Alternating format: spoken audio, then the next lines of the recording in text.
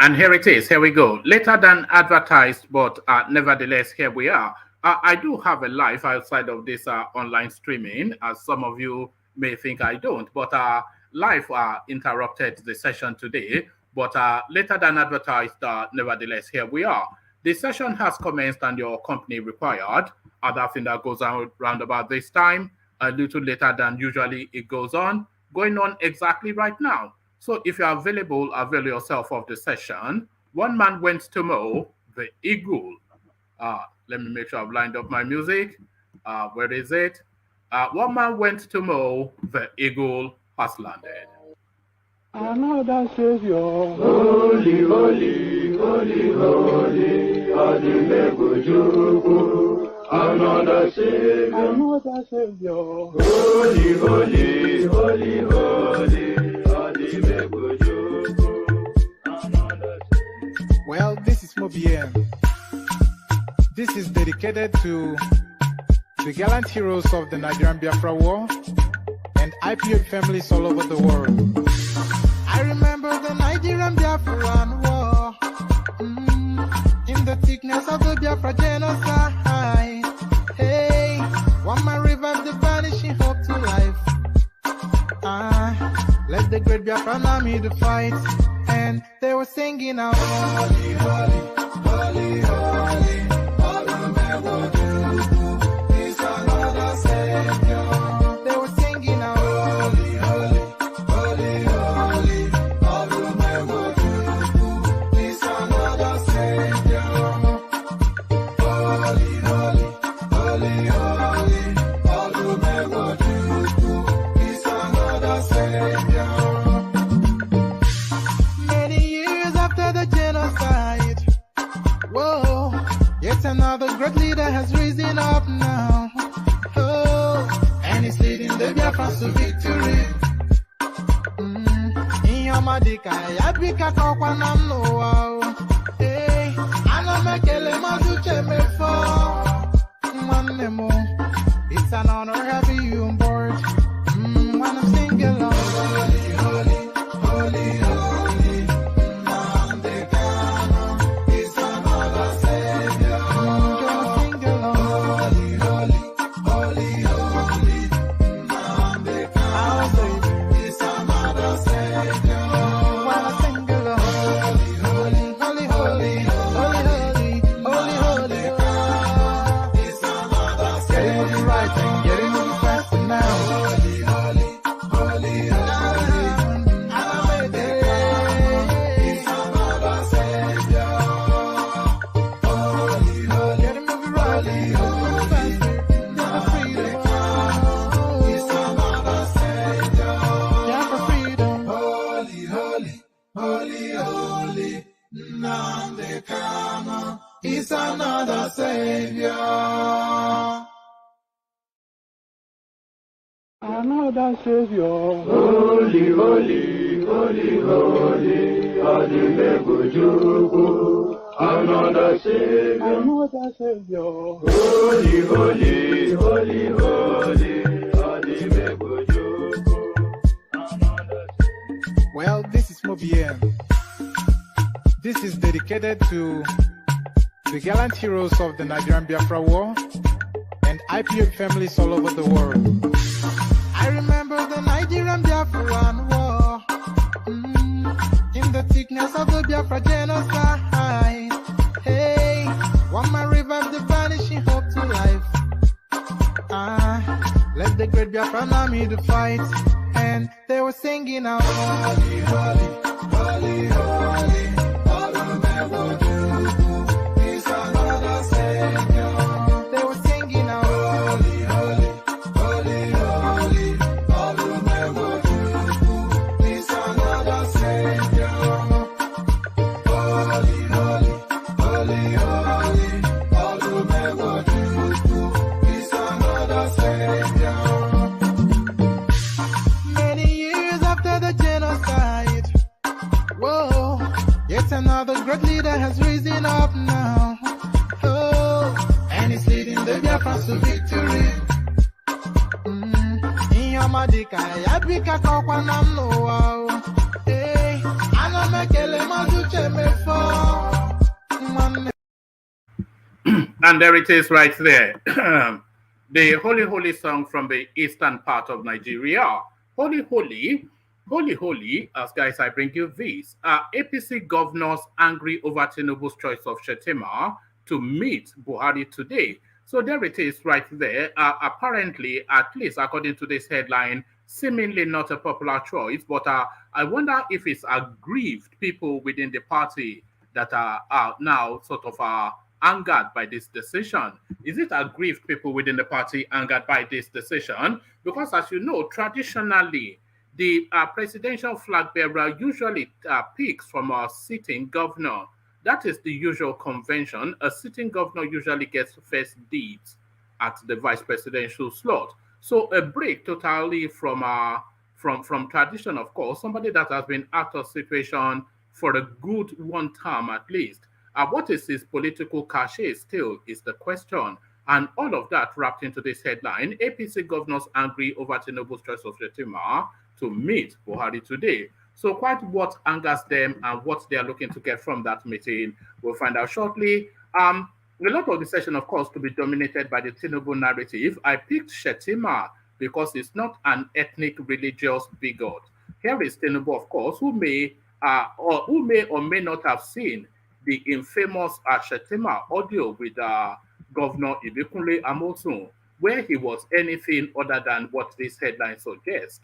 I picked Shettima because it's not an ethnic religious bigot. Tinubu trying to upturn history and fact.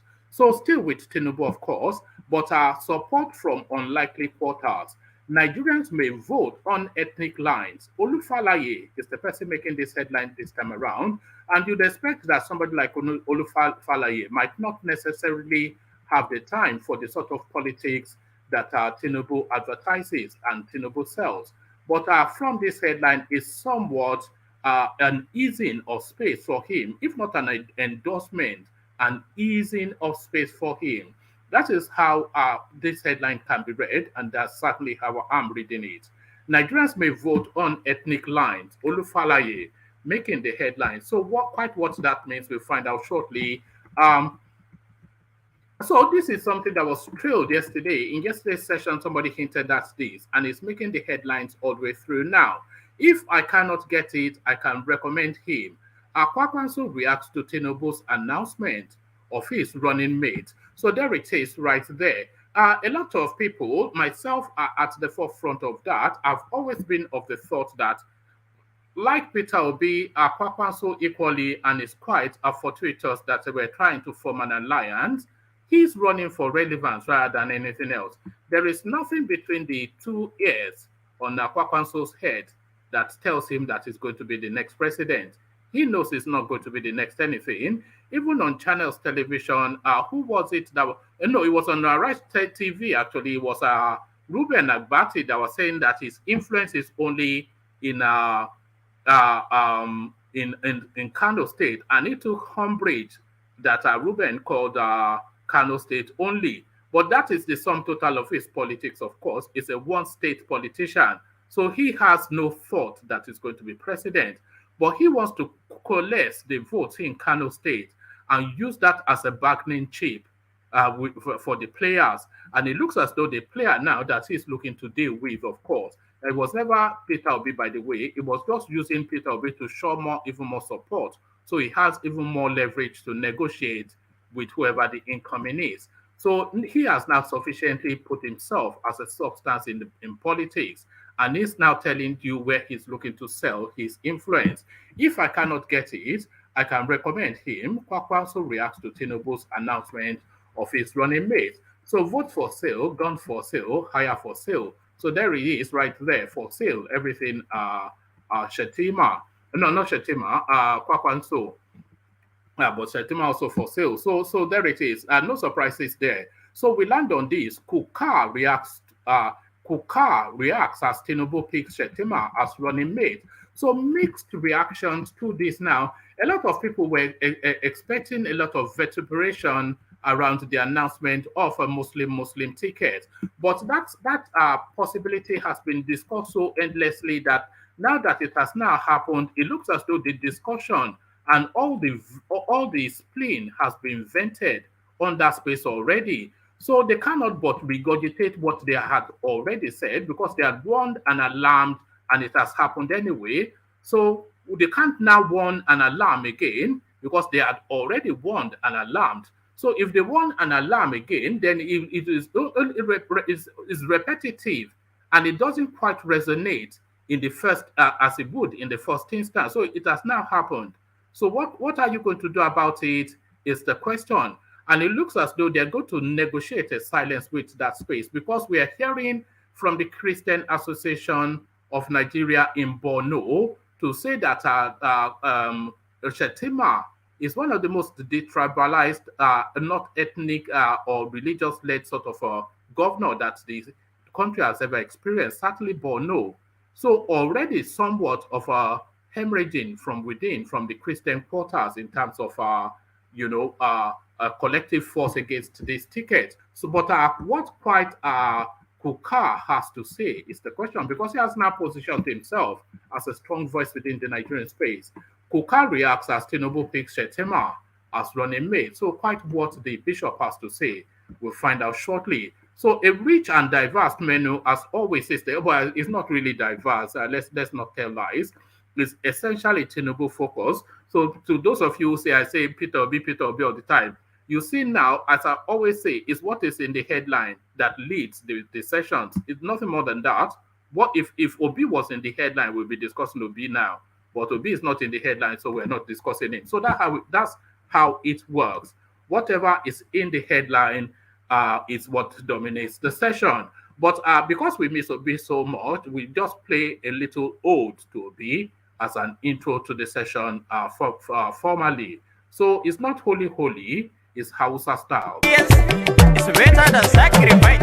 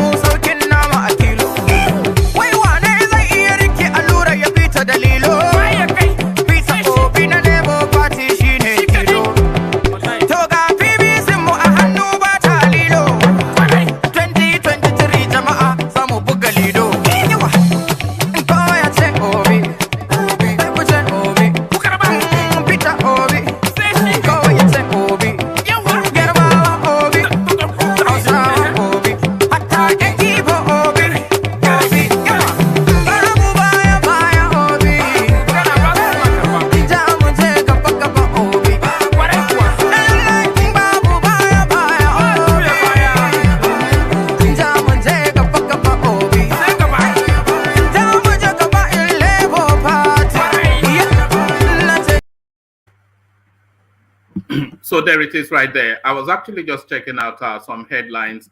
Let me bring you a couple more headlines and let me lead off with these new headlines that I've just picked up in the course of that intro song playing. So let me kick it off with this. And I'll kick it off with this. And from the headline, you probably suspect already why I have chosen to present you this. Oshibanjo, Tinubu governors storm Oshogo for APC grand rally. So, of course, a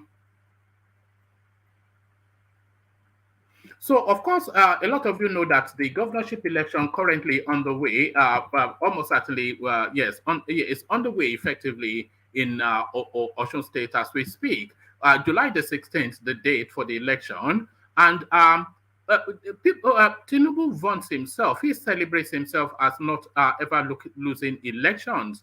And he maintains that as score in Ekiti still, where he roundly returned an unknown to a state house just by his will and money and however he politics. So he's moved that reputation now to Osun State to see if we can still hold situation. This time, though, it is personal because his cousin is actually the governor of that state. He installed him in that state. Oshibanjo Tinubu, governors storm Oshogbo for APC grand rally. So several elements into as to why I'm bringing you this narrative. Oshibanjo Tinubu, of course, these are the real first interaction outside of the primaries, after the primaries. So quite how that played out with is something that is curious to speculate on.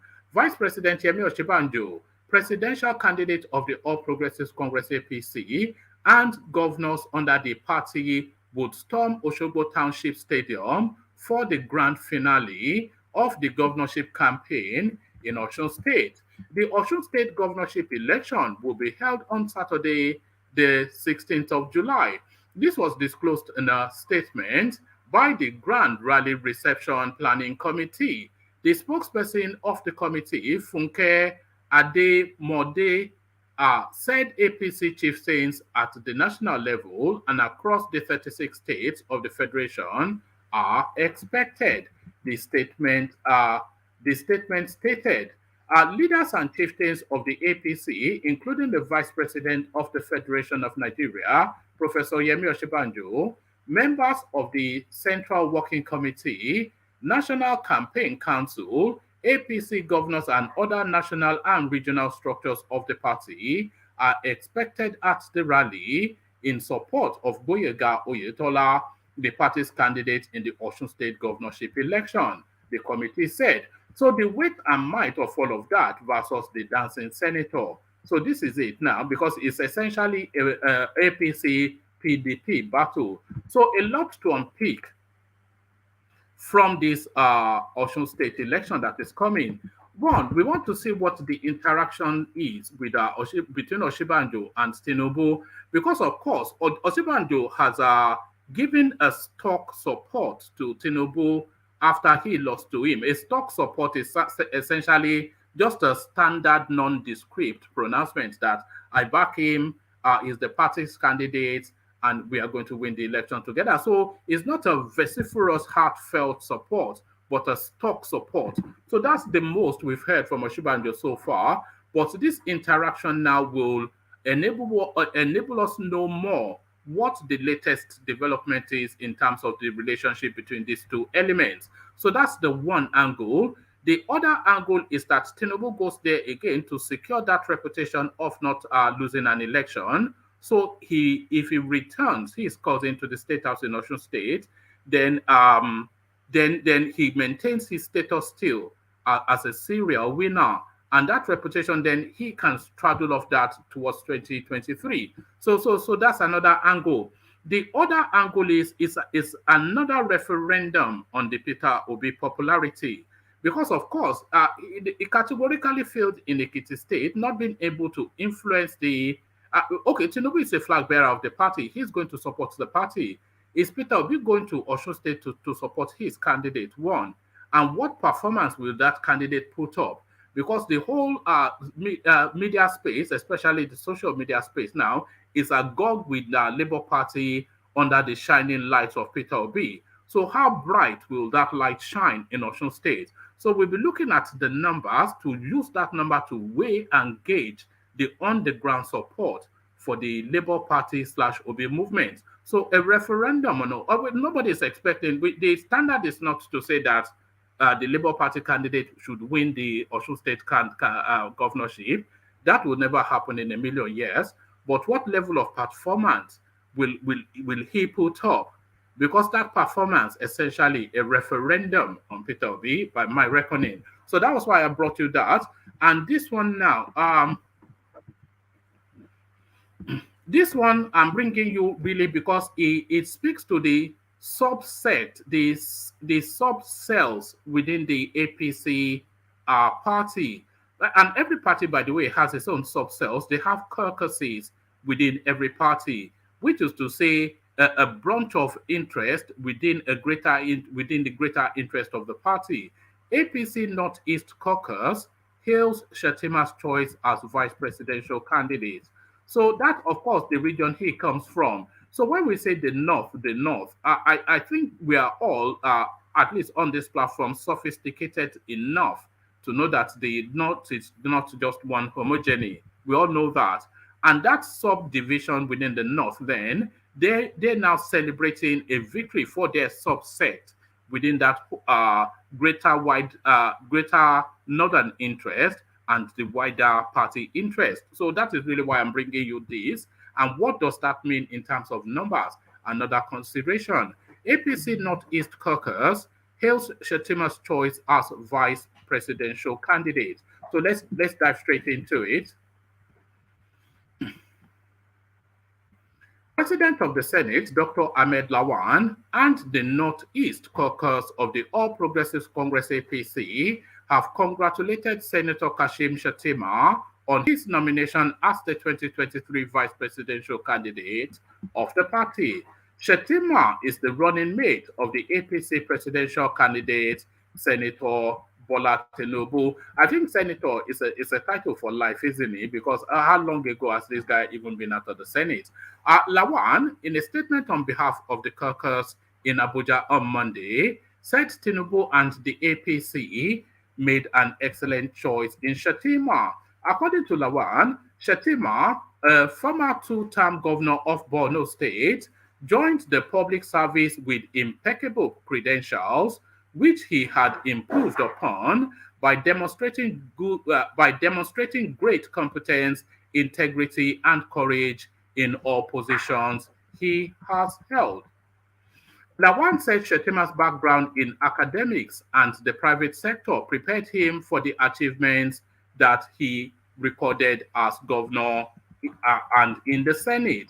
He said the APC's presidential running mate was a loyal and committed member. Sorry, this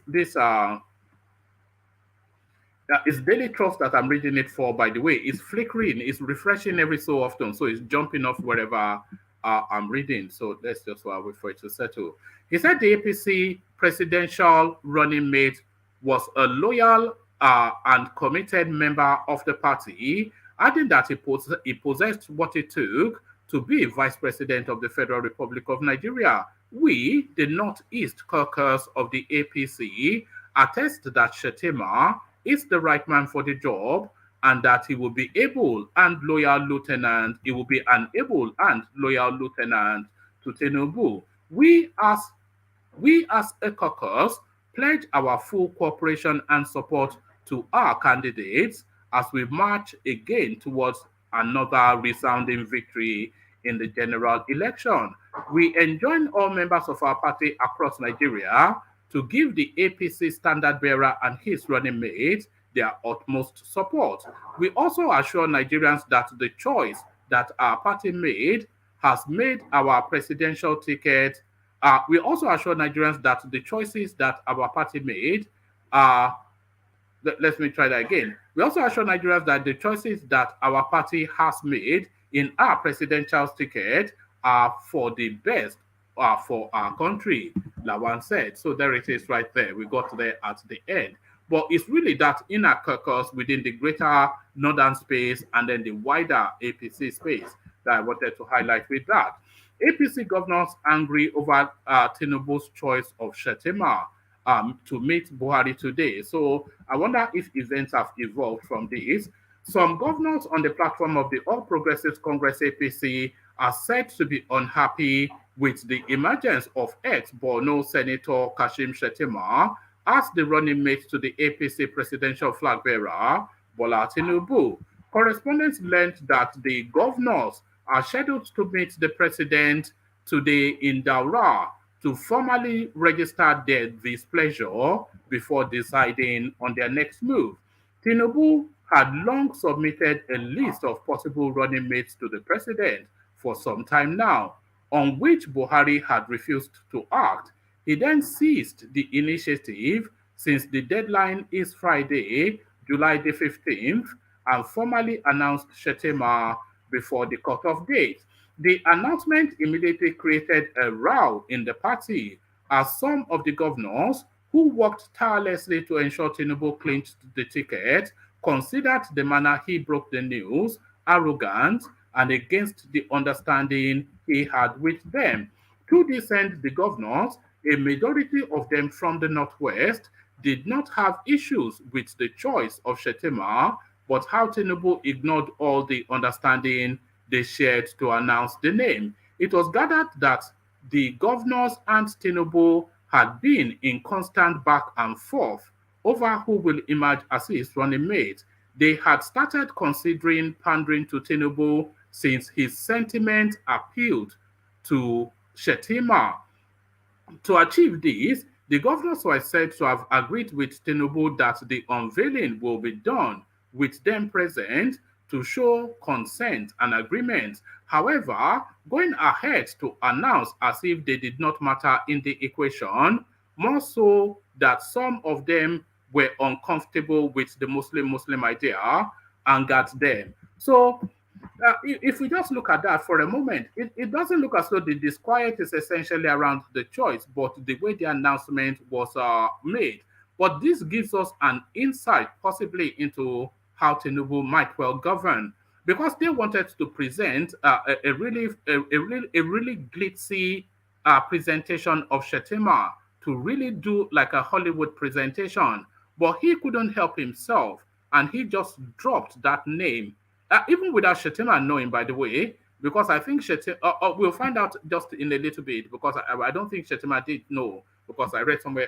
So he just dropped it just because he just on impulse, he couldn't contain himself. So is this something that should fill us with a sense somewhat of foreboding, that he cannot hold his own counsel and he cannot keep his mouth shut?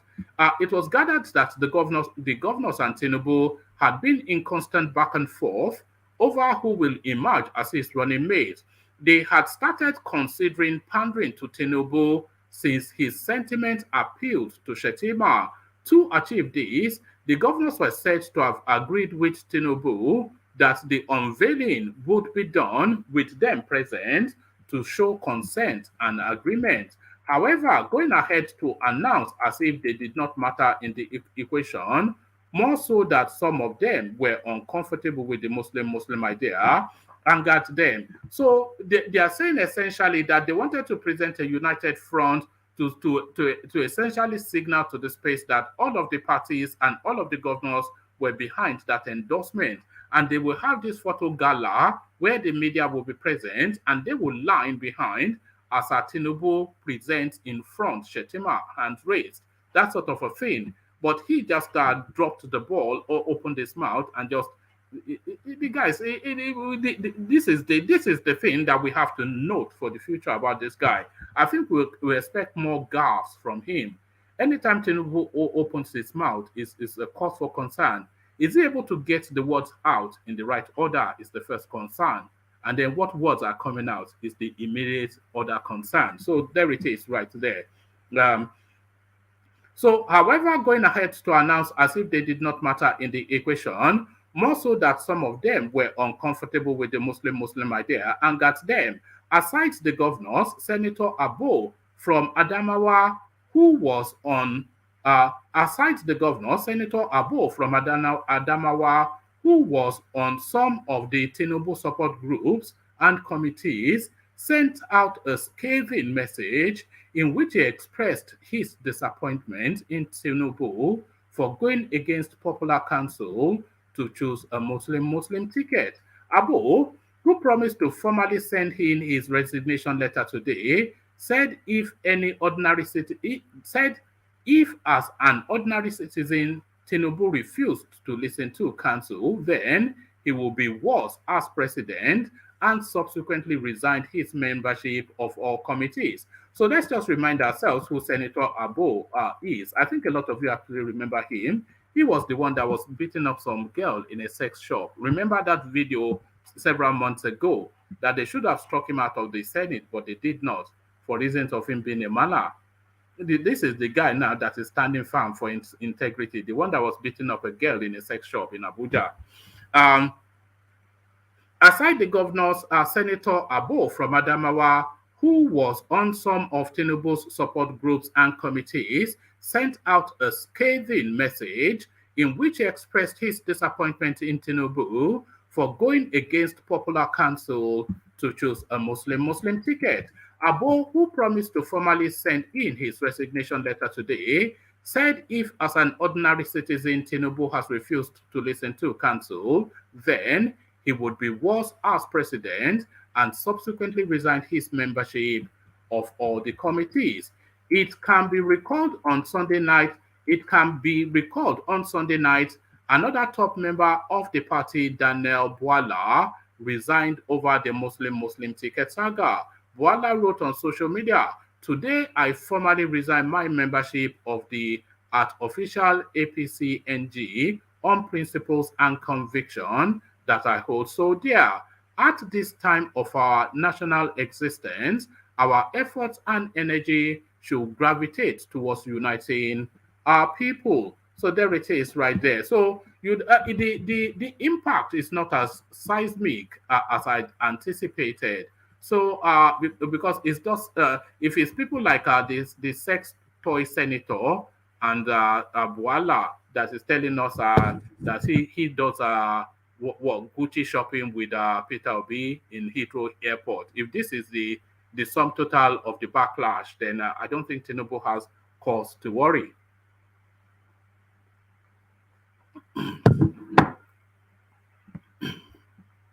So on to the next. Shettima reacts to emergence as APC vice presidential candidate meets Tinubu.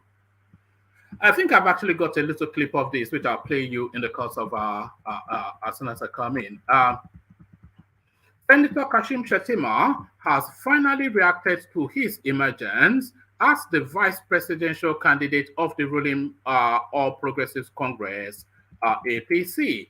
Shettima was selected to be running mate to APC flag bearer Bola Ahmed Tinubu on Sunday. Reacting to the development on Monday afternoon, Shettima wrote on social media, "Thank you for the trust, sir. Asiwaju Bola Ahmed Tinubu." He also met with Tinubu, and both men hugged and shook hands. Speaking further on his selection, the former Borno State governor revealed that he was visiting children orphanage. Let's take it again. Speaking further on his selection, the former Borno State governor revealed that he was visiting children orphaned by Boko Haram in Borno when the news of his selection broke. Prior to the official announcement of my nomination as the running mate to Asiwaju Bola Ahmed Tinubu, my intention was to visit 2 orphanages in Maiduguri, and then he goes on to name them, but I won't attempt it because they are. Let me actually the Abdul Latif Zabandi Orphanage Foundation and the Future Assured College to celebrate with the orphans in the spirit of Salah Festival. In fact, the announcement came in whilst I was mingling and trying to put a smile on the faces of the kids, who mostly became orphans as a result of Boko Haram insurgency. So there it is right there.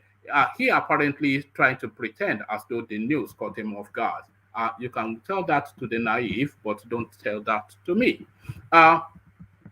So still with, of course, I mean, this is the story dominating the headline. I picked Shettima because he's not an ethnic religious bigot. Here is Tinubu again. As I said, anytime he opens his mouth, he puts his foot in it. All Progressives Congress presidential candidate Bola Tinubu says he picked former Borno Governor Kashim Shettima as his running mate for the 2023 presidential. Let's take it again. All Progressives Congress presidential candidate Bola Tinubu says he picked former Borno State Governor Kashim Shettima as his running mate for the 2023 presidential. He approached This is how it's written, by the way. So this is why I'm stuttering. It's a badly written piece. So I'll read it as it has been written. All Progressives Congress presidential candidate Bola Tinubu says he picked former Borno Governor Kashim Shettima as his running mate for the 2023 presidential. He approached governance devoid of ethnic or religious sentiment. So that I think there's a space missing there. So that should read as his running mate for the 2023 presidential elections, because his approach to governance is devoid of ethnic or religious sentiments. So that's how they probably intended to write that. Today, I announced, and I don't think that is how Tinubu would have said it, by the way. I think that was just mistype. Probably somebody rushing for a deadline. Today, I announced my selection with pride because I have made it not based on religion or to please one community or the other, Mr. Tinubu said. I made this choice because I believe this is the man who can help me bring the best governance to all Nigerians, period, regardless of their religious affiliation or consideration of ethnicity or region. Here is where politics ends and true leadership begins. Mr. Tinubu disclosed this in a statement published on his Facebook page shortly after he announced Mr. Shettima as his running mate in Daura, President Buhari's home state. The former Lagos State governor further said he chose Mr. Shettima as his running mate, regardless of public outcry against the Muslim ticket, because he puts competence over religion or ethnicity. Our focus, therefore, must be on getting the job done, and that means getting the very best and competent people to do it. In this crucial moment, where so much is at stake, we must prioritize leadership, competence, and the ability to work as a team over other consideration. So let's pause there for a moment. So in the previous piece that we read about the governor's reactions, that they had to yield to Tinubu's sentiment because he felt a somewhat of a kinship towards Shettima, and that is very important. Excuse me, but it is. So outside of Muslim, Christian, you have to feel, and that was the decision, by the way, that article made as well. You have to feel a sense of trust and ease in the person that you're asking to deputize you. Because when it comes to that moment, when you have to make that key decision, and there is one person that you're looking to guide you through that decision, in theory, it should be your deputy, and you should have a lot of confidence in him. Tinubu feels a natural kinship with this guy. This is what the governors are saying. He likes him. That's just the thing. He likes him. And that is important. He likes him. So, devoid of, so you go and pick Governor Zulum, that Governor Lalong, that he doesn't know from Adam just because he's Christian, or Boss Mustafa that he's only ever met twice. What are you talking about now? He has to work with somebody that he can work with. And there has to be some symbiotic relationship, some natural kinship, an element of trust, somebody that you feel you can place faith in. And if he finds that in this element, then that's the decision made. Our focus, therefore, must be on getting the job done, and that means getting the very best and competent people to do it. In this crucial time, where so much is at stake, we must prioritize leadership, competence, and the ability to work as a team. And that was the bit that dropped the penny for me. The ability to work as a team. So you have to give consideration to that over other considerations, Mr. Tinubu said. Mr. Tinubu's choice of Mr. Shettima, a former governor of Boko Haram ravaged Northeast state, marked the first time since 1993 when a major party ticket would have Muslims as both presidential and running mate. The Christian Association of Nigeria had previously expressed worries that Mr. Tinubu could plunge the country into crisis should he pick a Muslim as his vice presidential candidate. The Christian body said Nigeria's diversity, roughly equal number of Christians and Muslims, should be respected and reflected on a ruling party ticket. Full statement below. Okay, okay, it's not a long read, so let me just bring it to you. Our announcement, so full statement below. On announcing Senator Kashim Shettima as my running mate for the 2023 presidential election, as president, I hope to govern this nation towards uncommon progress. This will require innovation. It will require steps never taken before. It will also require decisions that are politically difficult and rare. Our focus, therefore, must be on getting the job done, and that means getting the very best and competent people to do it. In this crucial moment where so much is at stake, we must prioritize leadership competence and the ability to work as a team over other consideration. If I am to be that type of president, I must begin by being that type of candidate. Let me make the bold and innovative decisions, not to win political points, but to move the nation and our party's campaign closer to the greatness that we were meant to achieve. Today, I announce my selection with pride because I have made it not based on religion or to please one community or the other.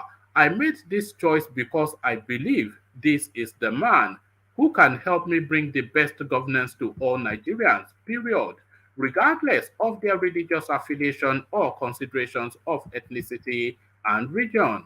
Here is where politics ends and true leadership must begin. And there it is. Hashtag BAT 2023. Hashtag APC. So there it is right there. So we now get into the real politics of it. So the politics has now started now. So no more fanciful Arabian whatnot. You know, it's real politics now. You know, serious people doing serious stuff. On to the next. Nigerians may vote on ethnic lines. This is Olufalaye now dousing the flame of that Christian, Muslim something. A former secretary to the government of the Federation, Chief Olufalaye, said the forthcoming general election might go on ethnic lines based on the way Nigerians were campaigning ahead of the 2023 presidential election. The elder statesman said ethnic agenda was ongoing because the current Nigerian states do not. Let's take that entirely all over again. Let me have a sip of water. You see, sometimes when I'm reading these things, I'm expecting to read it with somewhat of a fluidity. So when it's sounding stilted to me, then I feel a sense that I have to reread it. So it sounded stilted, so I have to reread it.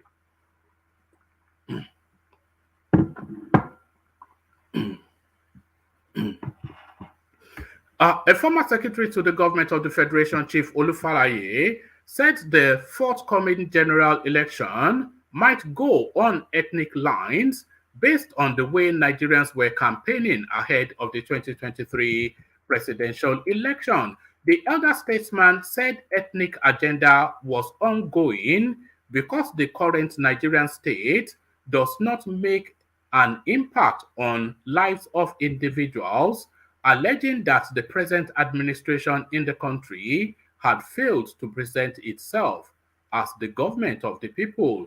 He stated this in Akure, the Ondo state capital, according to him. According to him, the major factor Nigerians should consider in choosing their next president is competence rather than ethnicity or religious factors. He said, this ethnic agenda is inevitable when you have a government that does not present itself as the government of the people. If a government presents itself to be a champion of a section of the people, naturally, other elements in the country will defend themselves and will have to take care of themselves. My view might sound simplistic, that Nigeria is not difficult to govern because I have spent time in government.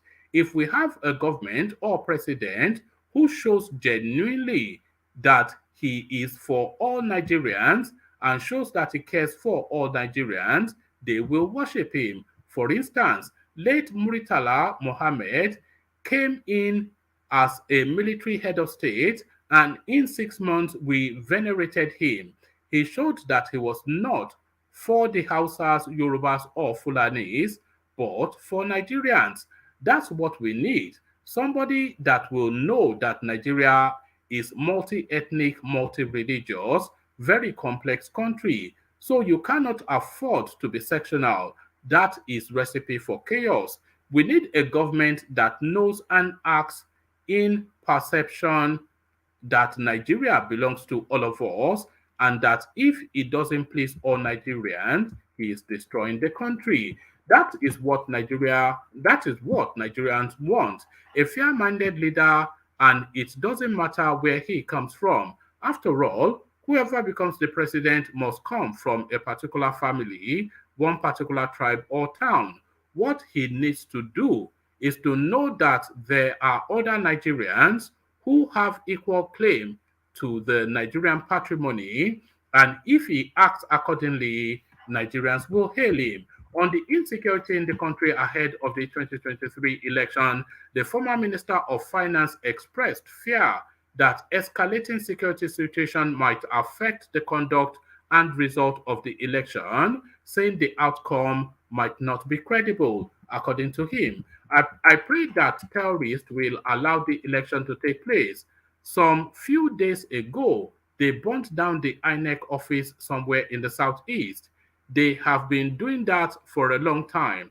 So we hope the election will even be possible.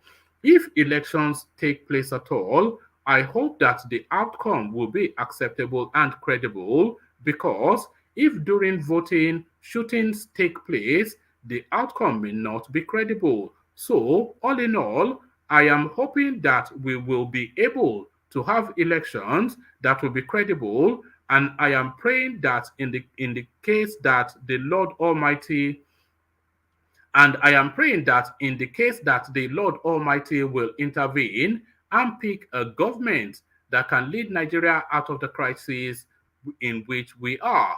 Nigeria is stuttering precariously on the edge of the precipice. Uh, Supporting the call for the creation of state police, the former national chairman of the People's Democratic Party (PDP), hold on, was Olufalaye ever the chairman of the People's Democratic Party? I have no recollection of that. Maybe somebody can educate me on that. Supporting the call for creation of state police, the former national chairman of the People's Democratic Party said there was a need for every community to police themselves. In my view, security is a local matter, and what I mean by that is that every community should mobilize its own people for its own security. Every village, every hamlet should mobilize its own people to defend itself. The police will do their work. The DSS will also do what they can, but every community must have its own security is submitted. So I'm not quite sure what they ever mean when they say every community should have its own security. Are they meant to be carrying guns? What uniforms will they be wearing? Are you then going to be going through what you carry from every village to the other? What does that mean even? How do you synergize that? It's very easy to talk these things in theory, but how do they apply in practice? Uh,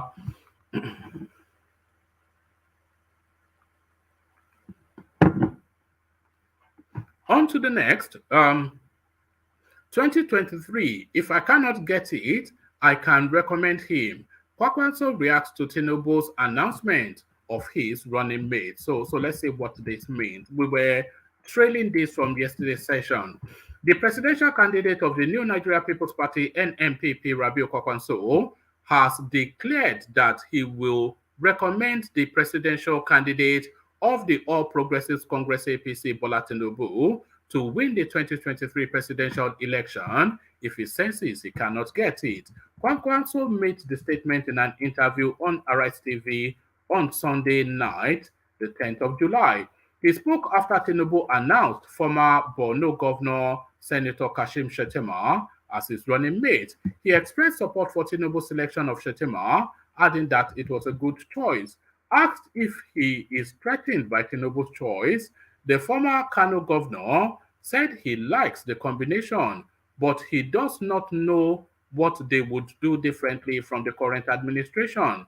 Kwakwanso added that he was Kwankwaso added that he has interacted with Tinubu very well in the past, and he has no doubt about the abilities and strategies of the Lagos politician. My only worry is the platform. This platform, I don't know. I know he's a strategist, Bola Tinubu. He's a good man. I had reasons to sit with him uncountable numbers of times from 1992 till date, he said.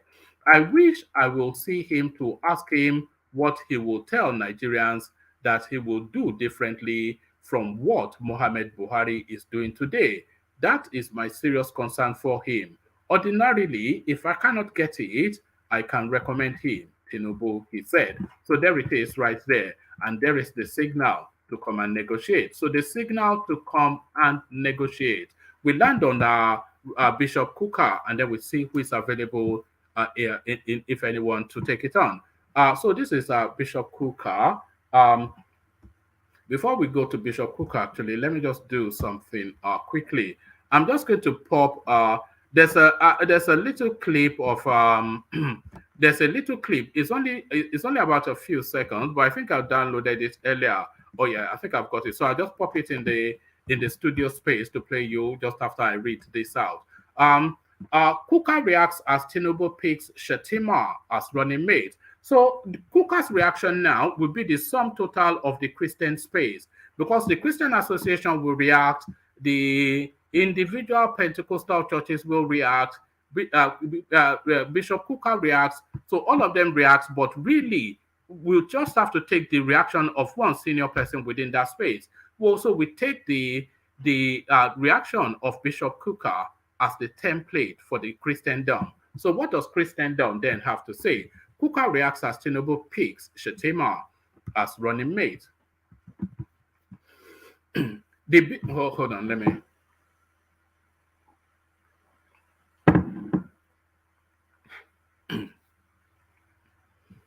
The Bishop of Sokoto Diocese, Reverend Father Matthew Kuka, has reacted after the presidential candidate of the All Progressives Congress APC, Bola Tinubu, picked Kashim Shettima as his running mate.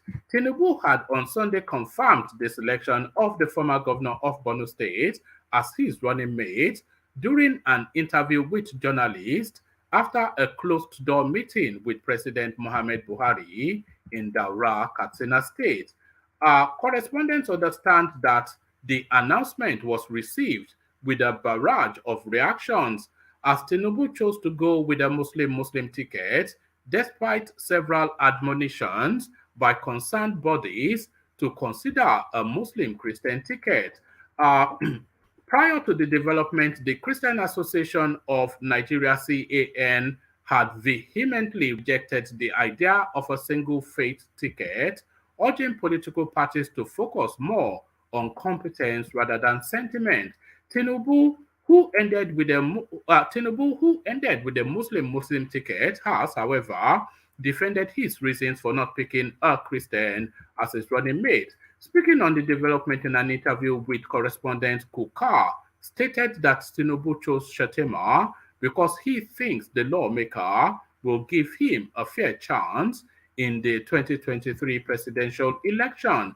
Kuka asserted that he is not worried over the choice of the former Borno governor as the vice presidential candidate of the ruling party, adding that Tinubu was free to pick whoever he wants.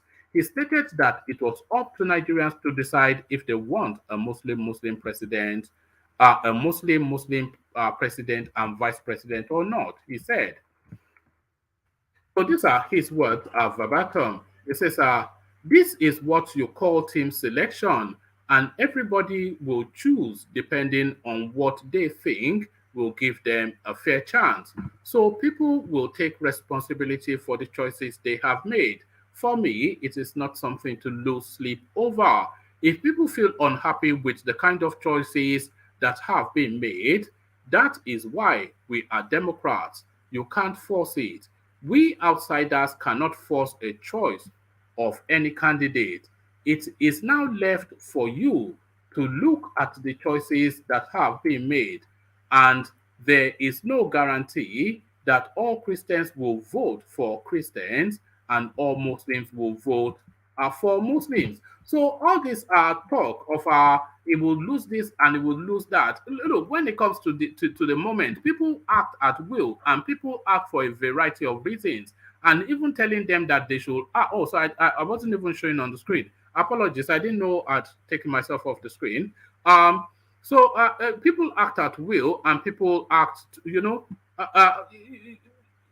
religion is just a minuscule consideration as to what people think about when they cast their votes.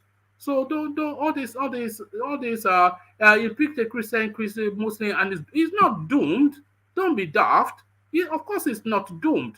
Come that day, he's made this decision now, and the election is coming in February. A lot of things will unfold, a lot of things will unfurl, minds will ebb and flow, and people will have had the chance to settle in their minds that this is what is being presented. They only ever really look at the principle of a ticket, and Tinubu is the principle of that ticket, and it is himself that is selling. So forget Shettima. When did Muslim, anyway, let me not live on my own opinion too much. Let me show you the moment, though, that contact was made. So this is the moment that contact was made, and this is Shettima showing gratitude. All right.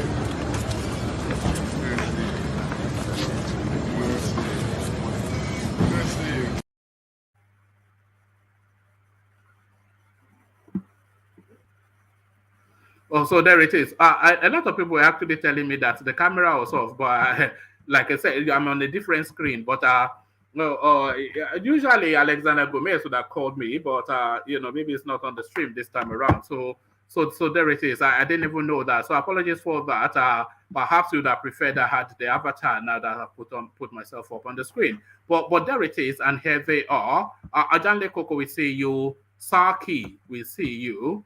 Baba Kure, good to have you. And Thomas, good to have you. So good to have you, gentlemen. Let me kick it off with you, Thomas. If you're ready to go, that is. Are you driving, Thomas, or are you ready to go? No, I'm here. I'm just in the car. All right, brilliant. Good to have you, Thomas. Always a delight. So let's start it off with you, Thomas. Before we start, one man. The second hyperlink you posted is the previous section. You can okay. Yes. So the right. first one is the right one. All right. Apologies for that. So you see, this is the thing. But yeah. So yeah. So to it then. Let me take you to that space then. The only story really is the Tinubu story, and the narrative really is about the Christian, Muslim, Christian. So this choice of a running mate. So I was expecting that the whole of the new space will be subsumed by aggression against the choice. Yes, there are some backlash, but it is not as vociferous as you would have anticipated. Do you think people were already long settled in their mind in anticipation that this is what was to come? What are you making of the reaction as you have seen it so far of the Tinubu Muslim ticket? Yeah, thank you, one man. In the spirit of Adale Koko, let us we urge our listeners to click on the like button, subscribe and share. May God bless everyone. To the topic, one man. I said it countless of time. I'm a Christian. I don't care about. I do care about Muslim tickets, but when it comes to voting, if I'm privileged to be in Nigeria today to vote, if I have my privacy, I will still vote Tinubu over anybody.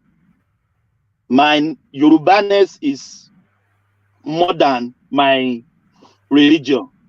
So that is just me. So, and so many people have that the same mindset as well. Maybe some people who has this backlash on this Muslim ticket. To me, I'm a bit concerned on one side, but if it comes to voting, I will still vote Tinubu. I could remember yesterday, Igo said I'm a tribal man. I don't care. I'm Yoruba man. I'm from Oyo. I don't care. I will still vote my man more than any other region. So But if everybody goes with that sentiment, your man will not win. If the Northerners vote for their men and the Easterners vote for their man, and you, Yoruba person, vote for your man, then your man can never win. But one man, you rightly said it before, that this election is going to be Wazobia. Everybody, every region is going to vote for this region. And this South may be the determinant of this election. Because the Igbos will vote for his people, which is his man, which is Peter Obi. Atiku will vote, the Northerner will vote for Atiku. The Yorubas, the West, Southwest will vote for Tinubu. So the Southeast, the Southwest is going to be the determinant of this election. So it's still the same thing. We are still saying the same thing. I will vote Tinubu over anybody because my Yorubaness is more than my religion. Religion is just borrowed. I'm a Yoruba before becoming a Christian or a Muslim or a pagan. So that is just my own view, and even the backlash is not that bad. Would you call that? Would you call that a sophisticated view? Would you call your view sophisticated? Is that a sophisticated view that you have just expressed? You may say it's not sophisticated, but to me, it's sophisticated. No, I'm not saying it is not. I'm asking you if it is. So is it a sophisticated? Yes, view? that is my opinion. I've said it countless of times. Even though I don't like Muslim tickets. I'm a Christian, but I will still vote a Yoruba man. Does Tinubu offer you anything other than being Yoruba? Is there any other offer that he has for you other than being Yoruba? Yes, if you have offer, I know Tinubu will bring up a good thing to move Nigeria forward because he has done it before. Do you know his policy? I never know, but we know it's antecedent. We know it's antecedent in that. I'm not voting for Tinubu. Tinubu is not my candidate. Tinubu is not my type. I'm not campaigning for him. But as a Yoruba man, I will still vote a Yoruba. What come rain, come shine. If you are going to vote a Yoruba man, if as a Yoruba man you are going to vote a Yoruba, then you can only vote Tinubu now. You can't even vote Yorore. He is from the Delta regions, so you can only vote Tinubu. Yes, I can. Yes, I will rather vote for Tinubu if I'm a. So irrespective, just for that singularity of being Yoruba, just that alone, it gets your vote. It gets my vote. It gets my vote. Yes. Are you sure your name is not Danladi? Because it's usually Danladi from the north that talks like that. Now, are you Danladi? No, one man. Ego said something yesterday. He said I'm tribal man. I'm a tribal man. And even Pansat said it again that I will vote Igbo any day, anytime. We are just deceiving ourselves that we are not a tribal person. We are a tribal nation. People stick to their tribal, to where they come from. One man. Pansat even confirmed it. He said if there is anybody on the ballot, he will still first of all vote Igbo. No, but no. To be fair to Pansat, he said if it was somebody like Rocha Sokorocha or Hopi Zodema, he will only vote for somebody who he believes in, and then it's tribal person as well. One man, that is a slip of tongue. That is just bobo. If Okorocha become the APC aspirant or today, I mean, if it's Okorocha is in the shoes of Tinubu today, the Igbos will vote for him. Why would they vote for? They call him Okoro Awusa. They call him one man. He's still their man. He's still their man. If they call him Okoro Awusa, if he's speaking Awusa, he's still Igbo. They will still vote for him. One man. We don't let us deceive ourselves. This is the gospel. Is that your instinct of the Nigerian voter that they revert to base instinct and they go to tribe? Is that how Yes, is that your instinct of the Nigerian voter? that is my instinct. I'm telling you today, I'm not Tinubu fan. I don't like him for anything. But so far he's a Yoruba man, I will vote for him 1,000 times. If you say I'm a tribal man, I'm a tribal man. So even the backlash, I thought it was gonna be very big. Everybody will go gaga. Everywhere will be. It's even the backlash is not that bad.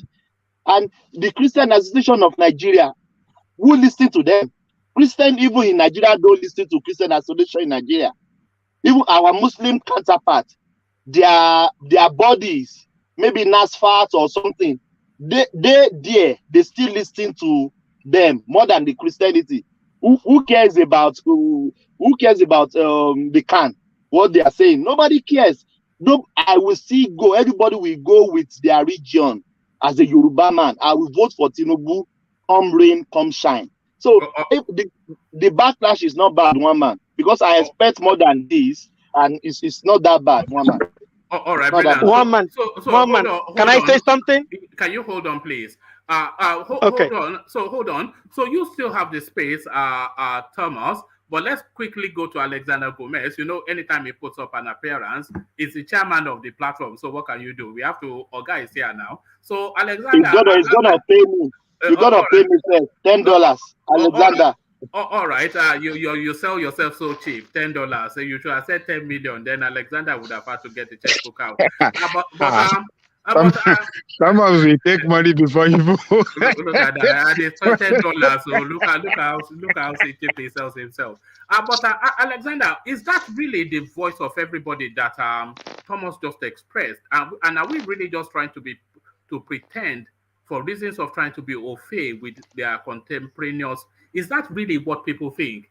That they will vote their man? It's just I poke fun at Thomas, but really, is that not really the truth? Good to see you, Alexander. Thank you, Wilma. Good afternoon, everybody. I don't know. I don't see. To me, this Muslim ticket has never been a problem for me per se. Rational mind thinks that this is the start of worse things to come. Rational mind thinks that there will never be. You and Kulata think there might never be a South-South, no, Christian to Christian ticket. For me, I don't think it matters. I think what matters is to get the most qualified people to govern the space. So I don't lose sleep over the fact that the nominees are Muslims. I'm from Lagos. Lagos is, there are more Muslims in Lagos than Christians actually. The whole of Isaleko and the whole of the old Lagos is Muslim. So I come from a Muslim state essentially. So it really doesn't mean anything to me. I don't see it as an issue. I know a lot of people do, but it's never been an issue for me, and it will never be an issue for me. What is the most important thing? The imperative is the fact that we get the best people who can turn the fortunes of the country around. That's what matters to me. And I think as it stands today, Monday the 11th, is today the 11th? Yes, today is the 11th. Okay, so as it stands today, Tinubu is going to be the president of Nigeria. Unless something dramatic happens, we can never rule it out. I'm hearing that the military boys might want to take over the country if we don't settle down and get behind our candidates and have a peaceful election. If it becomes rowdy, you give them the opportunity to come out of the barracks, and that'll be the end of the whole exercise. So, what point are we? What sense does that make? What sequence of events have led you to that assertion that because you've always suspected that Tinubu might end up being the president, but now you are categorical that he will be. So what? No, because the numbers. Yeah. Because the numbers. This is as simple as saying 2 and 2 is 4. The permutation just works in his favor. I can't see him and it will be a total confirmation if that Kwakwaso guy moves camps to the APC. It'll be a slam dunk. And APC is uh, Buhari's the incumbent's party. He's the most powerful president. He's the most powerful person from the north politically. So how can you think that Tinubu would lose with Buhari, unless of course some people go with the school of thought that the Northerners are doing everything to hand over power to Atiku. I think Atiku is dead, in my opinion. I think he's dead. I think Ajani Kuko doesn't agree with me. Ajani Kuko thinks that Buhari, what's his name, Atiku will win the North and the South. I beg to differ. Ajani Kuko has some very psychedelic permutations. He insists that Kwakwanso would pack his support with Atiku before Tinubu. But Kwakwanso has a long-standing and a deeper relationship with Tinubu than Atiku. And he even said so that, so... As each day goes by, you come to the realization, if you follow the event and the political events in Nigeria, that Tinubu gets stronger by the day. He just gets stronger by the day. His likelihood of winning the presidency gets stronger by the day. I think we need a new person, but I don't think it's the time yet. I think all these nitwits, these nincompoops, need to step aside for fresh boys to come in and take over and bring fresh ideas and rule a country that is so well endowed in natural and human resources. But it's not the time yet. I mean, that's all fantasy. Right now, as it stands, the two leading candidates, in my opinion, the two leading candidates are Tinubu and Obi. Simply because Obi has totally neutralized the support of Atiku in some key states that he needs to win to be the president. So that's the way I see it. And it's for me, it's so easy to just come to that conclusion. I mean, the numbers are there. The man picked Shettima because he was being strategic. I'm sure Shettima was not his favorite, but he's in this game to win. That's the essence of it. Not to participate, but to win. And who's going to give him the numbers? He's not going to do an OB and go pick a non-entity. Well, that's a wrong word. A lightweight, political lightweight to be his running mate. Doesn't make any sense. The man is too powerful politically, and it's too much of a political strategist for him to do that. Consequently, is Shettima a clever move? Because yes, he is. Borno is a Kanuri state. Shettima a Kanuri man, but the power base in the north is Fulani. So if you have a Yoruba Kanuri governance, would the Fulanis not feel threatened by that? And would they not feel threatened enough to sabotage it to have a Fulani that they don't like Atiku? As someone of an older generation, I think Ajele Koko can maybe confirm this or dismiss it. I think the Fulani man will feel more comfortable with the Kanuri man than he would the Hausa person, because there's no love lost between the Hausas and the Fulanis, because naturally Fulanis are taking over the Hausa spot. All these places they claim is theirs is essentially a Hausa place. So there's a big rivalry between the Hausas and the Fulanis. So I think the Fulani man will feel more comfortable with the someone from Shettima's what's it called, Kanuri, right? Yeah, Kanuri. Kanuri man than he would with the Hausa man. That's my opinion on that one. But I think this is slam dunk. I think the fact that Tinubu has never lost an election is coming to play. He knows what he's doing. He's a smart politician. He's a master of the game. A master of the game. He knows how to add. He knows what to do. You know the mystery about Tinubu to me. He doesn't strike me as especially a clever person, and there's nothing in his antecedent that says he's especially clever.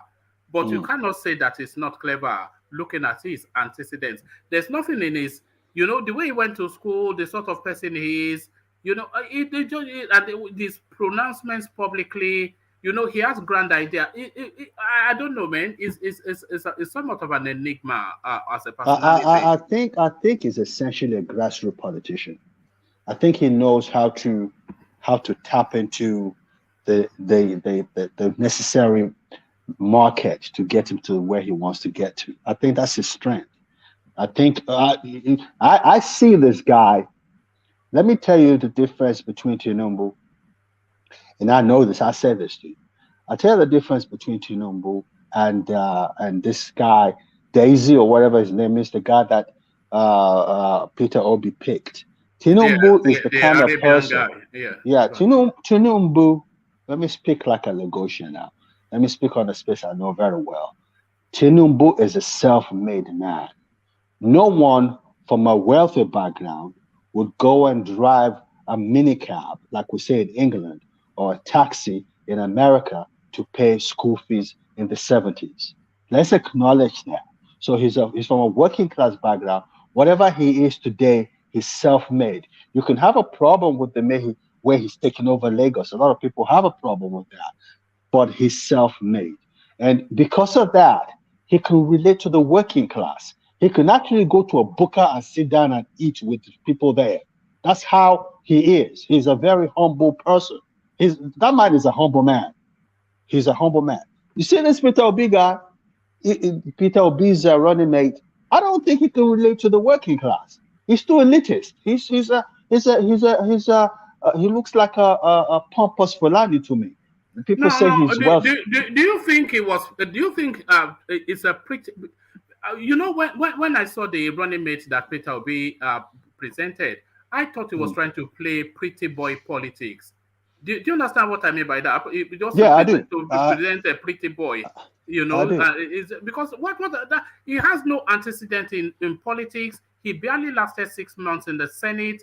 He was a rep for just a moment. No significance in politics. He speaks well and presents well. So it's just like a pretty boy sort of. Look, Boma, let me use a very popular English expression. Politics in Nigeria is not for the faint at heart. You got to be able. It's a dirty game. You got to be able to rumble and tumble. Pardon my French, but you got to play dirty. No matter how you want to play it, the end result is what matters.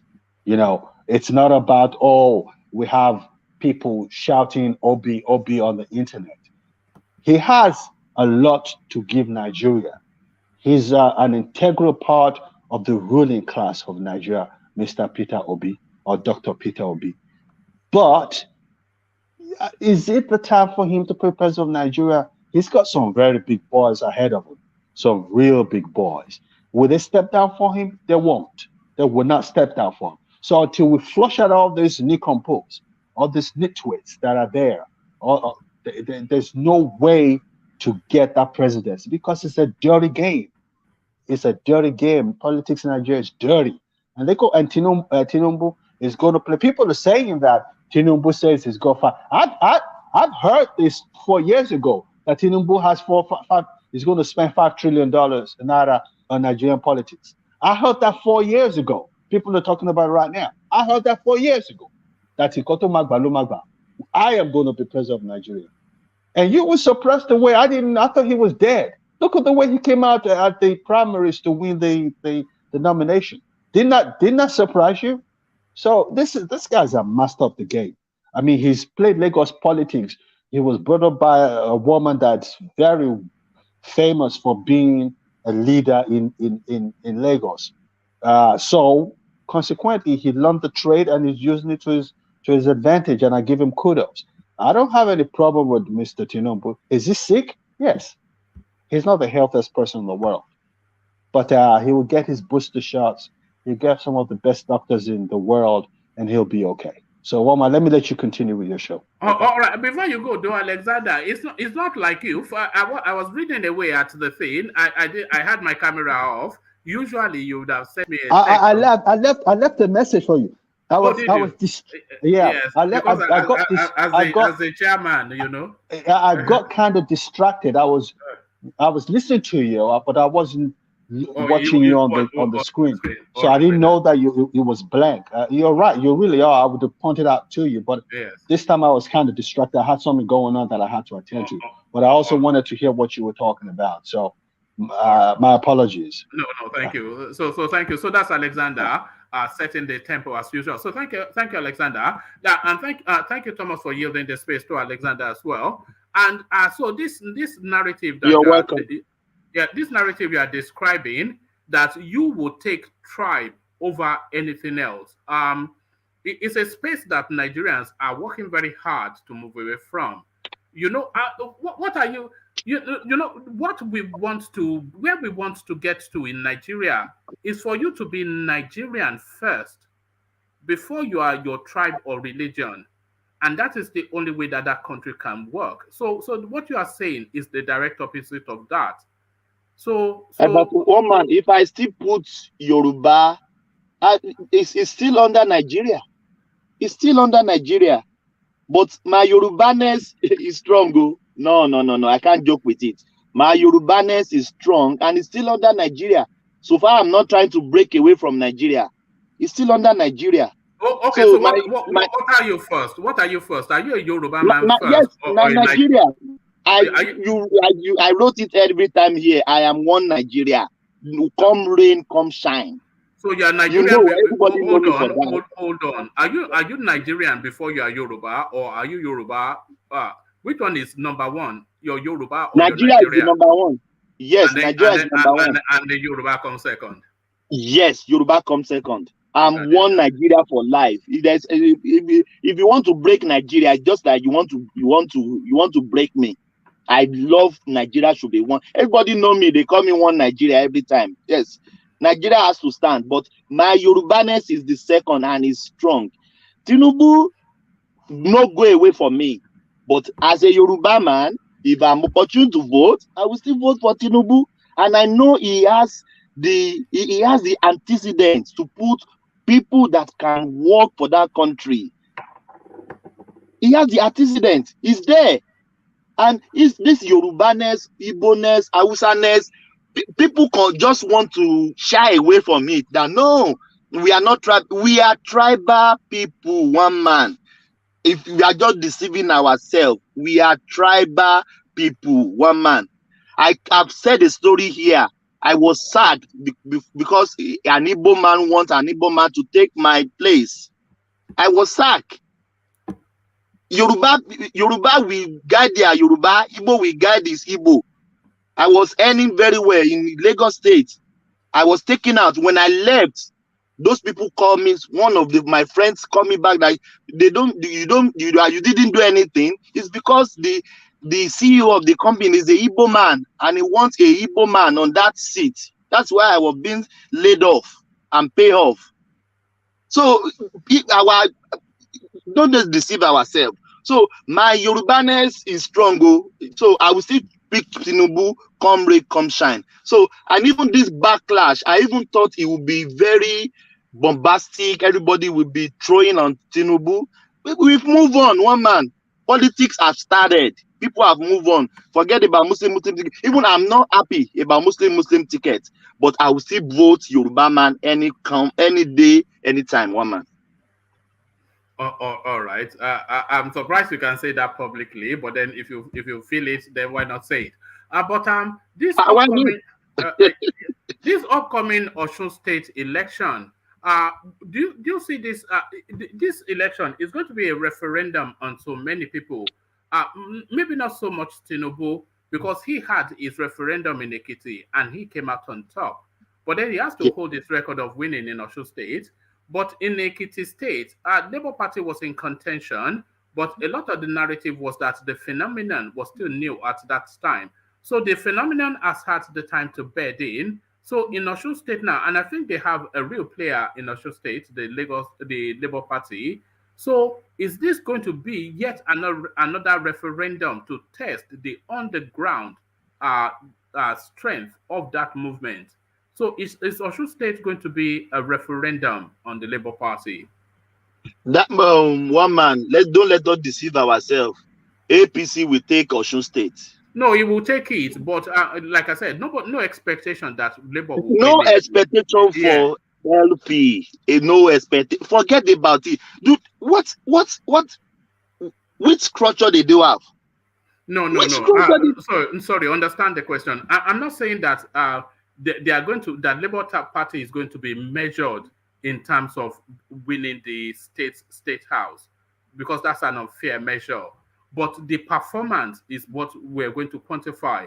So, what would be your expectation in terms of the performance of the Labour Party off the back of the Peter Obi bounce in the Osun State election? So that's yes, now I understand you. Yeah. We could recall Ekiti State, they got 5,000 votes. Maybe they may get more in Osun State because the momentum is growing every day. And you, as you rightly said, they have somebody that is, who is the person going for LP? Is he prominent?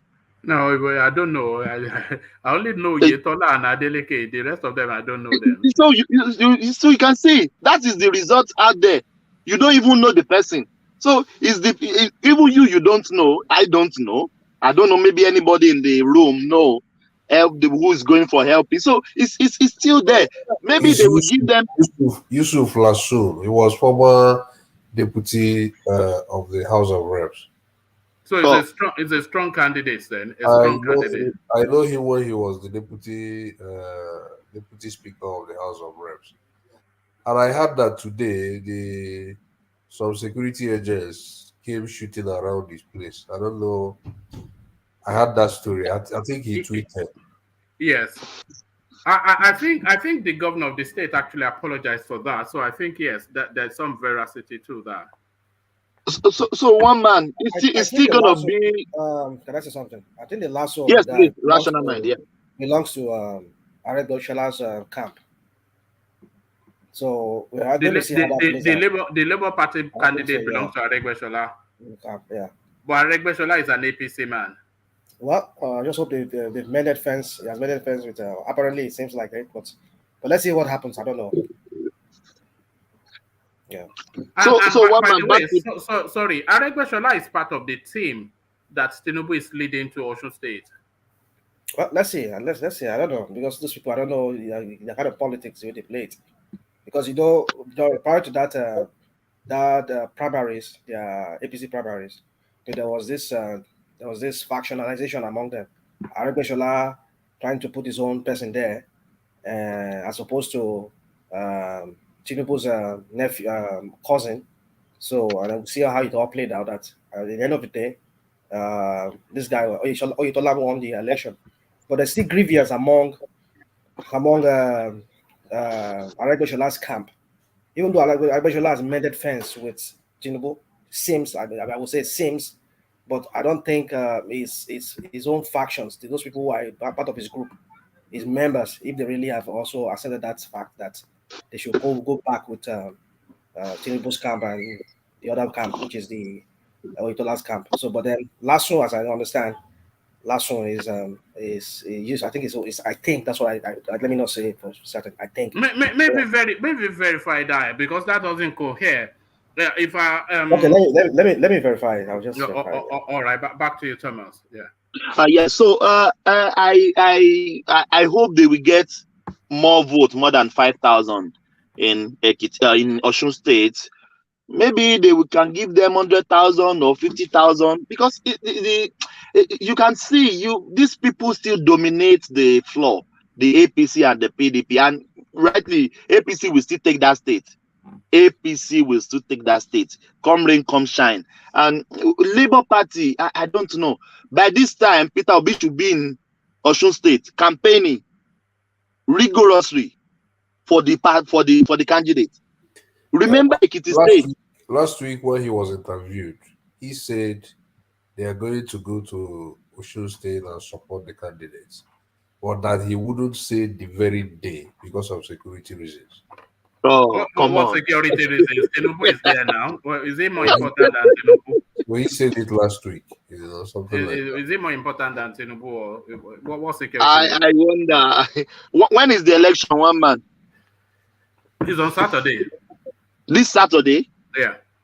And he hasn't been there. So do they want to campaign after election?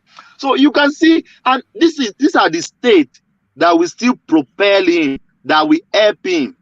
Because you can't say you don't need Ekiti, you don't need Osun. So where is your vote coming from? Is it coming from the only?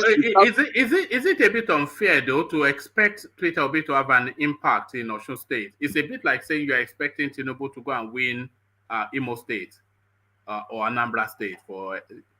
But one man, it's not the voice of influence there now. Huh? But yes, you still have to make move.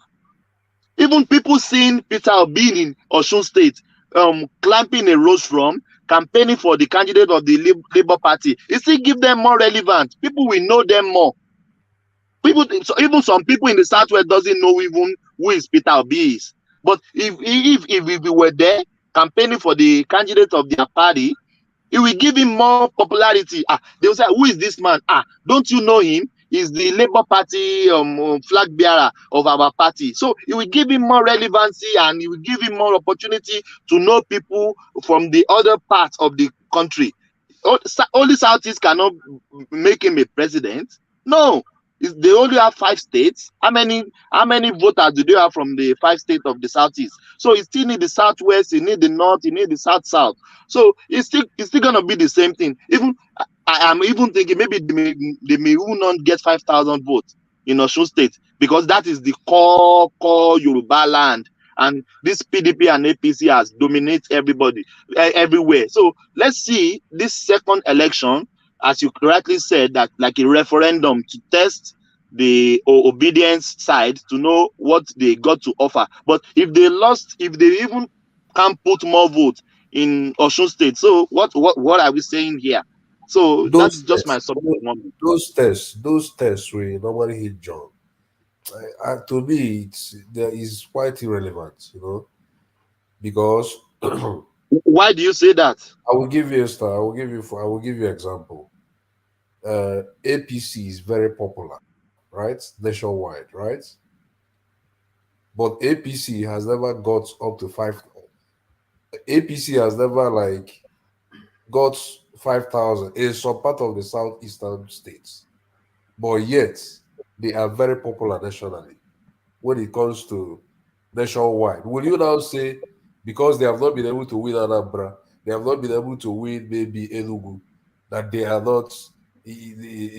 not passed the referendum test? Sake, do you not think Peter Obi should go to Osun State? For the candidates first, but mainly for himself. Hold on. Hold on, please.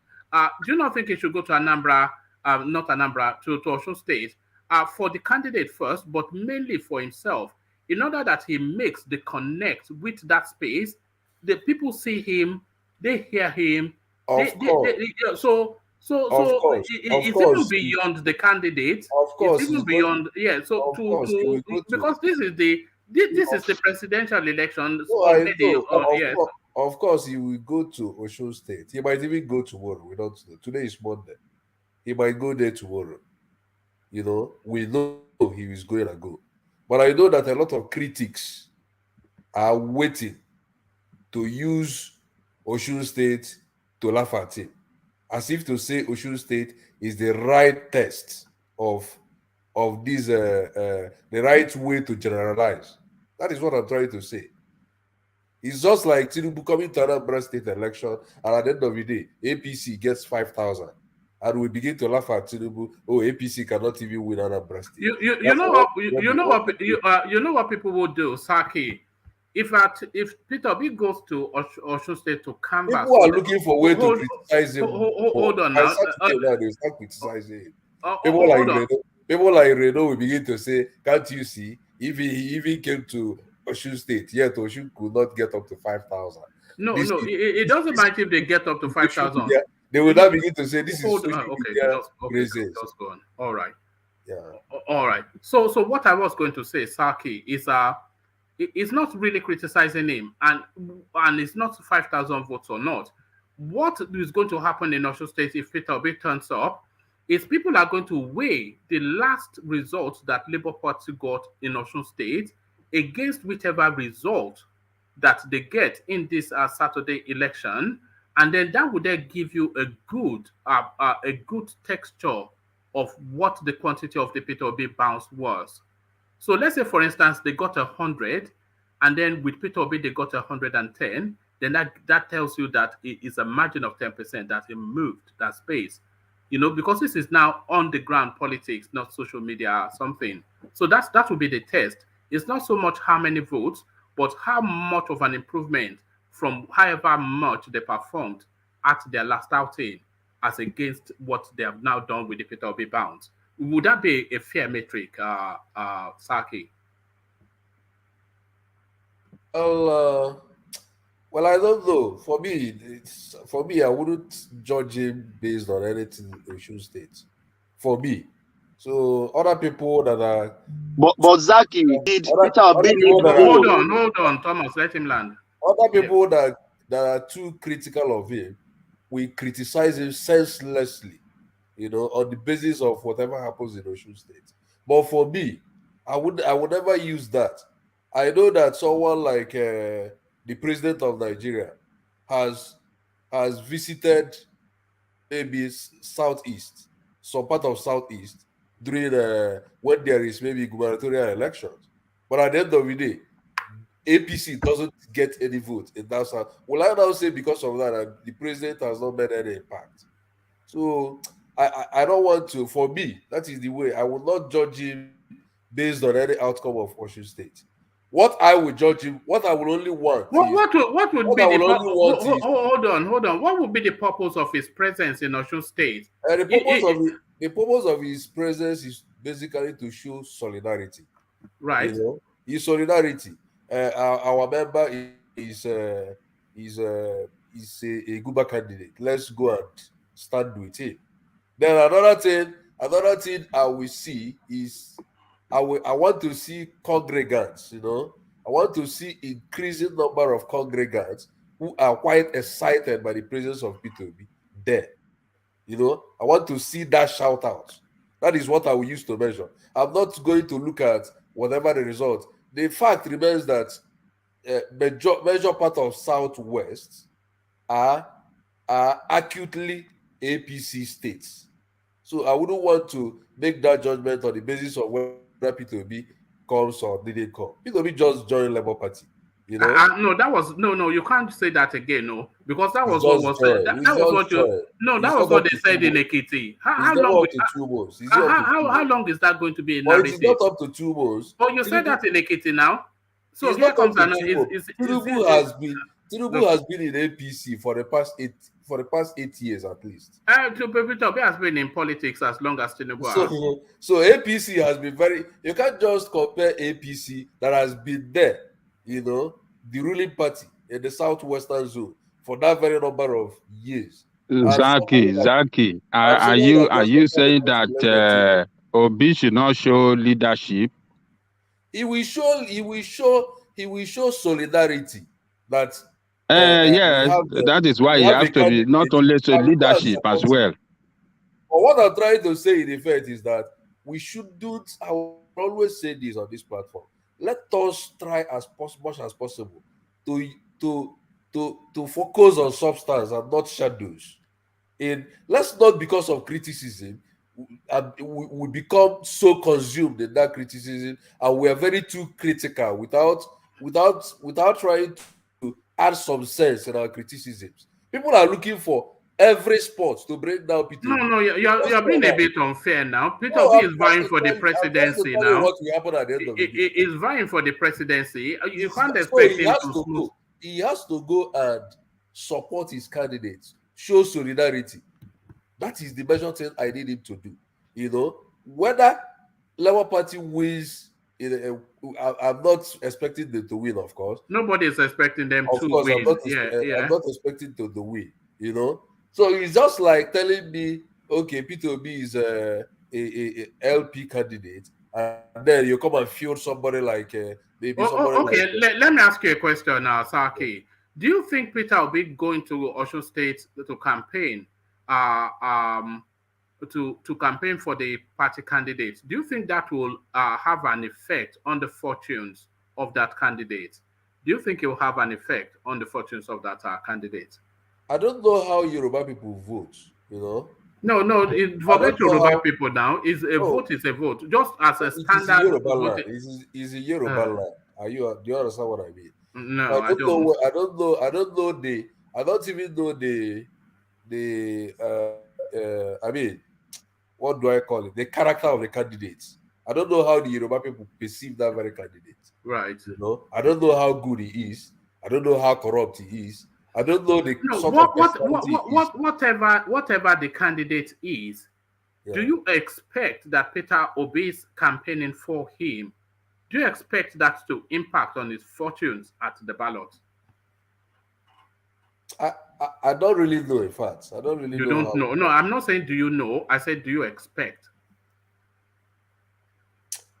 I don't expect it. You know, because you don't expect Peter Obi campaigning. You don't expect Peter Obi campaigning for him to affect his fortune. I don't expect it, especially in those. Then why is Peter Obi going there? I don't expect it in that kind of Yoruba state. Why is Peter Obi going there? That kind of Yoruba state. Okay, so Peter Obi is a southeastern phenomenon. Is what so if it is something like Lagos, I will. So Peter Obi is a southeastern phenomenon. If it is something like Lagos, I will expect. There we are. You said it, though I didn't say it. Oh, so I said if it is something like Lagos. No, Lagos is Lagos now. Lagos is. I don't expect Osun. That's that's part of Yoruba land, Osun State. I don't expect it. So by extension, you are saying Peter Obi is a southeastern phenomenon. It's not what I said. No, that's what you're saying now. It's not what I said. You've discounted Ekiti. You are discounting Osun. It's not what I said. You know, it's not what I said. You are saying you don't expect Peter Obi campaigning for his candidate at an election to have an effect. I don't expect Peter Obi campaigning in Osun State to make much impact on that very candidate. So why is he going there? Why is he going there? He's just going there to show solidarity. And again, let me tell you, if I will tell you that he might even be going there because people have been pushing this narrative. He has to go. As if to say it is the most important thing of this election. That is what people have been. That is what critics of him has been pushing him towards. So because people have been criticizing the issue of him not going to Ekiti State, you know. So I would think Zaki, how will it breed structure around the country if it doesn't go for this kind of campaign? There is something I want to tell you. I listened to an interview granted to somebody yesterday. You are not answering my question. Wait, no, how will it build a structure? How will it build confidence in the people, members of Labour Party, to be strong and to be committed to his candidacy if he doesn't go to campaign this kind of election? He has to build confidence in their heart. I'm not saying he shouldn't campaign. Yes. Peter Obi, I know, knows that people that are pushing this narrative are people that are too critical of him. You know? Which narrative? Is it not the normal thing for him to do as the leader of the party? Which narrative?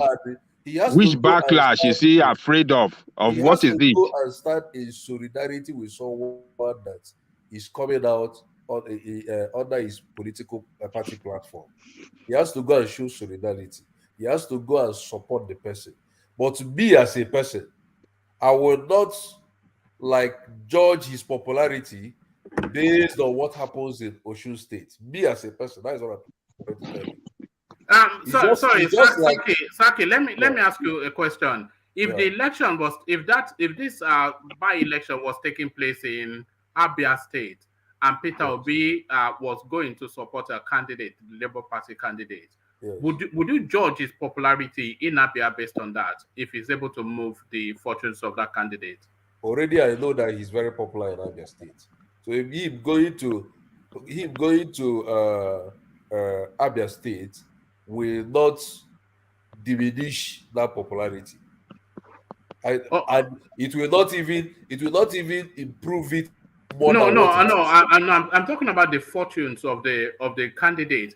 If Peter Obi goes to Abia State to campaign for a Labour Party candidate vying for a seat, would you expect Peter Obi going to Anambra State, to Abia State to campaign for that candidate?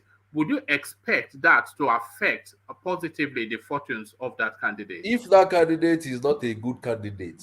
No, forget if it's not. Let's assume that they're all standard. No, forget. No, don't. Okay, if you don't have confidence in your man, say you don't have confidence in your man. Forget if the candidate is not good. Okay, all the candidates are good. Take it. Let's do it that way.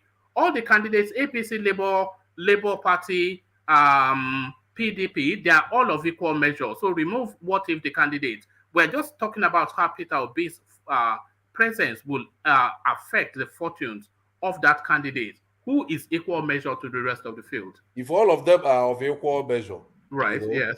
Peter Obi's presence will influence it better, more. Peter Obi's presence will affect the fortunes of that guy more.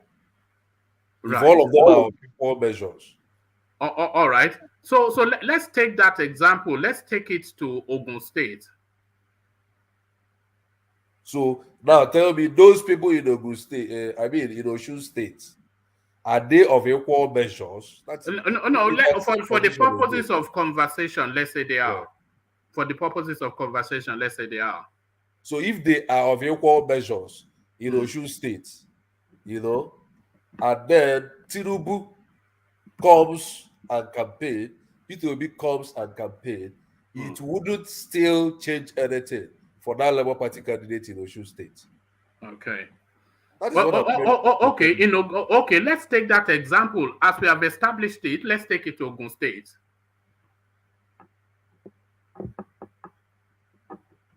You're still on, Saki? Yes, I understand. Yeah. So we're taking that example to Ogun State. How would Tinubu move? How would Peter Obi move? How has elections been in Ogun State? Like, is it APC state? I don't know. Well, it's an APC state. Let's go with that. So, okay, then I will also, if two of them come, like if everybody are of equal measures, and two of them come, Tinubu and Dobi, I don't think it will still change anything because let's take it to Imo State. Let's take it to Imo State. Everything's still staying the same. Let's take it to Imo State. Yes. How would Peter Obi? If they have equal measures. Yeah, in Imo State. In Imo State, and Peter Obi comes, and Tinubu comes in Imo, it will improve the chances of the Labour candidates more. So, okay, but what is that telling you? Is Peter Obi not by your own description a southeastern phenomenon? You say what? By your own description just now, is Peter Obi not a southeastern phenomenon? It is better to move the narrative away from the Yoruba and the southeastern region. Give me an example from another region. That is what I'm trying to tell you. Let's go to somewhere like South. Let's go to somewhere like South. Because by that very, by your own conclusion, I can also say that Tinubu is also, that APC is also, what do we call it? A southwestern narrative too. So let's go to another. Okay, let's go to Bauchi. Let's go to Bauchi. All things staying the same. Let's look at Bauchi. Go to Bauchi. No. See the state I want you to go to. Oh, you want to go to the state? Well, we know that he has Edo State. So go to South. Forget Edo State. Go to South or go to Middle Belt. Forget the corner. Okay, let's go to Plateau. Let's go to Plateau. Let's go to Plateau. Yeah. Why are you boring this whole thing? No. I don't know what Saki is doing. Let's go to Plateau. All right. Okay, go to Saki, Plateau. Saki, what you should understand is that Peter Obi is a new phenomenon in this whole. So let's go to Plateau. I know he's coming from somewhere. Let's go. Hold on. I don't know what man is trying to make you understand is that Peter Obi will need to test his strength in some states, and like you rightly said, there are certain states that he cannot expect to win there, like the case of Osun, and even the so-called southeastern state too, which is the Igbo-dominated states. He can't say for certainty that 100%, even 50% that is guaranteed that he's going to win for Labour Party, considering that the party that was there prior to who was the incumbent is maybe APC or PDP. So you people should factor all these things in. Tell me maybe in the national level. See, that is because what I've seen situation. Hold on, I've seen situation whereby in Lagos people voted PDP, but they voted APC for the governorship, but in presidential they voted APC and did PDP. Join Jonathan. That is what I'm trying to tell you. That what happens in the Guba is not always the truest test of the national. That is what I'm trying to tell one man at this point.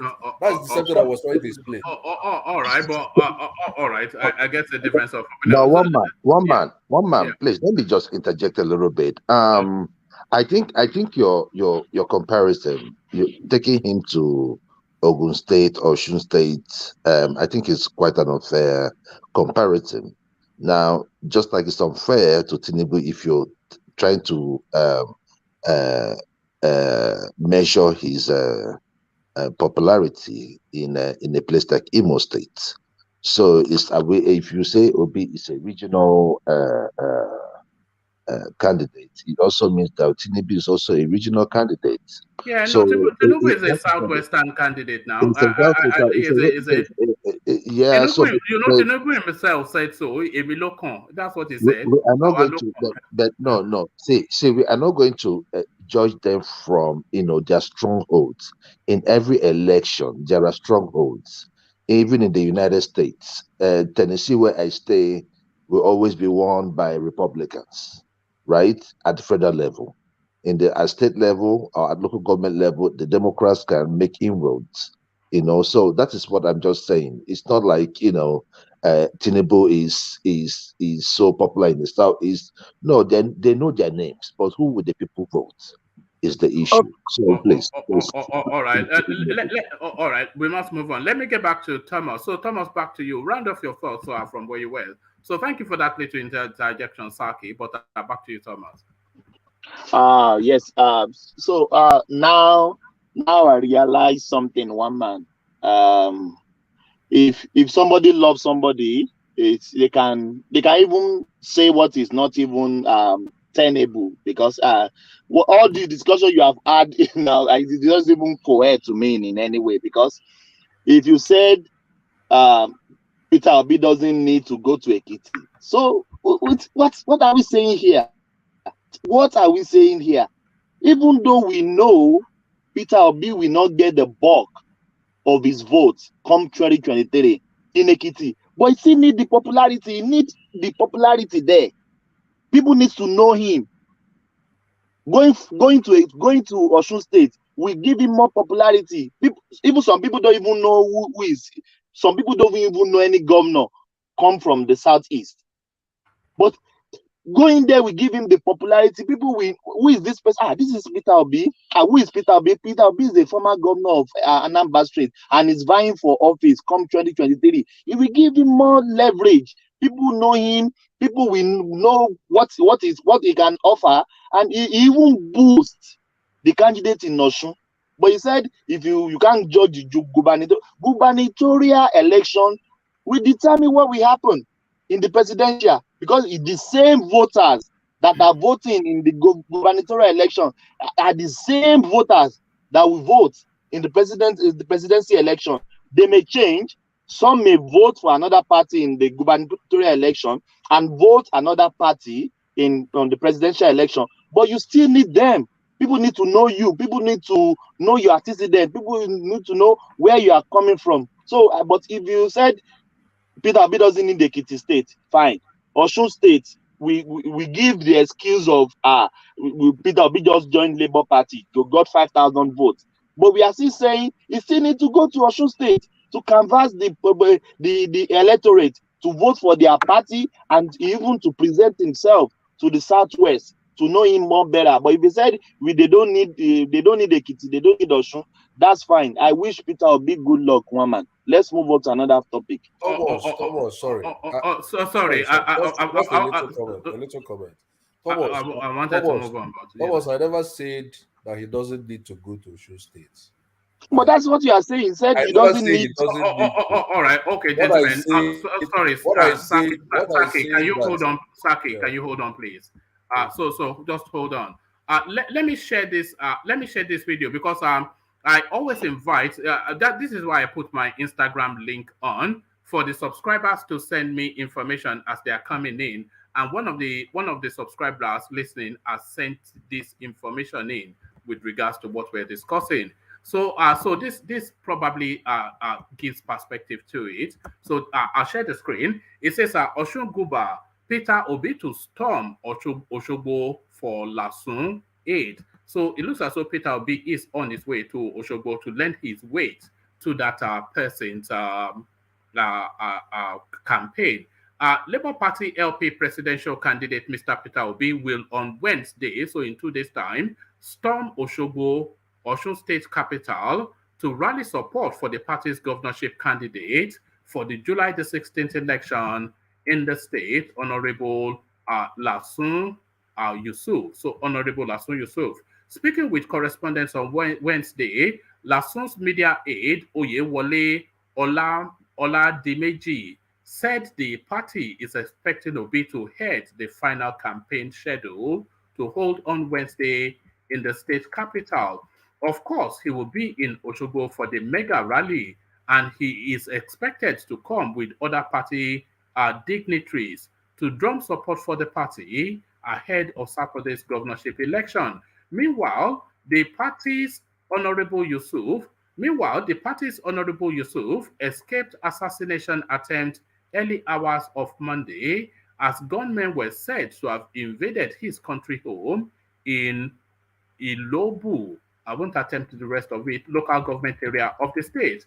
Information on the attack remains cloudy as at the time of filing this report, but sources hinted that the government stormed his residence around 2 a.m. of the day, but were vehemently resisted by his security guards. So there it is right there. And I think somebody was telling us just in the course of the session. So thank you to whoever sent that in. So that of course then tells us that Peter Obi will be turning up in Oshogbo, and then we'll be able then to test this obedient phenomenon in real-time politics. So we'll be able to test. Yeah. Sorry. What you asked me to do, I did it. I mean, the research. Yeah, Lasso is a former APC, is a former APC aspirant during the last Osun primaries for under APC. Adeoti is this guy's candidate, the Interior Minister. So just to clarify that area, yeah, Lasso was a member of APC. Adeoti is the Interior Minister's candidate. Yeah. But Oyetola is the ticket bearer for the party. No, I mean back then when they were contesting, when that feud was going on between. All right. Yeah. Just to clarify that. All right, brilliant. Thank you. So thank you, Rational Mind, and thank you, Thomas. Let me go on from you, Thomas, to Baba Akure for reasons of time. Come back to you in the rounds. But Baba Akure, you are up next. Let me take you to the space. Let me take you to Olufalaye. Actually, come off the back of the reactions that you have been hearing to Tinubu's Muslim ticket. There has been some reactions, but they've been tempered and tepid somewhat. It's not quite the avalanche that people were anticipating, that they will throw everything at him and end his political career right there. So what are you making then of the somewhat tepid reaction to that announcement? Do you think people were sensitized to it already and they've said all they had to say? What are you making of the reaction to Tinubu's Muslim ticket? Good afternoon, good evening, good night, everybody, wherever you are. It depends on what you the newspaper you read and what you listen to. There is you cannot. I think what will determine is 2023 when everybody goes to poll to vote for their candidate. But for now, to me, I listen to a lot of news today, a lot of commentary on Arise TV, on Channels TV, Abati and Coke, all of them. Even they invited some panelists and they discussed about it. The newspaper carry everything. So you don't expect ordinary person on the streets. They will be talking, but it's not going to come out of newspaper, right? But when you look at those who are talking right now, I think Bishop of Calabar did mention about that it's not going to be acceptable, and they have to decide what they have to do. Then you rightly mentioned that Bishop Kuka also said that Nigeria will have to decide if they want to agree with Muslim tickets, or they will have to go other way. What is generating on the social media of lately is that, well, you don't need to you don't need to stress yourself about the issue of Muslim tickets. So you don't have to vote for APC. You don't have to vote for PDP. You have other alternatives. You have about 19 candidates, which will likely be on the ballot paper. So you can choose any of them. So you don't have to vote for Tinubu. So that is what has been generated. As a matter of fact, they invited the APC member who just resigned few days, I think yesterday. They invited him on Channel TV. They discussed about this. There was a person also from PDP. Even that man of PDP was even saying that the way Peter Obi is going on, that is going to shock a lot of people. That was what he said today. He didn't even talk about his party, but the momentum that Peter Obi is gaining, he did mention that in fact, that is the person that they really need to beat right now. The person that just resigned from APC also mentioned that he resigned based on the fact that Tinubu chooses his running mate as a Muslim, which is fair enough anyway. But like I said, Nigeria, you will not really. There are two people that resigned, as far as I can recall. Daniel Bwala and Senator Abo. So which of them are you recommending?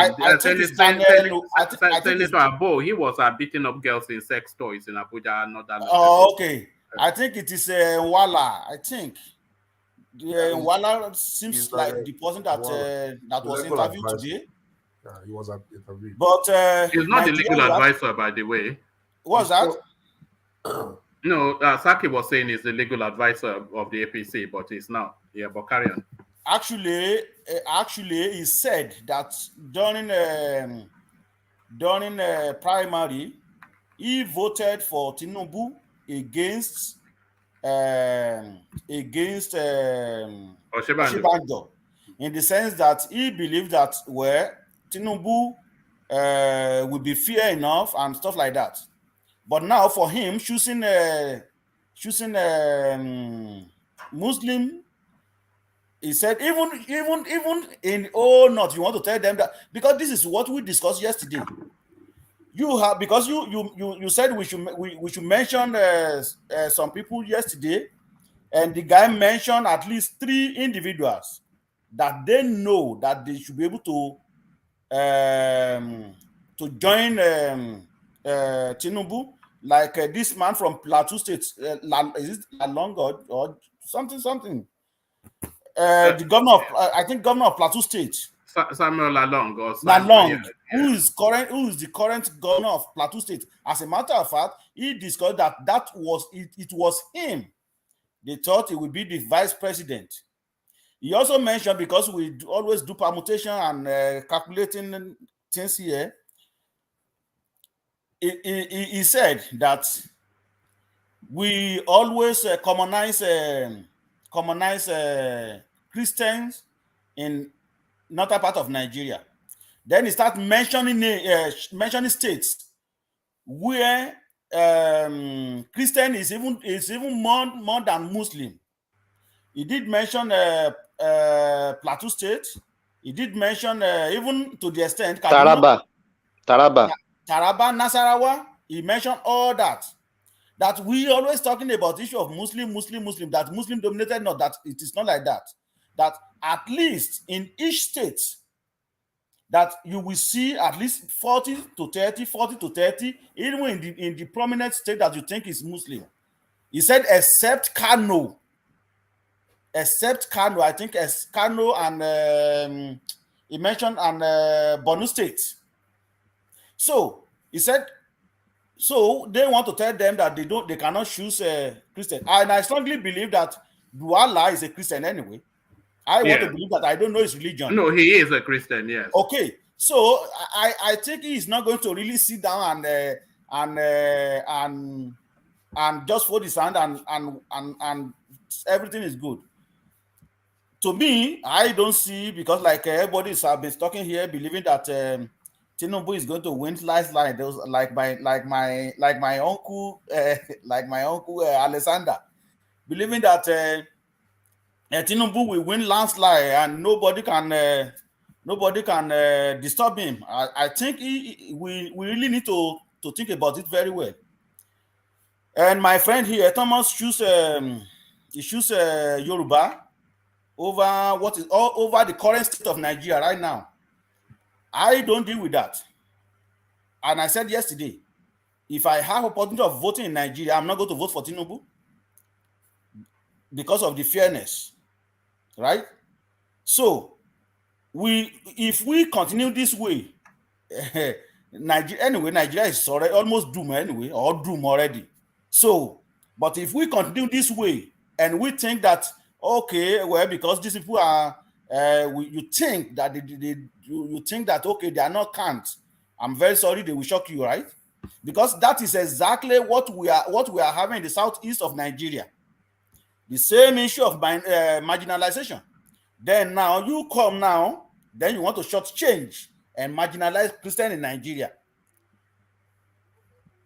We have to be fair enough. I think Muslim Christian is good, or Christian Muslim. Some people argue that there are some states that Muslim. It's always Christian will be the governor, and Muslim Christian will be the governor, and the deputy governor will be Christian. Why didn't they choose a Muslim as running mate? But we are talking of national issue right now. We are not talking of local. Nigeria is broken already on over tribal line and religion line. Then we are trying to amend it. We see a lot of killings that is going on.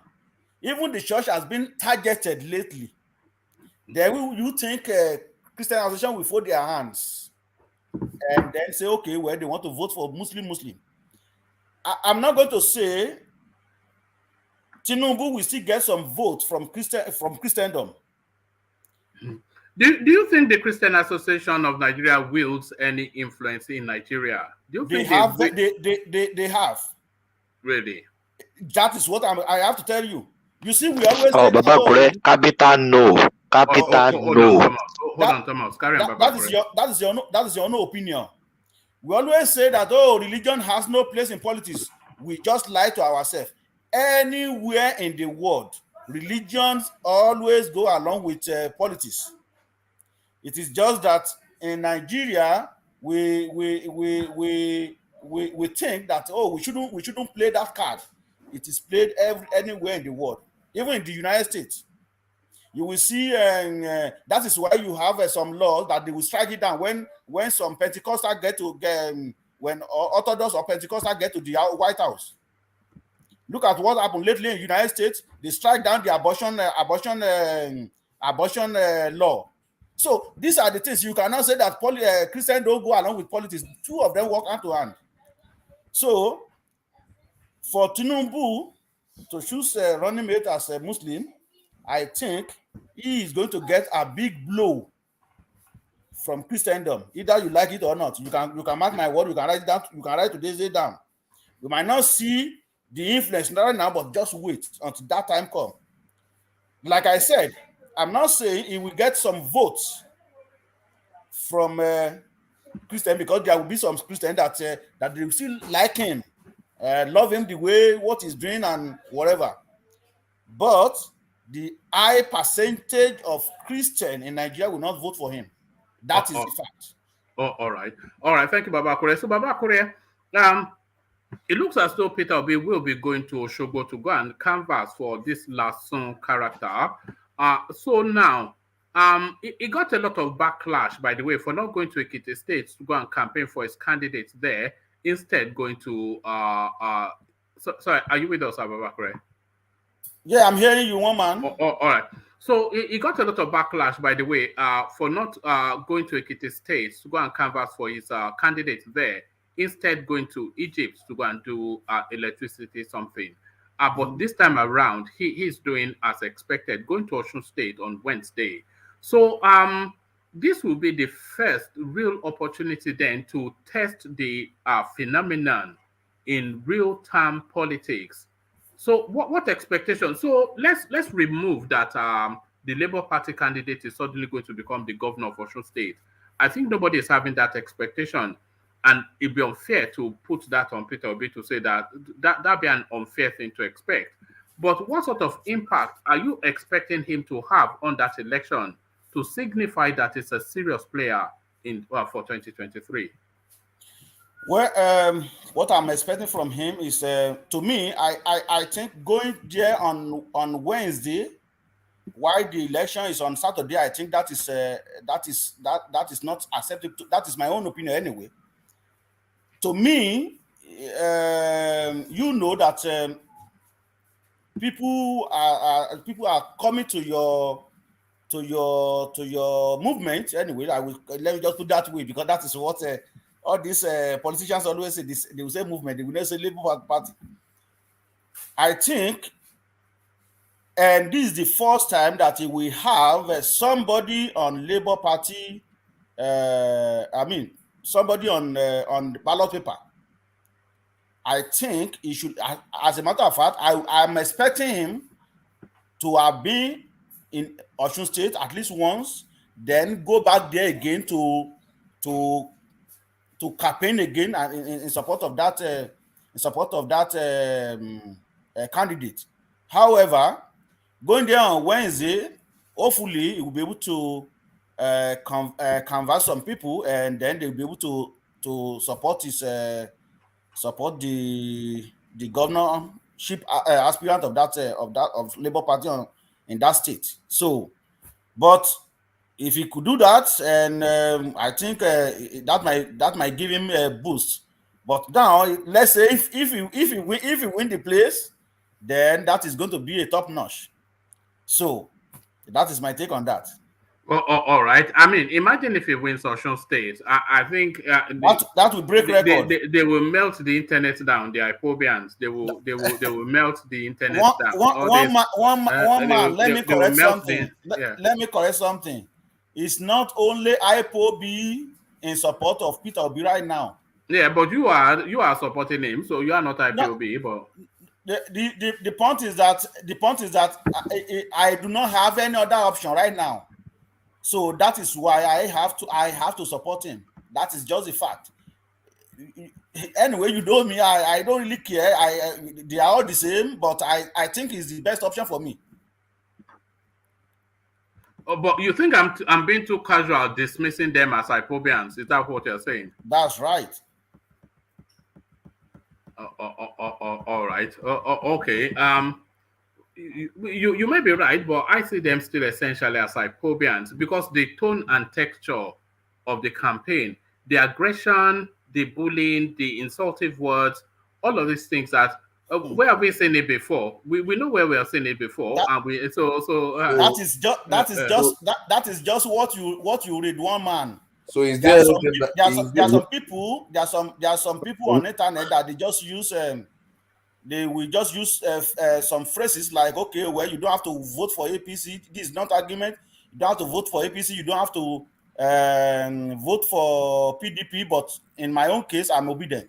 So that is, it depends on the on that's a fair enough, but the abundance of it in terms of this Peter B space, you know, I mean, you know how long I've been doing these sessions, and you know when we were going through that Nnamdi Kanu phase, you know, when I used to do all those Nnamdi Kanu videos, not only was I doing the Nnamdi Kanu videos, I was doing the research, of course, and a lot of the places that I used to go and do the research, the Facebook dedicated spaces to Nnamdi Kanu, Biafra, this, that, and the other. Would you believe all of those spaces now, when I go to Facebook to see them, they've changed their logo, they've changed the name of the thing, and it's now Peter Obi something now. All right, the voices that come on this platform that used to tell us that they will cut our head off if we don't agree that Nnamdi Kanu is a savior, they are now telling us they will, Just stop that, one man. You've been biased. How so? I'm expecting you to throw this question out anyway. So you want to tell me now that one man has sent you a video. I don't know if you checked your Instagram. All right. All right, I'll check it. But let Baba Kure land that point. I'll check it now. But Baba Kure land that point. Yeah. One man, you just too biased right there. So you know the reason why I said that? You go on. Okay. Now we have some people who are clamoring for Oduduwa nation before too. Yes. And they are supporting Tinubu now, and they are supporting Obi, and they are supporting Atiku, right? So I will suggest you just discard this issue of throw down their stuff and stuff like that. So I think you just have to ignore that, because everybody, in fact, most people right now that even clamoring for Yoruba nation also, they throw their weight at Tinubu, some of them for Obi, some of them for Atiku. So but it's the same hypocrisy. Yeah, but it's the same. Does that make it right? It's the same hypocrisy now. It's still hypocrisy, is it not? Yeah. You know, the point is that when things are very hot in people will not really think otherwise, but now they think, okay, well, if we cannot get this thing very fast, okay, I think we can go through this route. There's a clip. There's a clip that I cannot show on the platform for reasons of the content of it, but I've put it on the members only space, but only a few people will be able to see it. But maybe I'll send it to your Instagram, then you'll see what I mean when I say these people are just hypobians. But they are. One man, listen to me. I'm not saying there are some people that they have that mentality, like talk harshly or threaten people, but I'm saying not every single person. So we have to balance it. So that is my own take. I'm not discarding outrightly that there's not some people, I mean, will be supporters that are threatening people, but you cannot generalize it. But it's not even the threatening. But the point I was making essentially, Baba Kure, is that a good 80% of the people that I know that were Biafra 12 months ago, they are now Obi now. So that's just, you know. Okay, I'm going to say this. Yeah. Let me just compare the Yoruba nation and Biafra nation, right now. I think some those people believe that if Peter Obi does win election, it might be the person that will make them achieve that aim. Likewise, even before Tinubu got the ticket, I have been hearing from people, and I've been seeing it online, that people say, oh well, it is even some of those people that are making noise about Yoruba nation, that's saying that, oh well, I think maybe if Tinubu get there, you never can tell. Maybe that is how we are going to achieve Yoruba nation. So that is why I'm saying that we cannot really stereotype or let me just generalize a group that this is how these people behave, this is how these people behave. I cannot discard that there are some people in Peter Obi, because I read online too, where some people will be threatening because somebody said APC or PDP, but I don't really care about that. I just look at the option that's in front of me, that okay, I think this might be the best option for me. Have you been to Reno Mokri's page recently? No. You know that these Ipobians, they have started threatening his one-year-old daughter. Well, like I said, for reasons of obedience. Obedience. Well, I am not going to dispute that, because I saw a lot of comment online, like I said, where some people, because somebody said you want to vote for APC or PDP or support Tinubu article, and they are like foul languages and stuff like that towards that person, or threatening or whatever. But I'm saying to you, do you know that there's a bunch of gun-wielding Ipobians releasing videos online, brandishing their guns, telling you that they will gun down anybody that one man.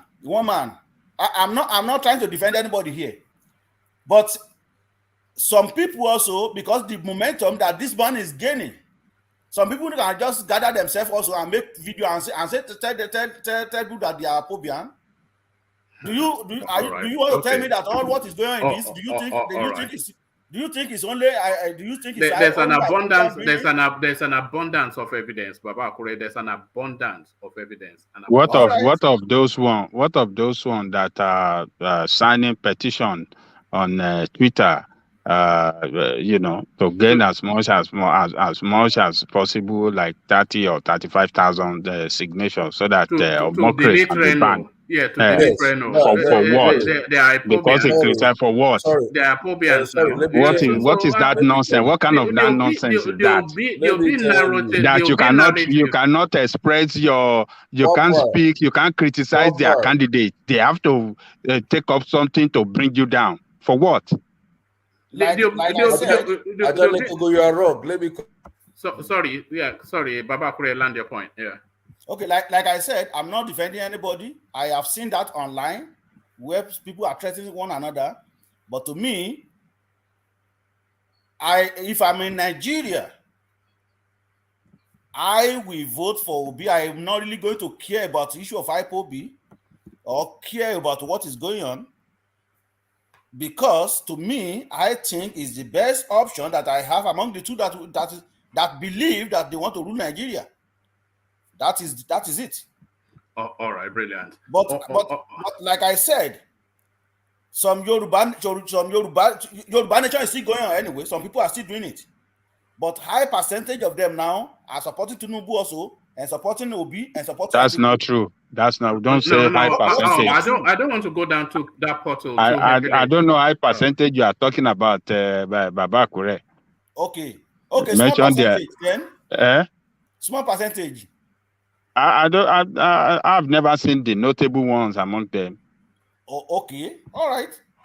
Time will tell anyway. But I know a lot of people online that are supporting Tinubu right now, and they used to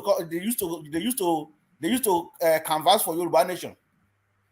Okay. Sorry, I wanted to address a little thing you said about people that are signing signatures on Reno. Yes. Yeah, did you know the reasons why people started signing signatures on Reno? What's the reason? Yeah, thank God you have not known the reason. Reno recently started tweeting, especially when Obi was granted an interview about last week or last 2 weeks on channels. And when he was asked about, when they granted him interview about the failure of the alliance between Labour Party and NNPP. So Obi now said, so they now asked him, what does he have to talk about what Kwankwaso said, that if there is any Igbo on the ticket, that outside people like but will never vote that very ticket. Like if any Southeast is on the top of the ticket, that they will never vote him. Then they now went further to tell him again that Kwankwaso was saying that he's the person that is qualified to be the president and Peter will be the vice. So Peter will now told them that the problem of Nigeria is the economy, and that one also acknowledged that he knows how to handle the economy as P2B. So if he knows how to handle the economy, then sorry, get to the Reno bits because I want to move quickly. So Reno now came and tweeted something I may call a very viral, divisive, and inciting statement. He said that he said this is what Peter Obi said, that he's the most qualified to become the president, that he should be the driver on the seat. He now said the Nigerians are watching. The North are watching. He said the North is watching. Kanu should take notes. And after saying that, he went back and translated that tweet in Hausa language, and said that. Then after that again, there was another tweet he made. Sorry, what's offensive in that? Tell me where the offense is. There is a way, I can read out the tweet. There is a way he stated that very thing, So that very tweet he made was inviting like the Northerners, something like a gaze. He was emphasizing it that the North should take note of what this Eastern person is saying, and that did he say that, or are you inferring? No, are you impugning? I will send you that tweet. You will read it. Then after making that. Let me just help you. Right? Yes. He made an inciting statement, trying to say that Peter Obi said that Kwankwaso is like should be his vice, that Kanu had it. He made mention of Kanu, that the North will not like this. Kanu will not like this. Why? Why would Reno make such statements? I did not sign the petition. I didn't sign it. No. Hold on. But that was very wrong. Hold on. Very wrong. Can you? When I say hold on, then please just do that. Can you repeat what you said? He said in that inciting statement, because I'm not sure we heard you clearly. Tell us what you are saying was inciting in his statement, and as close to what he said as possible. Yeah, he was trying to say that Peter Obi belittled Kwankwaso, who is the child of the Northerners, that the Kanu had what Peter Obi said, that the North had what Peter Obi said, that they are not going to take it lightly. They now went ahead and translated it into Hausa language, into Fulani language. What are we talking about? Let us be careful as we run things. I'm still not clear, but I'm going to see one man. You are never clear when it comes to issue that has to do with Peter Obi. No, but it's still okay. I get you. I get you. It doesn't matter. You can't but say the thing is that now. That's unfair to say now. No. I'm just saying because we were talking about. Let me say what I heard you say. You are saying that Peter Obi tweeted that that Reno Mokri tweeted that Peter Obi stated that Kwakwanso should be his co-driver because Kano has had their turn. Is that what you just said? No, what he was trying to say that Peter Obi believes. No. What did he say? No, don't give us your interpretation. I don't have the script, but I'm just telling you how. I'm just trying to paraphrase it. I have it here. Let me read it. Please do. He said, one man, can I come in, please? No, but somebody else is talking now, so let me read it out. Just one man. I don't want you to be biased. No, don't tell me. You say please don't do that. And just read this thing now. Can you hold on, everybody? Can you hold on? Please don't do that. Don't try and prejudice people's thoughts to something that. Deliver it and let people form their own opinion. So don't tell me that I'm biased in order then to alert the audience that there's a prejudice somewhere. Present it on its own merit. So present it on its merit. He did three different tweets, but this one is the first one. He said why his obedience are applauding that interview. If you watch it with an unbiased mind, you see that Peter Obi considers himself a pilot and Kwankwaso a mere driver and a substitute player. The people of Kanu had that. The North had that. Other Nigerians had. That was the first statement he made. Then after this statement, he started making. Sorry. Let me stop you at that statement. So what are you gleaning from that statement? What is your interpretation? What offense in that statement? What offense in it? What offends me is when he started saying the people of Kano had that, the North had that, other Nigerians had it. Yes. You know. One man, can I clarify? Can I come in and clarify the whole issue? I'm going to remove you if you don't stop doing that, please. Saki is a very competent guy. He can hold his space. So sorry about that, Saki. Carry on. So me, as someone that is educated, when I read that very tweet, you know, I didn't consider anything. But where I started thinking very well was where he kept on referring Kanu people that they are hearing this. The North are also hearing this, and others are hearing that. What do you think he was signaling with that? He was inviting the North. He was inviting the North to pay attention to the fact that P2B is considering Kwankwaso a mere driver. Right. Somebody that should be under him, you know. That somebody that should be under him, you know, and a mere substitute player. But what consequence do you think he was inviting? What consequence? He was trying to incite like Northerners, you know, because you know how Northerners in what way? You know how Northern parts have always perceived the southeastern zone, you know. So after saying this in English, he didn't end there. He went back to translate this in Hausa language, so that if the Northerners, many of them have not had this English, they will understand what he was saying in Hausa language. Shall I suggest a without prejudice interpretation of what you just read? Yes, a without prejudice interpretation. Yes. So just and by the way, I haven't been following that space as much as I probably should have.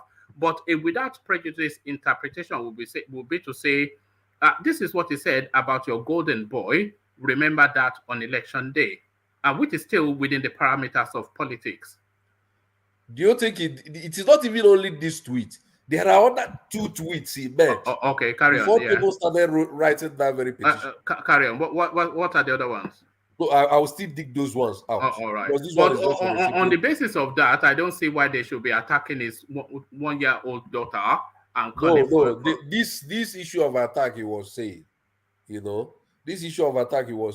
even happened before this very tweet I'm talking about. Right. You know. But then I want to tell you something that happens on the media space. Of course, you should know. A lot of people are looking for ways to discredit P2B. There are some elements. Is that not politics? Is that not politics? So it's politics, but I don't want you to see it that anything that happens on the media space, it is P2B supporters that did that. For instance, I will give you an example. You mean this video for instance, this video you are trying to push, you know, where that there is a video of where Ipobians were bringing God and saying that you must have to vote for P2B. So if I don't understand you well, you know, those kind of videos could be sponsored videos. All right. It could be people that are sponsored to come out and do that.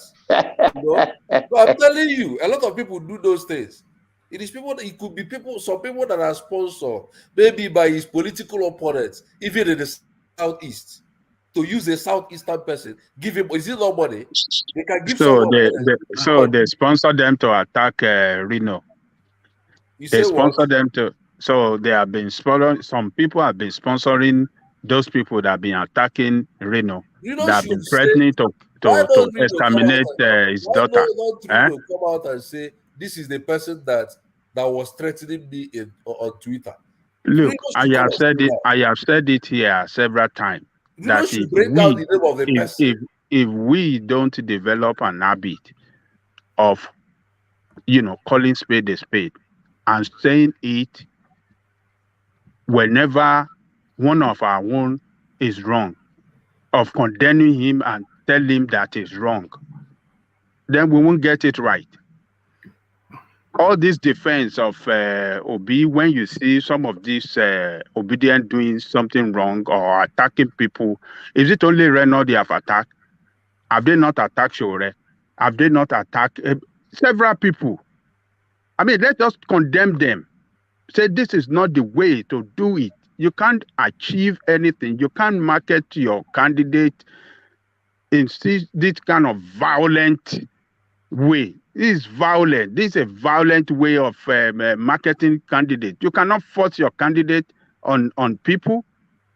Every candidate are bound to be criticized and bound to be, to be X-rayed. We have bashed Buhari here several times. Some people even go to the extent of saying, "Oh, Fulani." We bashed Tinubu here several times. Heaven did not fall. What is all this defense for when people speak about Obi? And instead of saying it that what they are doing is wrong, we want to continue to defend. I mean, we should be matured, man. All right, thank you, Ajale Koko. So I don't want to spend too much time on the Obi space because we never get anywhere. We are never. I was hoping that this was going to be a Tinubu session and the backlash against his running mate, because that Peter Obi says is just always it just spirals out of control. But Akulata, he won't let us leave that space. His super chat, he says the P2B momentum fizzles, real politics starts. So I think that was to an earlier conversation about the serious politicians now coming into play. But let me hear from Hakim, who I stopped in midstream before Baba Kure then rounds off his thought, and then we go on to Ajale Koko, and then we get back online with our talking point. So Hakim, you wanted to add? Yes, thank you very much, one. To be honest, I was going to criticize you before you come to me. Anyway, I'll leave you at that. You can criticize me, or is allowed, though. Just don't. No, I know. The only rule here is no foul language. Anything else is allowed. No, but I'm gonna let it slide. What I was going to say earlier was that the information that our friend was giving you earlier was not a complete information, because this whole thing started from the interview that Kwankwaso granted, when he kind of insinuated that the Igbos they are not that good at politics, that they are very good when it comes to business, but when it comes to politics, their judgment are very poor.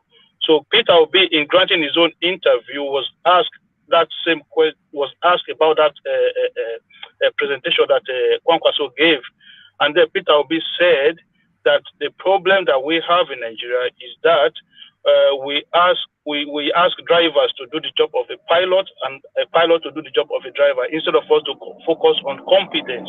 So I think Reno Omokre jumped on that comment and kind of misrepresent what Obi was trying to say, because what Obi was actually saying was, we don't actually go for competence. What we are doing is either tribal or religion. But he is trying to make it to be what he is not. But having said that, that should not justify the reasons why his young child should be attacked or given all sorts of criticism on social media. Because those people who say they want to change Nigeria must understand that democracy is part of the change that they are calling for. It's not just infrastructure that you want to change. You want to change the attitude and mindset of the people. So tolerance, being able to tolerate other people's view, is one of it. And I find this issue, and I find it as a problem that our people, we don't tolerate other people's ideas. We don't tolerate other people's view. And it is a serious, serious issue. I will say that on the Tinubu matter and the Muslim ticket, the problem I have with our people these days is that where are we going? Where is the bottom? Where is it going to stop? We started from region, we went to zones, now we have gone to religion. When you are born either a Yoruba or an Igbo or an Hausa person. You can't change that. That is who you are born to be. You are born either a woman or a man. That is who you are born to be. None of us is born religious. We adopt a religion as we grow. So the idea that equity and fairness is going to be based on religion. So let's put it this way now. Say if you elect a president that is a Christian and a vice president that is a Muslim, knowing fully well that it's a matter of choice. 6 months into office, the president decided to convert to Islam.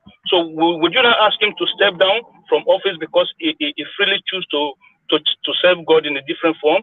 So this idea of us saying a Muslim or a Christian, we have to understand religion is a personal matter, and we must treat it as such. Take it out of government completely. Thank you very much.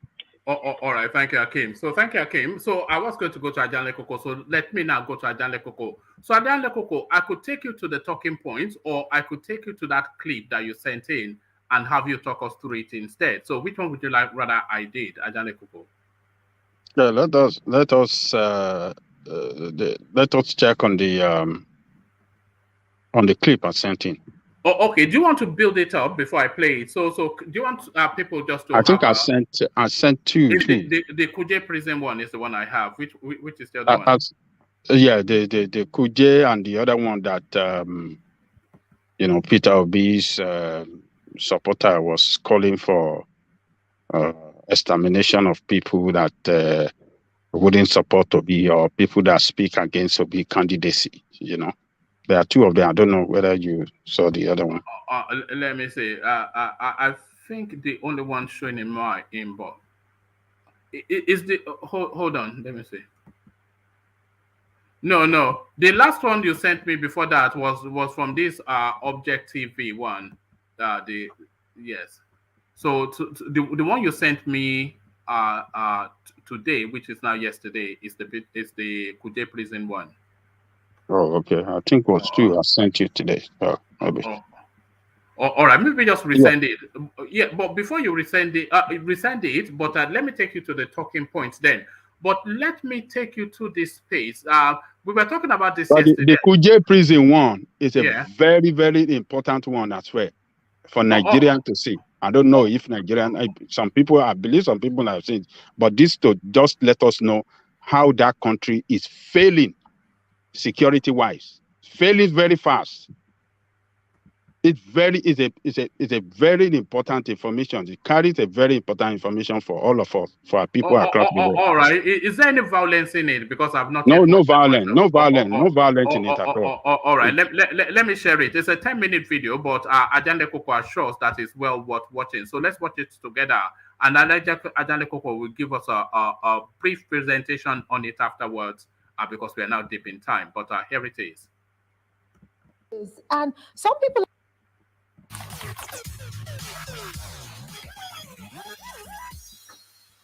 Why are we seeing the release of these victims in batches? And some people have been able to paint a picture and really found a nexus between the jailbreak in Abuja, talking about the Kuje medium security facility. Can you talk to us about, what you have to say concerning some who have said maybe some of those Boko Haram members, about 64 of them, who were able to escape from that Kuje facility? The connection between that release from the prison and this release, is there any connection? If there is, let us know what it is.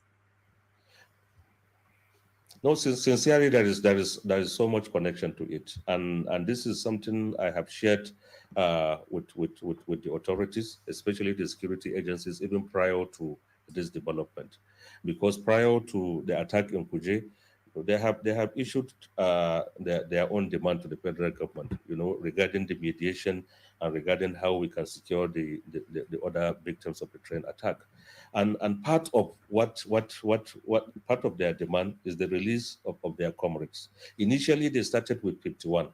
I single-handedly, mediated to scale down that number to only 10 of them, and out of that 10 of them, I even convinced them to send the names. I got the names of the 10 they want government to release. I forwarded to all the relevant authorities, including the leadership of the National Assembly, the CDS, the Director General at DSS. All of them I forwarded to them. And my understanding is that, for example, if you are at the receiving end of every negotiation, because as it is now, we are at the receiving end, they have people that are being held there. And as a responsible government, we should not leave anything undone to make sure that these innocent victims are released. So, for example, they gave us time, to discuss how these 11 captives will be released. And honestly, there is virtually no words from the government. Since I forwarded that list through the relevant authorities and the committee, I have not heard anything from them, and virtually there is even nothing for me to tell them. And they were provoked. They even sent an audio to me directly that since government is not willing to listen to them, they have all what it takes to ensure that they get the release of their comrades. And after about 1 week or so, the attack happens. So I can assure you, the way the DSS confirmed that they have shared intelligence about this attack, this is known even before this attack. But virtually little or nothing was done to prevent the attack. And this is the unfortunate situation we're having in Nigeria today, that even made the president to acknowledge that there is failure of intelligence. But I want to tell Nigerians that it is not only enough for the president to say there is failure in intelligence system. You have to make those that are responsible in gathering intelligence or protecting the country of the nation, to really take responsibility, because something has to be done. If a jailbreak of this magnitude will happen, in a city like Abuja, and for us to only, end with condemning, the act or saying that there is a failure of intelligence without taking any action on those that are responsible, especially at the highest official level of government, I think we have not seen end to this. I will expect in a decent society, most of the security chiefs resigning by now, even without the president, sacking them. But this is what we have in this country. And I think a lot needs to be done for us to see an end to this kind of preventable attacks. This is really preventable, and it will have been avoided. Right, very preventive and can be avoided. But at the end of the day, with the president's strong statements that he released, especially on social media after the attack on that medium facility in Kuje, one would have thought some heads would have rolled by now. He did, have heads of security agencies at the villa yesterday. We thought maybe some people should have lost your job. So that way, maybe if it's the fact that we need fresh hands, maybe that could have happened, but that didn't happen. But quickly right now, you have actually talked about a lot about the failure of intelligence. I do know that some time ago, you had written, you said you wanted to step aside as being the negotiator in charge of those who are still being held captive. And you said the government was not being responsible. So quickly, as we wrap up this conversation, what would you like to see, especially from the part of the government, to secure the release of others who are still being held, all 46 of them, and other people who were, abducted from different villages around Kaduna State? I went directly to the diversity team, spoke about this is the reason why I wear a white turban. This is how. Yeah. What I want to emphasize is that the sacrifice we are making is not our responsibility. We are only making this kind of sacrifice as responsible citizens, as our own contribution to our nation. And unfortunately, this thing is not being acknowledged even by the highest level of government. And I can tell you that a lot needs to be done by government to ensure that this thing is brought to an end as soon as possible. So as long as government did not realize the magnitude of the crisis we have at hand, as long as government did not appreciate, for example, the effort of few people that are even sacrificing their lives to ensure that this thing comes to an end, by giving them all the necessary support to do what needs to be done. So I think so much will happen, and it will be to the detriment of the helpless citizens, because as it is now, it is the common people, it is the helpless citizens that are suffering for all these lapses. And I can assure you that in the situation whereby, for example, because of a relationship between a president or somebody in government, that, for example, his excesses will be overlooked or his failure will be overlooked, this is the unfortunate development we have in this country.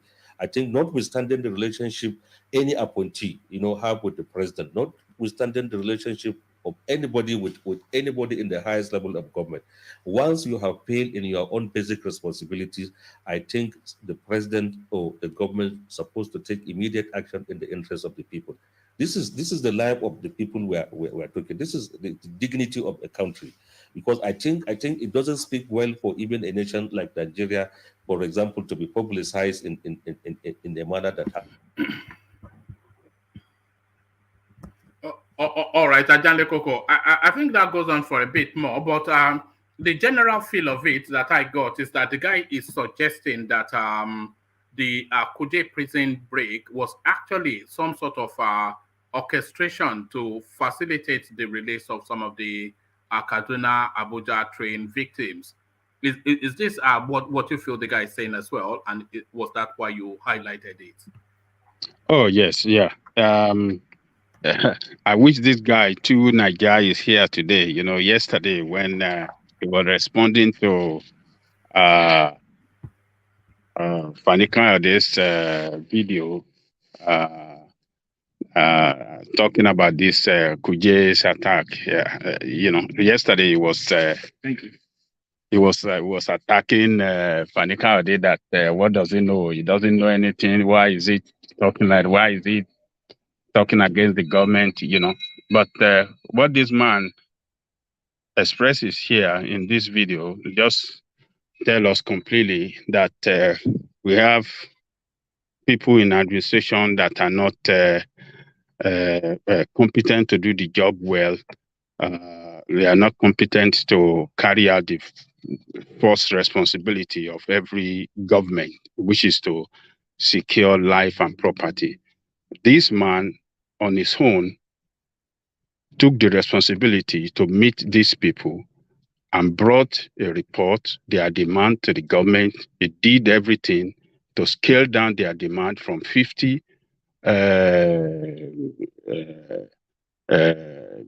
50s, their demand for government to release 50 terrorists. He make effort to scale it down to 10. Those people agree. He passed the information to the government. Government did not even do anything. And these people have been there for over 3 or 4 months. We have about 80-something years old woman among these people in captivity. We have a pregnant woman that gave birth there. We have some children among those that were taken into this food. We have old men. You see, it just tells us that this administration has lost it. They have failed us. And we have to hold APC responsible for the failure of this country.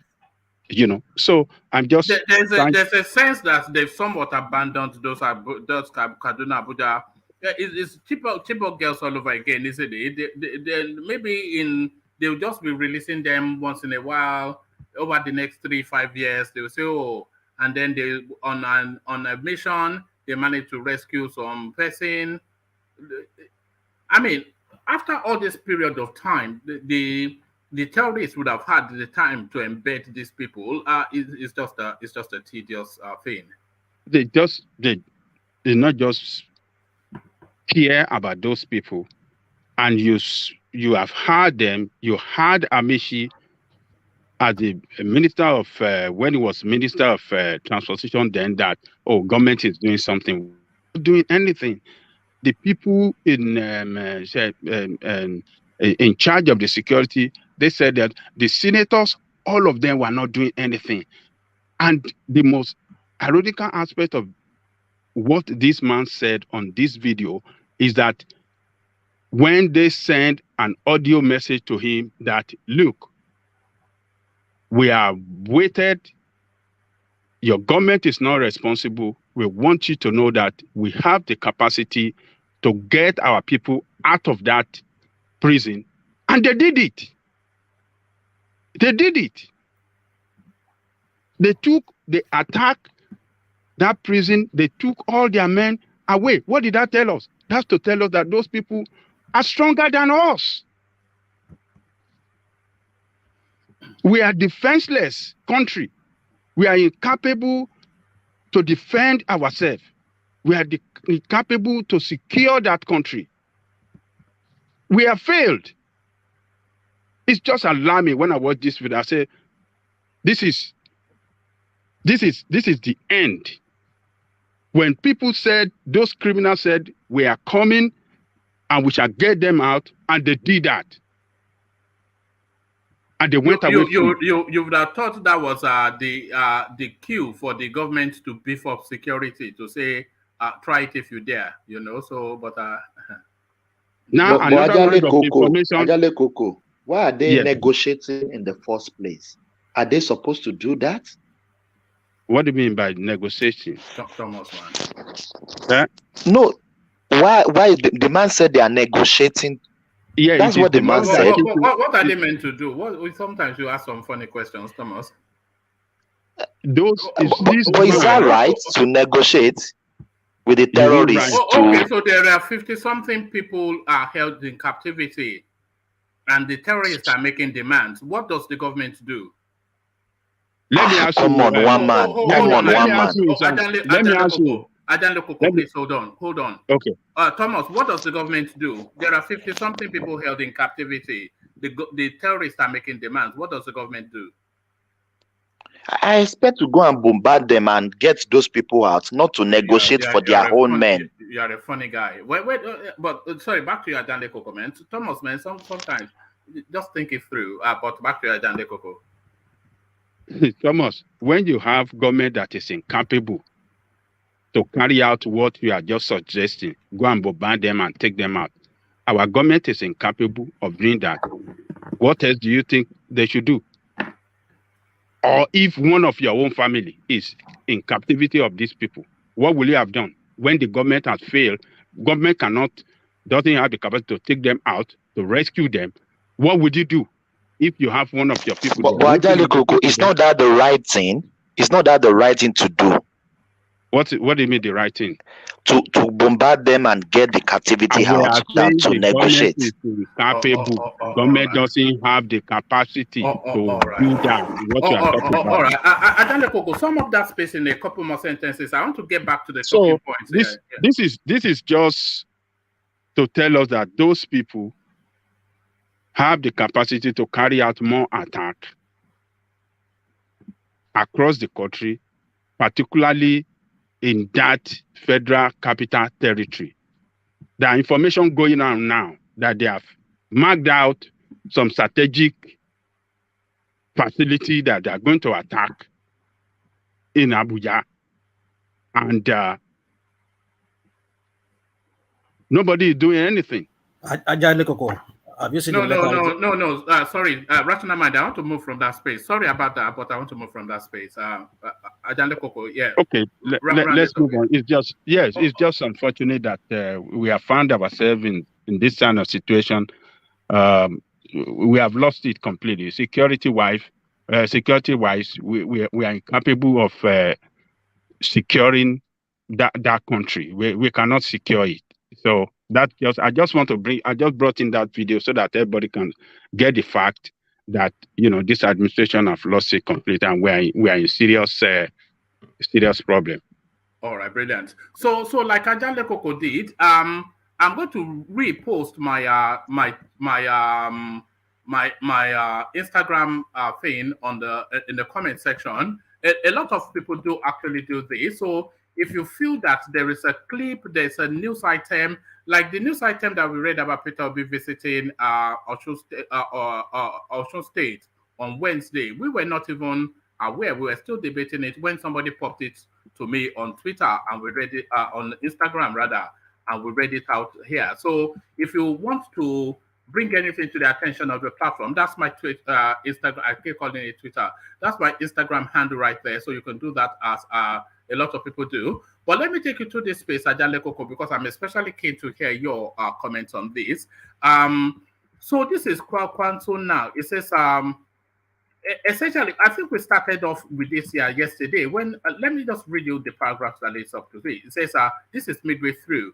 Kwakwanso reacting to the news of Tinubu announcing Shettima as his running mate. So this is halfway through the piece. It says, asked if he's threatened by Tinubu's choice, the former Kano state governor says he likes the combination, but he does not know what they would do differently from the current administration. Kwakwanso added that he has interacted with Tinubu very well in the past, and he has no doubt about the abilities and strategies of the Lagos politician. My only worry is the platform. This platform, I don't know. I know he's a strategist. Bola Tinubu is a good man.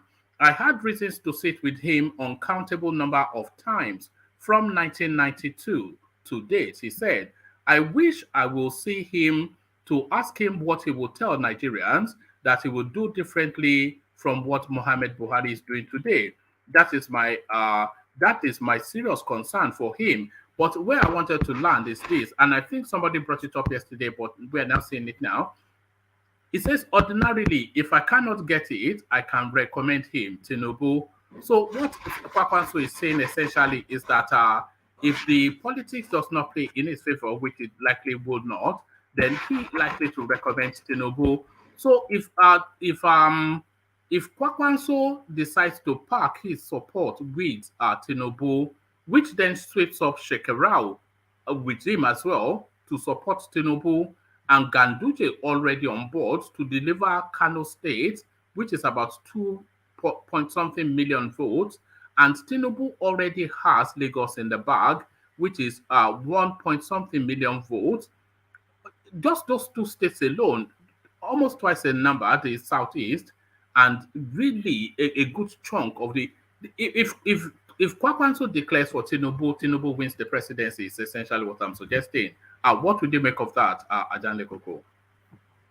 Oh, yeah. Let me first of all urge our listeners around the world to please click on the like button, share, and subscribe if you haven't done so. Kwakwanso is a smart politician. He's speaking like a diplomat. You know, he was once an ambassador. So if you clinically analyze all he said, it doesn't sound to me as if he's going to declare or put his support behind Tinubu. All he was trying to do there is acknowledge the person he is politically, that is a strategist, is an experienced politician. And then secondly, he said he doesn't know what he is going to do different from what this administration is doing. Yeah, but that's political talk now. That's political talk. Yeah. Yes, that what is he going to do different? So that is a condemnation. Yeah, but that's a political talk now. He's a presidential candidate. So yes. Let us analyze this thing clearly so that we can understand it, clearly as well. Number one, he praised him being a good politician, and everybody will acknowledge that. Everybody will give that to Tinubu, that is a strategic politician. But if you don't know him as a strategic politician before, the way he was able to clinch that ticket, I think every necessary person will give it to him that yes, he played his game well, that earned him that ticket. So Kwakwanso is giving that to him. And they have known him right from the days of SDP. When Tinubu was a senator, he was the deputy speaker in National House of Rep. So they have known each other since the day of SDP, and both of them were in the same party. So he's giving that to him. They are friends. So number two, he's saying, what is he going to do different than, from what this guy have done? Because he's telling us that, look, it is APC. Whether you look at it in any way you want to look at it, this guy is an APC guy. It is APC that destroyed this country. So it destroyed Tinubu right there. So number three is saying that, if he has a way of recommending him, he will recommend. So look at those statements. He's trying to praise him. He's trying to condemn him with the administration, and he's trying to, at the same time, trying to color him good that, he's a good man that I can recommend him. So it doesn't show, that statement does not appear to me that he will in the future or at any time declare for Tinubu. But I've had some Tinubu supporters been jumping up since yesterday, be beating drum, beating gong and pangolo everywhere that, Kwankwaso is declaring, is not declaring for Tinubu. They are in the race. They are going to contest this race. And if this race should get into rerun, we are going to see politics. That is when we will see the real politics of it. So Kwankwaso is just trying to be diplomatic with that statement and doesn't want to destroy him. He doesn't want to, destroy Tinubu's personality, but is trying to, acknowledge his smartness in the national politics, but he at the same time saying that he have the best to offer than APC. That's the way I can interpret it, one man. All right, brilliant, Ajale Koko. So Ajale Koko, 24 hours later, the backlash against Tinubu's Muslim ticket is notable by his absence. It's notable by or for his absence. So where is that backlash where we were expecting an avalanche of abuse and all manners of threats to say that his career ends there? So somewhat tepid, the response to it. The usual noises from the usual quarters, but nothing really that seems to have shaken anything. And it looks as though Tinubu emboldened, doubling down on that to the point of even saying that he picked Shettima for reasons that he's not an ethnic or a religious bigot. So where is the backlash then that we much anticipated would come off the back of this Muslim ticket that we did anticipate, Ajale Koko? Look, I said it here the other day that every political party, these two parties, two big political parties in our country have their internal problem. PDP are struggling with their own. So APC are struggling with their own. But I can tell you, the crisis in APC is more than that of PDP. The real crisis in APC is more than that of PDP. Because a lot of the senators that lost their ticket as a result of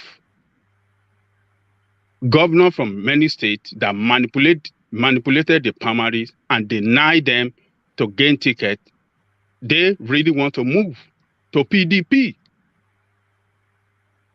22 of them have indicated, their intention to move. And if they should move to PDP, that's going to give them majority in the Senate. And that's going to affect Tinubu's vote in the presidency because they will be committed to PDP. And that is why we saw the chairman of their party run to National Assembly 2 weeks ago to placate them not to go. But they are still struggling with it. There are a lot of wrangling within the party. We have seen Shekarau move out of the PDP to Kwankwaso Party, NMPP. We have seen the Kebbi State Senator, former, former governor and his team move out of there to NMPP. And a lot of them still want to move. That will give a very setback for Tinubu presidential in the election. It's going to give a serious setback if they should move. So, but on this issue of Muslim and Muslim, we have seen some reaction. Some of the senators that even work for him, the Abo, that one that went to slap somebody at the toy this thing, is a Christian from Adamawa State. He said he was disappointed in the leadership of Tinubu that he was one of the committee of Bola Ahmed Tinubu campaign team that recommended that Muslim ticket will not be good. But this guy acted insensitive to this recommendation and went ahead to pick a Muslim a recommendation. A recommendation is not an instruction now. A recommendation is an advice which is subject to yay or nay. Oh, okay. On the article, you guys were here bashing article for even complying with the recommendation, for picking one of the 3 candidates that was recommended for him, just because he did not pick what do you call this thing? But article is notorious for its arrogance. So he follow the article, comply with the recommendation by picking one of the 3 names suggested to him, whereas this guy, on the basis of Muslim that was recommended to him not to adopt, this is what he adopted. So who acted better between 2 of them? So Tinubu failed in that respect for not complying with the recommendation, but just like you said, he have a choice. I mean, he doesn't have. If we know what drive, politics in the North is, number 1 is religion, and number 2 is tribe. But if you look at the tribe that he picked the candidate from, it's a minority tribe as well. How would that even help him to get the enormous votes that he requires? So just in that space that you are, Ajanle Koko, yes. So Shettima, yes, I like the guy somewhat, but the fact that he's Kanuri and Tinubu, of course, a Yoruba man, how do you think that will play in terms of Fulani politics? Well, I don't know what Tinubu have done. I thought you were going to say you don't know. I was going to say it's the first time I ever heard you say you don't know. But go ahead, continue. I don't know what he has done in terms of, negotiating or, how do I put it? I'm trying to use the right word. I don't know. I don't know what how we managed to assuage the Fulanis to allow him to do that. I don't know if Shettima candidate is a consensus candidate. I don't know if the Fulanis leaders approve it. As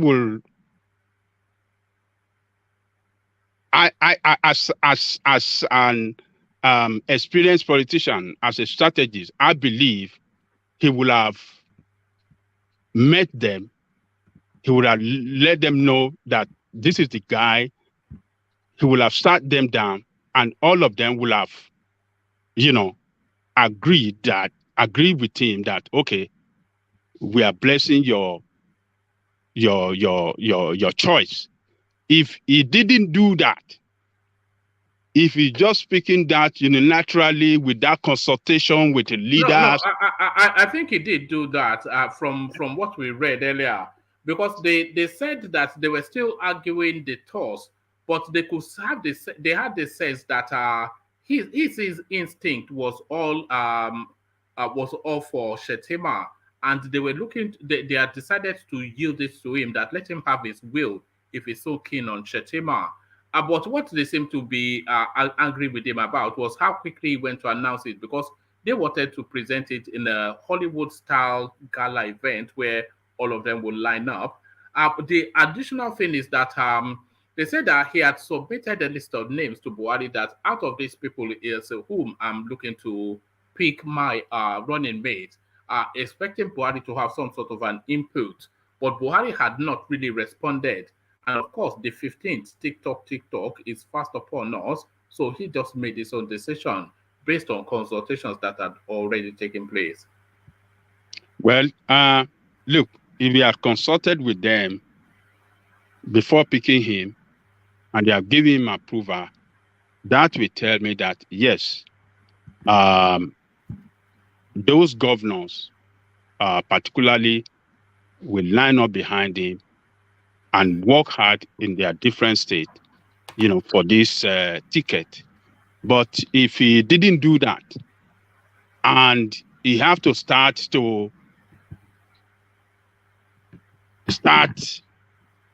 the consultation or start trying to sell this guy now, is going to be a very serious problem for him. Though they will still support him, but some will feel that, this guy does not take us serious. He doesn't see importance of us in,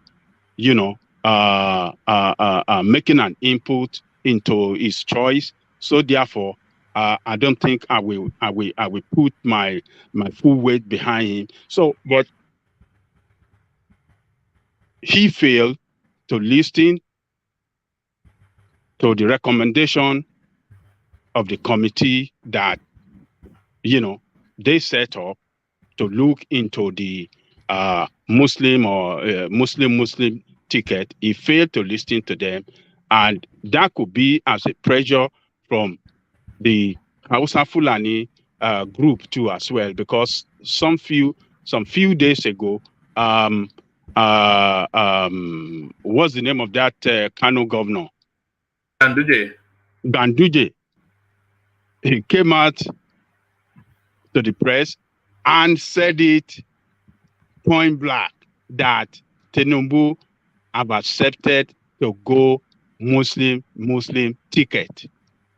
So, and Ganduje called all the mullahs, all the religious leaders in Kano, and gave them their guarantee. So that pressure from the Hausa Fulanis, who had the majority, voters that constitute the majority's votes from the north, might influence his decision. And to be fair to him, if we are politicians that are looking forward to winning election, we will listen to, we will surely listen to group that will give us that vote to win election. On the basis of fairness, if we are in his shoe, we want to win election, and the groups that can give you that victory are telling you, okay, this is what we want you to do for us, and we will give you our solid vote that will guarantee your victory, you will listen to them. But at the same time, where is the interest of the Christians? Are we going to continue to marginalize the Christian in the north forever? Is that the way? Do we have to continue like this? No, we cannot continue like this. The Christians on their own have a responsibility now, because politicians will play the game in such a way for them to win election. Tinubu has played the game in such a way that he can win election. We cannot blame him. It is left for the Christians to play their own game in such a way to send the message that their vote counts by not voting for him. So that in the future, when the election result comes out, they can see the huge vote they are expecting from the Christian going to another candidate that will send signal to them that, yes, their vote counts. That is the only thing that is left for the Christians. The Christian cannot do anything now. It is either you vote for him or not vote for him. But if the Christians really love themselves and they want to send a message to Tinubu's ticket and whoever that is coming in the future that our vote count, is not to vote for him. That is the best way to do. That is the only message. Look, when you act in such a way, when your vote show to politicians that yes, you are relevant, they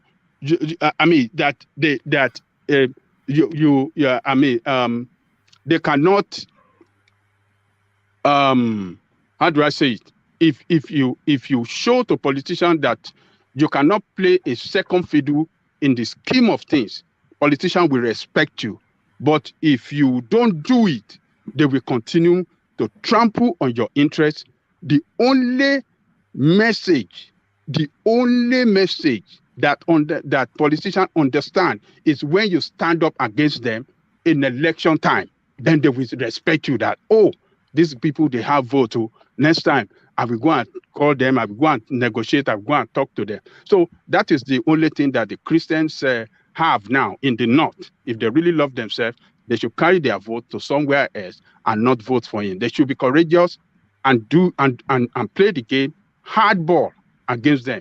That's the only thing. So Tinubu ticket is looking like what we have seen in 1993 when we had Abiola as the head of the ticket from Yoruba land, and Abiola picked Baba Gana Kingibe from the north, from Kanuri.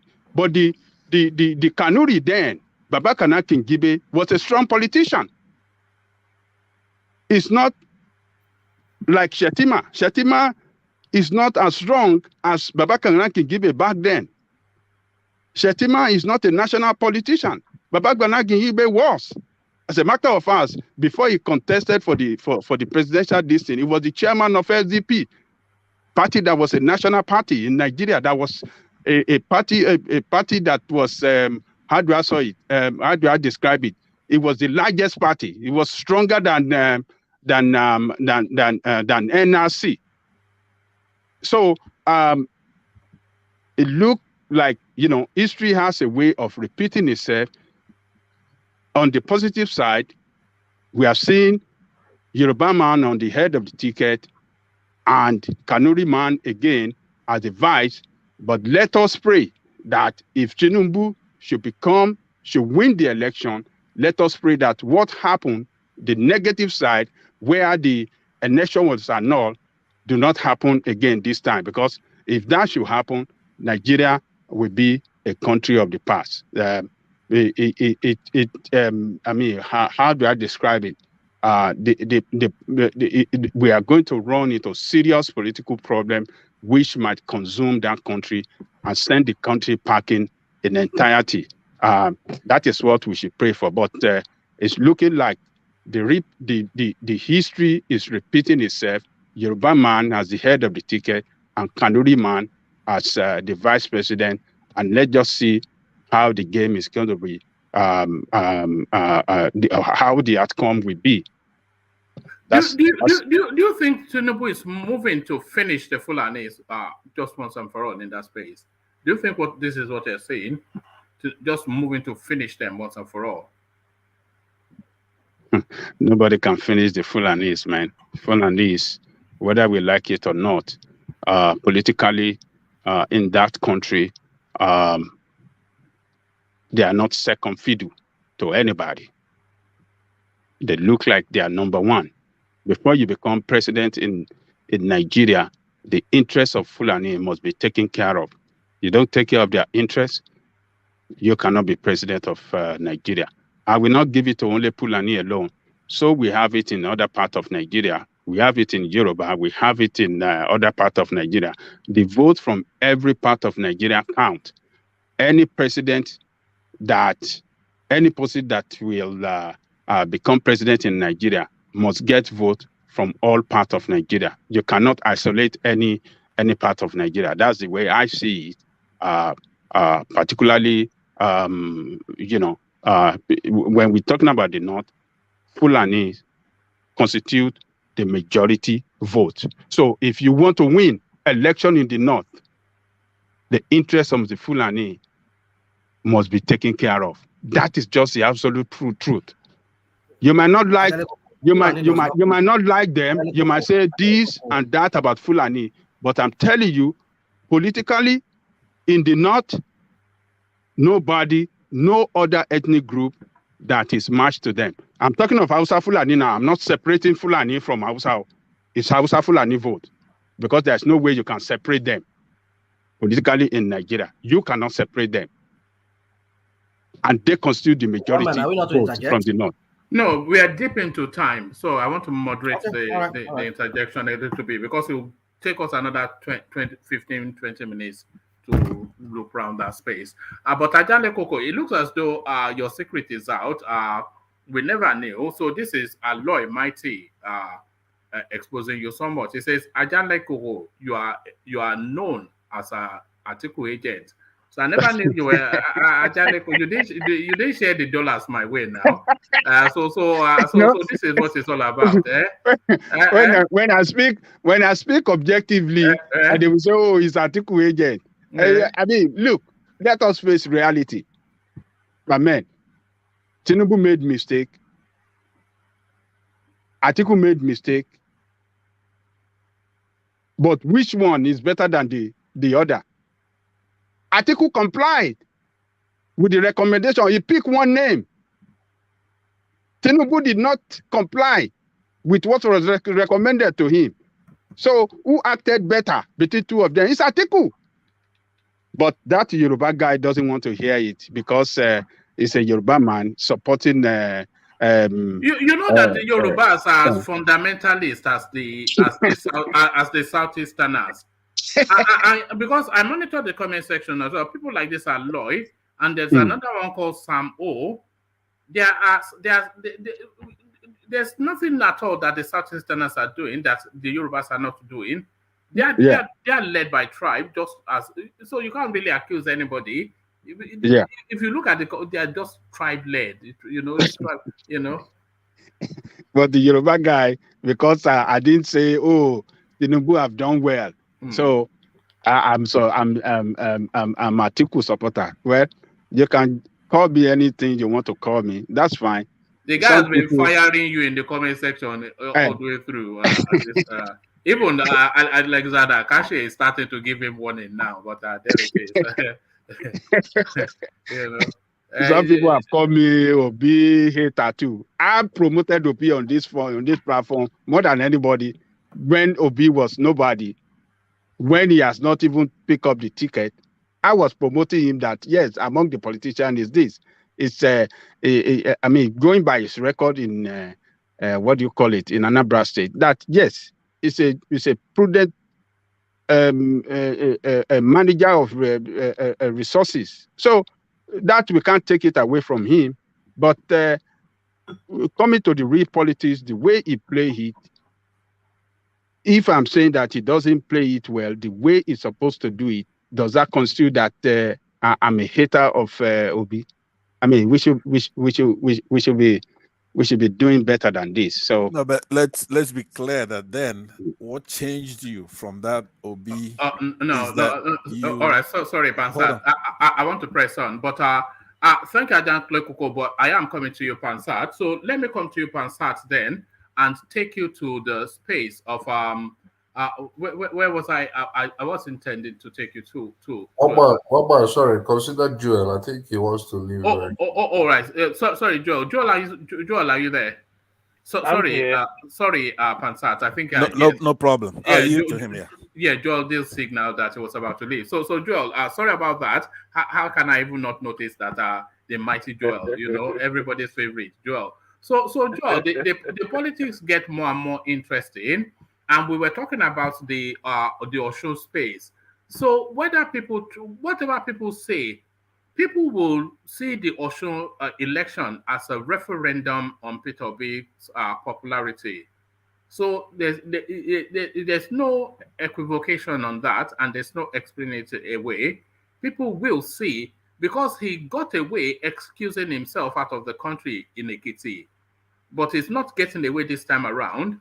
And he has indicated that it's going to be there. So the results in Osun State, people will see it as the real life election test of this much vaunted movement that they are telling us is going on. So what are your expectations then of that space, Joel? Good morning, afternoon, evening, wherever you are. Like, share, subscribe. I would like to say this. I find it funny. The issue, I don't know where to attack the issue from, but if I may, because of time, right, I might just want to say this is not a referendum on Peter Obi, his performance, because Peter Obi is not on the ballot. So let us just get that out of the way. I don't know why this, but it's a plus for him to go there and campaign. It doesn't matter if he wins or lose the election. I agree to an extent with Thomas. He has to go there. It doesn't matter. Go there, talk to the people. Let the people see you firsthand. When you're coming back the second time, they will listen to you more. They must have told other people, "Oh, I saw this guy. He's coming next time." Or so he's not the one on the ballot. But I can also understand why he should be on the ballot. However, he should be on the campaign. However, his performance, the performance of the LP candidate in Osun State will not determine whether Peter Obi will do good in the presidential election or not. However, would he help the candidate in person? Yes, if he has a good outing, if people turn out a match for him for Peter Obi's visit, yes, it might. Even for the fact that Peter Obi was on the ticket, people have started going in, resurrecting the Nigerian spirit. So I believe that he's going to do better, with or without with Obi, being at the helms of the LP tickets. Now that is that. So I don't want to delve much into that. It's not going to be. Joel, if Peter B is able to move the margins of the Labour Party candidate in Osho State by let's say an approximation of 15%, that will give some validity, some solidity to what people dismiss out of hand derisively as a Twitter movement. But if it doesn't shake the space more than a single digit movement, then people would say they are right to dismiss it as just a social media. They call it noise making, as you know. Yeah. Yeah, Peter B has only been there for 2 months, so we cannot really apportion many blames on him on the performance or the outcome of this coming election. And the reason is just simple. If you have been in a party for quite some time, you must have known some people, you must have made some inroads, you must have created connections. He's been there for only 2 months, so I can see the reason why he might be even having a food drag going to campaign. However, it's still a good place to start. Let him go there, let him go talk to the people. It is part of the process. So at the end of the day, whatever thing he makes, whatever thing, if he gets it up to 20%, good. Whatever thing he adds to the RP guy candidacy, I'm all for it. I think it would be nice. But I wouldn't want the guy to do so badly, But if he does good, come up maybe like second or even third, but have a good show on it, then I'll still be proud. All right, let me move into a totally different space, Joel. So, what are you making of the backlash or lack thereof to the Tinubu Muslim ticket? So, you were the expectation. I say you, really me. I was expecting a more vociferous, more frontal, more blood thunder sort of response to this 24 hours later. So it just meandered into like the petering down of just Tinubu is even more emboldened now, describing Shettima as a religious tolerant and anti-bigotry sort of. So what are you making of just the somewhat tepid response to that Muslim ticket? Does it surprise you somewhat? It is a calamity upon Tinubu himself. What are we talking about? He chose a Kanuri. Okay, if he chose an Hausa Fulani or someone from the Northwest, I would say, okay. But you chose a minority. In fact, there are more Christians in the North than the Kanuris. Who is he trying to deceive? Look at what is going on in the country. Look at the video Adele Koko played to you. That is what feudalism in our security system has done to us, the oligarchs. A government of few people. Look, sometimes I want to cut some slack for Buhari. I know probably he was trying to make a point like, you know what, it doesn't matter where the person comes from as long as the person does the job. They disappointed him. Are we going to continue in that direction? How can you say that in the whole of the North that you could not find one Christian? You have the Secretary of State of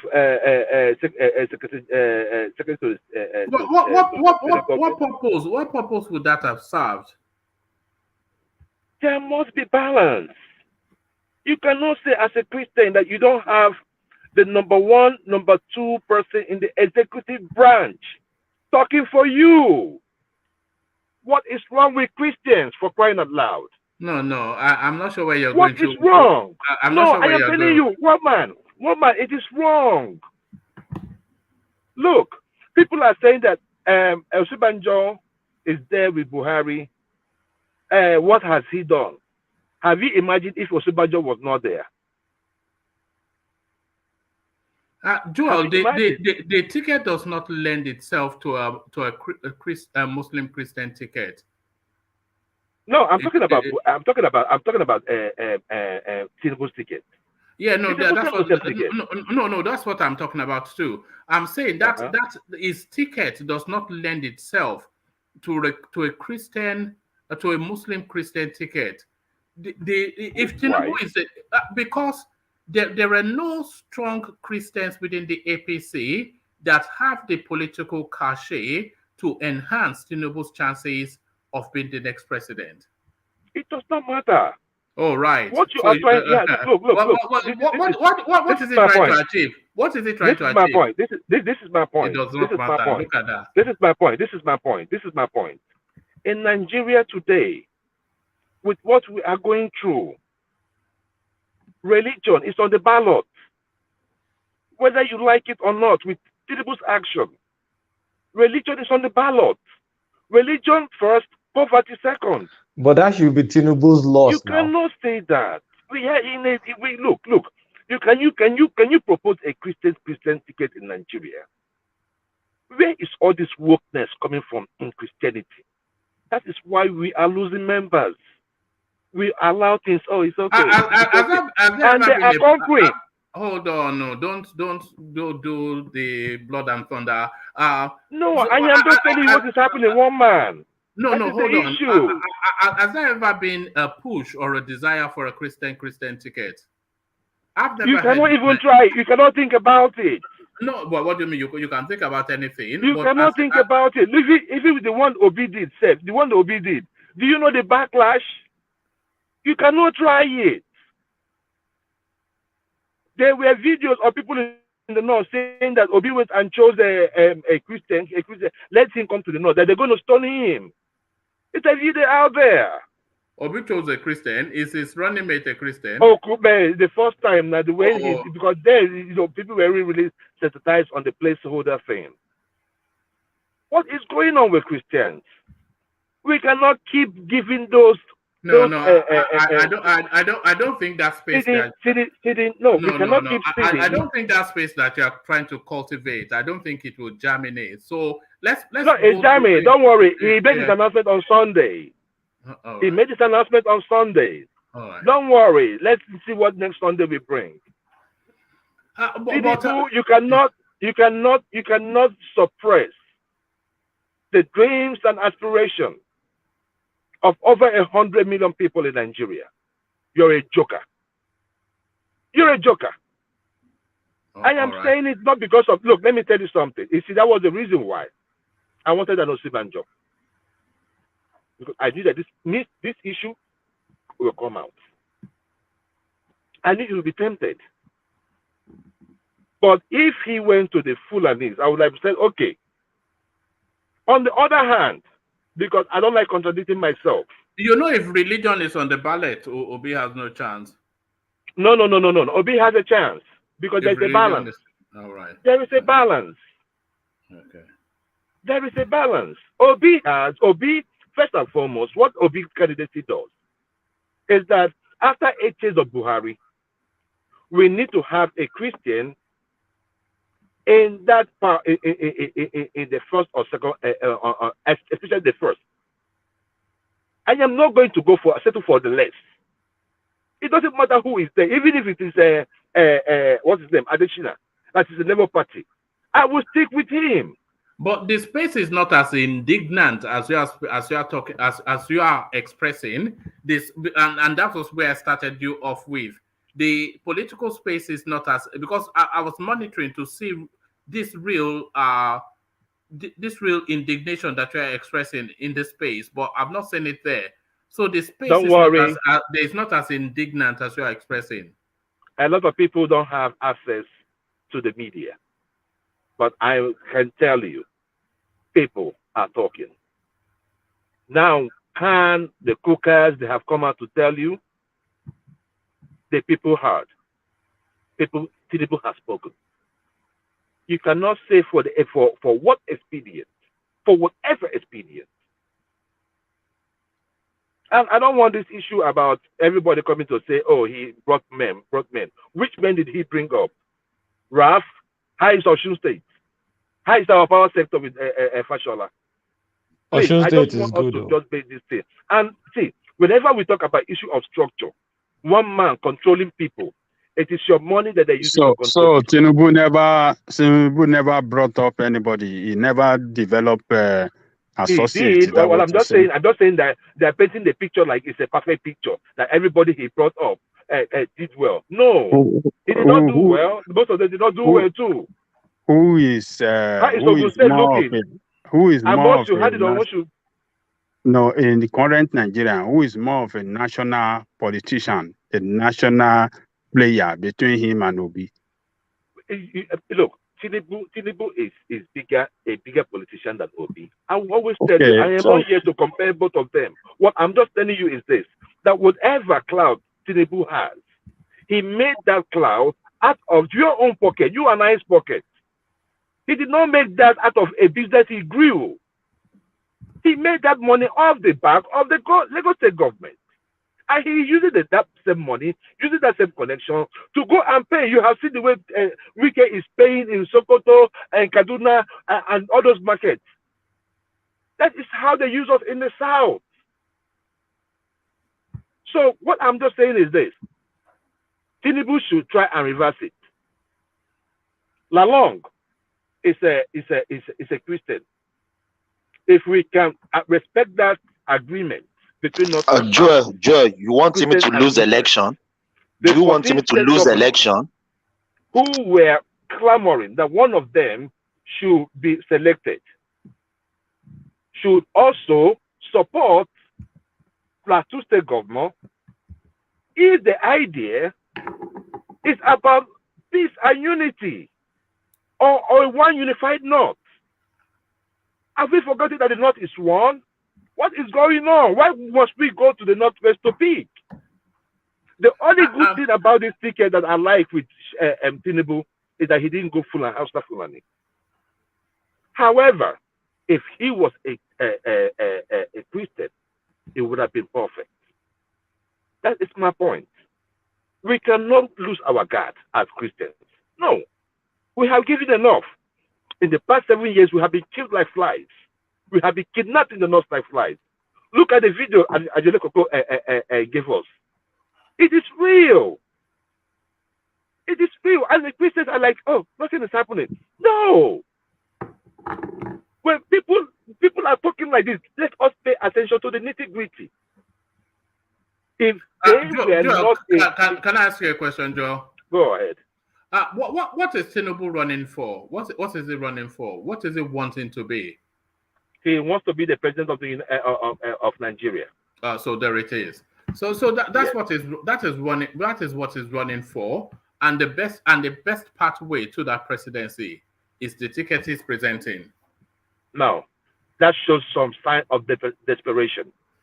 And whenever you have a leader that's so desperate to get to a place, Joel, brother, I said something yesterday. Can I say something? And how you have done in the past, but by making inroad into our sensibilities, trying to demean a particular group by our actions, trying to tell people that, oh, you know what, you do not matter. The Christian in the north do matter. Those in Benue, Plateau, Taraba that have been killed like flies, their lives do matter. Their candidacy would have been a nice compliment to that of Tinubu, but Tinubu has made the biggest mistake as a politician. He made a very big mistake as a Nigerian, and he will live to regret this political decision that he made today. Oh, all right. Joel, I want to read two things. One is the super chat by Sonny Utar. The other one is a comment by Jafar that caught my eye, which speaks to what you are speaking to. But the super chat from Sonny Utar, it says, God is love and Christianity. God is love and Christianity, there is no love.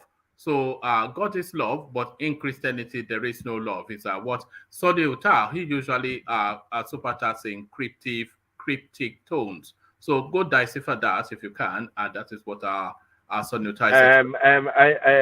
No problem. No, that wasn't that one wasn't at you. That one was just to space. But this one is at you. This is Jafar. It says Northern Christians will not vote APC even if Tinubu selected Bishop Kukah as running mate. This is a period of politics and not uniting the country. That will be done after the elections. So the second half, subjective, but the first half is really what struck me. And this really, I see where he is, and I sort of follow that direction too. If APC presented a Christian ticket, a Muslim ticket, an atheist, and a Luciferian ticket, the Northern Christians would not vote for them, because of what they have suffered under Buhari. So I'm not sure. I think he's made the best permutation. Essentially, is what Jafar is saying. I wouldn't say. I would. See, I am so wary of people coming out to make a statement on behalf of a particular group, because we have had this issue about one North. Now, even with this message, you will see that the North is even divided. My point is this: if he had chosen one of them, it will give some of them some sense of inclusion, right? Then the people, the northern governor that said they were going to support him, they will go ahead and support him. Because if it were them, we won't put them through all this unnecessary round of you must support here or you must speak from here. No. We cannot have a Muslim ticket in Nigeria as things stands today. It is a mishap of a decision by Tinubu. And please, the Christians in Nigeria, they do matter. Our lives do matter. We just finished from our war the other day. Black lives matter too, Abi. Black lives matter too. You understand what I'm saying? Please. Yeah. The Christian life do matter. So Christian life matter. Told us that we are nothing. That's what he's trying to make us understand. By that selection of Shettima, a Muslim in Nigeria, that even when you look at it properly, Christians are even more than the Muslims in Nigeria. If you look at it properly, without all this border opening that they're doing in the north, it's a country about real Nigerians. You sure Christians are more than Muslim in Nigeria? Look, Nigeria is the only place that people in the desert are more than people in the tropics. Nigeria is the only place. Look, let me tell you, there was one thing that happened during the I think 2007, 2006, 2007, when we had our census. And that is why when people come out and want to align everybody with IPOB and MASOB, I feel so saddened. Because I'm one of those that believe that, look, if Nigeria is not working and you want to do something about it, there's no problem. But we must always have a two-pronged approach. We must have our state still in Nigeria because we still pay taxes in Nigeria. Why you still pursue your Biafra? or whatever thing you're pursuing. But you cannot just say there won't be anything happening in Biafra, in Igbo land, because that we are pursuing Biafra. Who are you deceiving? During 2006 census, Ralph Wadurike led a lot of people to say there won't be census in Southeast. A lot of people weren't counted. They weren't counted. So these are the issues. So you see, even in the responses, people are talking about, yeah, I see some of them. And this same thing, I saw it in 2015 by the Yorubas too. Then we realize that we have extremists in the three political groups in Nigeria. The better we realize, the sooner we realize that the better for everyone. We have extremists in the Yoruba land, we have extremists in the Igbo land, and we have extremists among the Hausa Fulanis. And it is killing us. It is killing us. Thank you very much.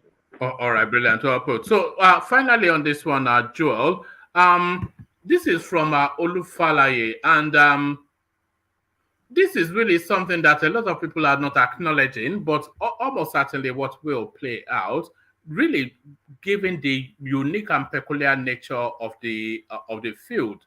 Nigerians may vote on ethnic lines. So Olufalaye speaking, he is somewhat retired from politics, so he speaks often as he doesn't actually speak much, but when he does speak, he speaks often as an elder statesman. He knows the Nigerian political landscape more than most people, if not everyone, but certainly most people. And he's just also alerting to the space that Nigerians may vote on ethnic lines. So this is Olufalaye making that headline.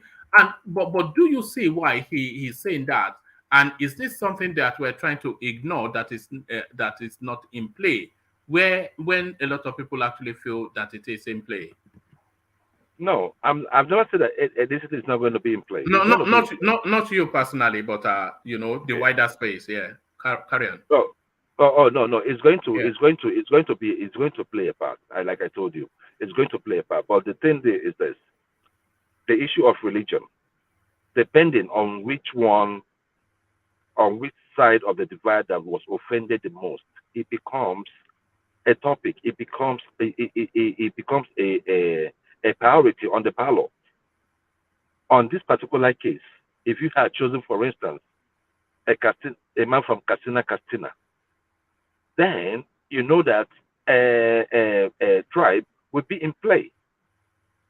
But in this particular situation, the issue here is religion. And that is for Tinubu. No, but leaving Tinubu aside, to the wider politics of 2023, which a lot of people are giving the acronym of a Wazobia election. So this is how people are terming it now. What Olufalaye is inviting that people should consider that ethnicity will play a key, if not a paramount role in that election. Is this something that people are trying to shy away from, the Wazobia element of the election? And people are trying to shy away from it, saying, "Oh, that is the reason why you keep seeing every of the candidates saying I'm a unifier, I'm a Nigerian," because the three major tribes are on the ballot, and you cannot just say, you know what, I am going to ignore the order. The tribe has been there. The tribe issue has been there. But what Tinubu now did was he now made religion more important than even tribe in this particular election. Because if it were by tribe, people would have said, some people in the South would have been like, you know what, okay, we might. But now he made it about religion. He just cut off everybody. Most people in the South, from next Sunday, trust me, you start hearing stuff. You start hearing. Pastor will start talking. The extremists amongst us will start picking up. It is going to happen.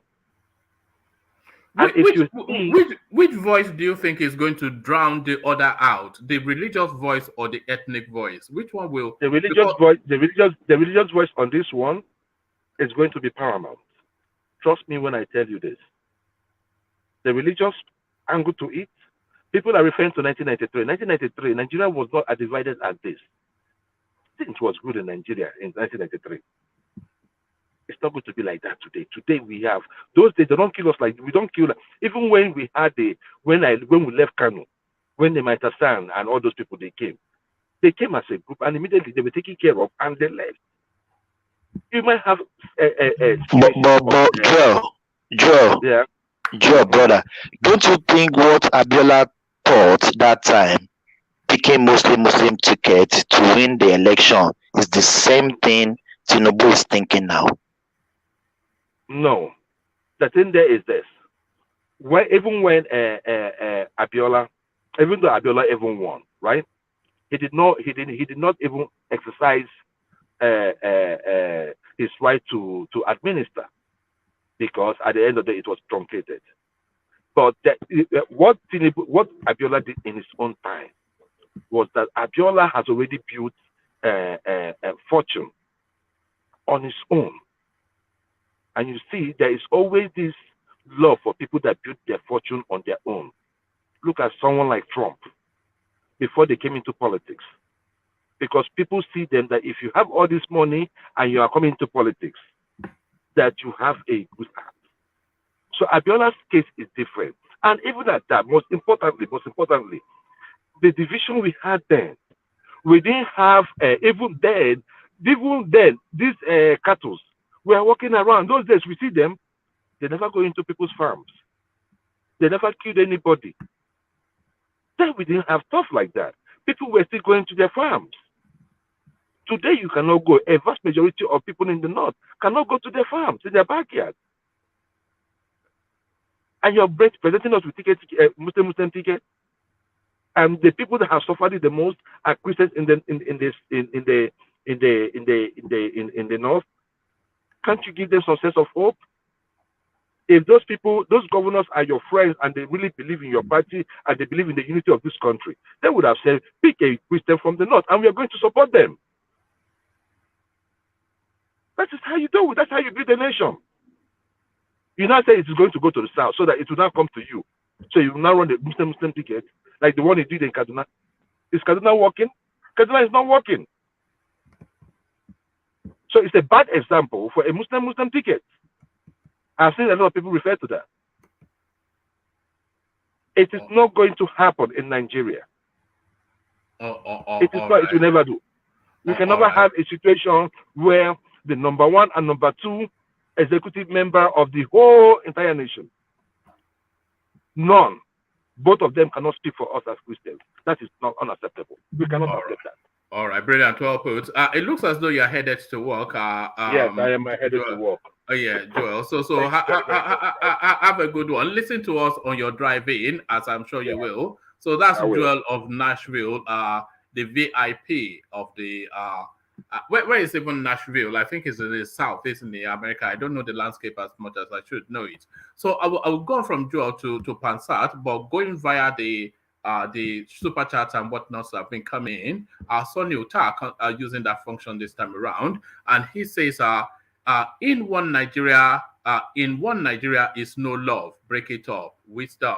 So in one Nigeria is no love, break it up, wisdom. If you just look behind the wordings of Sonny Uta, what he's actually hinting at is just the fertility of the whole Nigerian experience, and the diversity which is meant to be strength has been now the albatross around his neck, and it's been wearing it for so long that it's either going to choke it or it removes it completely. So in Nigeria, in one Nigeria is no love, break it up, wisdom. So he always ends up with break it up.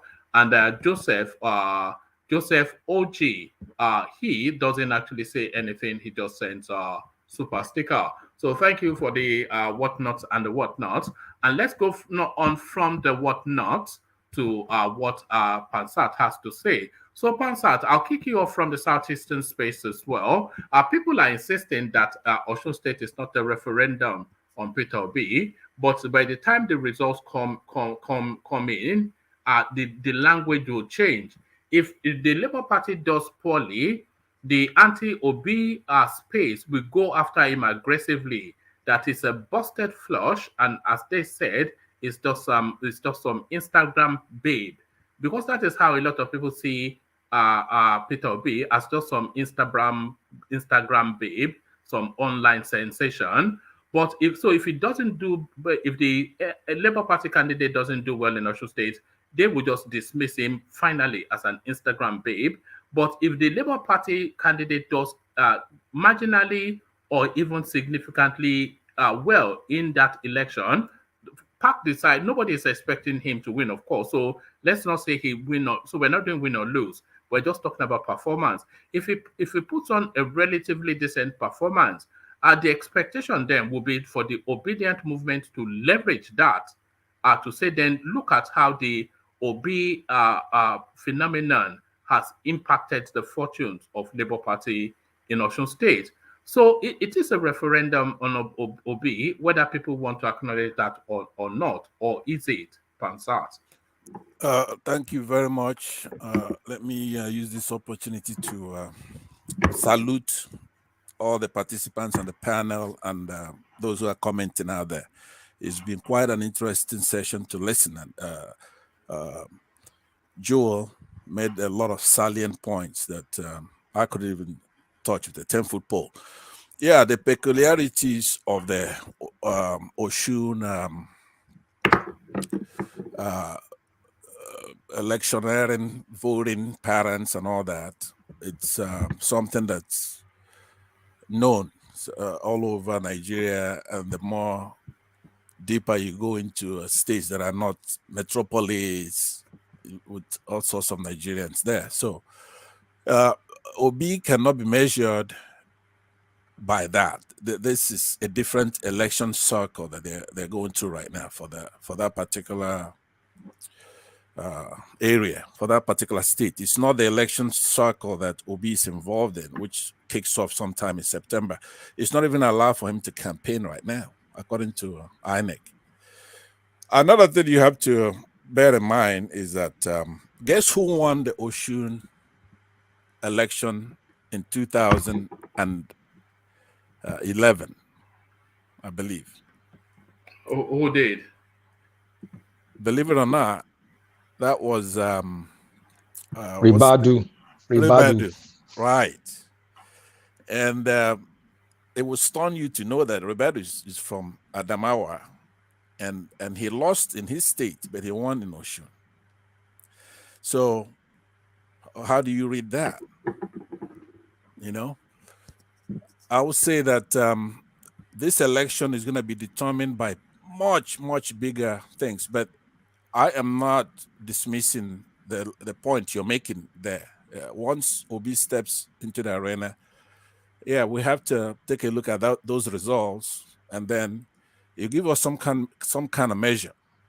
It will show he should move the needle one way or the other, but I don't know about winning it or something like that. Yes. Can I make a 5-second point? Labour Party, the candidate, look at the candidates in Labour Party in Osun. His name is Lasun. Actually, is one of the most popular politicians in the state. So he's going to do well. He's going to do better than Ekiti for sure. But people are going to make the mistake and attribute is doing well to Obi. But that will be a mistake because Lasun has been popular since the early 2000s. He's held APC ticket. He's held PDP ticket. I think he just got pushed out of the governorship power play. So he's highly popular and is not to be attributed to Obi. Well, you are a very, very good politician, and I've seen your performance on this platform. So it's a smart thing that you're doing by dampening down the expectations, and then by promoting this candidate you just mentioned that he's going to do very well. So that's clean politics. I like that. So go ahead, one man. I've responded to that particular question. All right, let me take you to a different space then. Pretty much the same topics that everyone gets to have a go on. The response to the Muslim ticket which somewhat disappointed. There has been a response. There has been response, but it's not as throaty as the expectations were, especially the build-ups with everybody and anybody that had a voice, warning and alarming to the space that don't you dare. So don't you dare, but he has dared, but the consequences, we're still awaiting it. So what are you then making 24 hours later, the tepid response to a Muslim ticket? It's a very good question, and I'm going to answer this one in a very, very good way for the audience. I'm not going to be saying anything that anybody on this platform itself doesn't know, but my audience now will be the larger internet or whoever is listening to this thing. There are 5 stages of trauma. What's just happened there is a traumatic thing to a lot of people in Nigeria, So the first stage is denial, okay? So you won't hear too much noise when this is going on. When something happens that's unexpected, even if you lose somebody died, there's this element of denial comes in. And then you have anger after that. Okay, it's a natural reaction to unexpected grief or pain. And after anger, then there's bargaining, where in that situation, the emotions, even if you lost a child, you want to bargain with God to give back to his mother that they have lost. So in this particular third stage, the trauma that the nation is feeling right now from what's going on here sets in depression. We're familiar with that. It's like a deep sadness, followed by behavioral changes and suicidal thoughts for some people. You have to understand that those Christians in the North, this is just more than academic for them. They've been neighbors, they've intermarried, they've done all kinds of things. But this is the very first time that they're being rejected just based on their religion. They're not worthy of consideration. Now, after this depression, then comes the acceptance. Okay? So it might also be that some of these things don't go linear. It might be depression that you're describing that you see in Nigeria right now from what happened, but make no mistake about it, this is a big deal. So as time go on, through the anger phase, who knows when that's going to come? It might come during the election. They may go to express that by voting them out. So each one of us, we have different pace to reach the final stage of trauma. Okay, so Pansat, you've taken us through the 5 stages of grief, but what about the resignation to the reality of pragmatism? How about that? The resignation to the reality of pragmatism, because everybody in politics knew that the pragmatic choice for Tinubu was a Muslim, and where that Muslim will come from was really what was in discussion. It was never really in discussion that we will pick a Christian, because there was no Christian available really of any weight in APC. So it was really where that voting bloc in the Muslim North that it was going to target was where the discussion was. So very nice, the 5 stages of grief, but what about the reality of pragmatism? Yes, you made that point yesterday, and actually you're even more eloquent today. Okay. And that's why we like this platform. The host is quite fluent and in oratory and all that. You capture that, but everything is not about Tinubu, like he thinks. That's in Lagos or something like that. This is Nigeria we're talking about. We're in trouble. It's not him. If you have a difficult choice to make, sometimes you make sacrifice. This is emblematic of a larger, inarguable point that our political process is slanted toward plutocracy. And this is him right now. How do you do this? To me, it looks like he's just a contrarian. Whatever the people want, he goes opposite, trying to do high fives with his pals in a closed room. All right? It's Well, this time I believe that he has miscalculated. Yes, there's some kind of calm, and that's tepid response. Because how do you deal with this?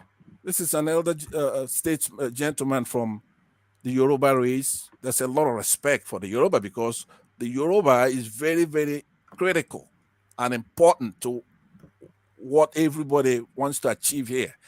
We don't want to go insulting Tinubu, who they look up to.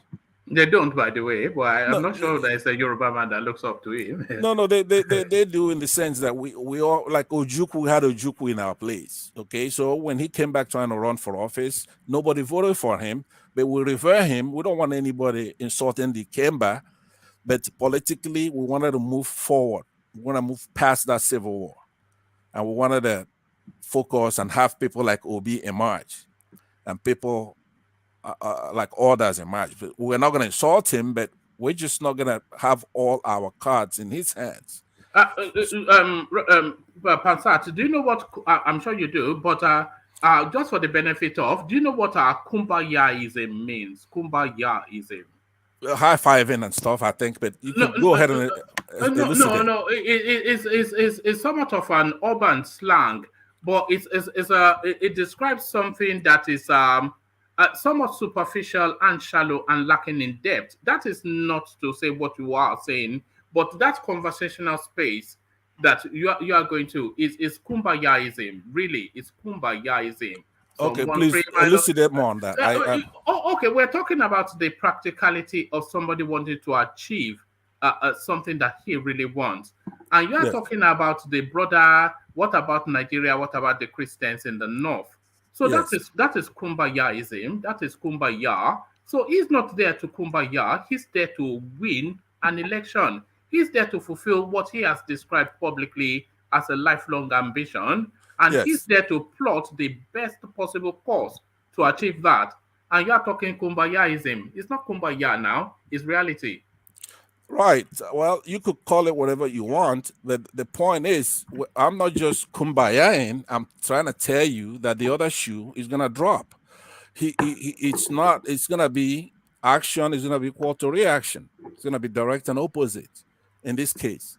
This is not a small thing because it sets precedents. It changes the country. It could possibly lead to war. There are all kinds of Christians. Okay, you have the southern Christians, yes, but you also have the northern Christians, our brothers and sisters in the north. But you can't do that to them. Not with impunity. Now that's what if I kumbaya, I'm also telling you that there will be a response. I've basically described some stages that maybe the country as a whole is going through. Don't take that to mean that there's nothing coming. Yeah, something is coming.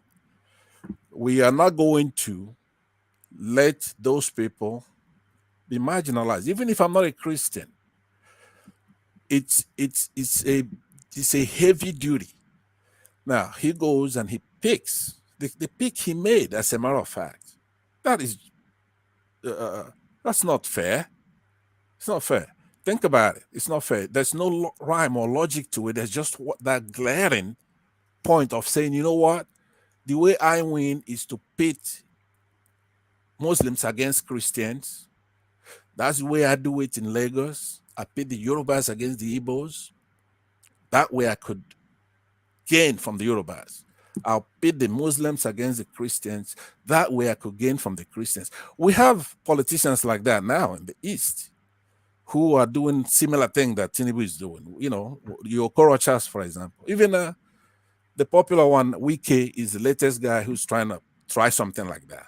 What about Peter Obi, Anglican versus Catholic versus Anglican? No, we don't have anything like that. Trust me, in the country, we don't have it. There are a lot of denominations. In Anambra State, there's Catholic don't. versus Anglican. No, we don't. There have is. like There is. There could be one time thing, one family against. It's not one time. I can send links right now. No, it's no, not no. One time. Please don't. I'm trying to tell you there are things that we don't have.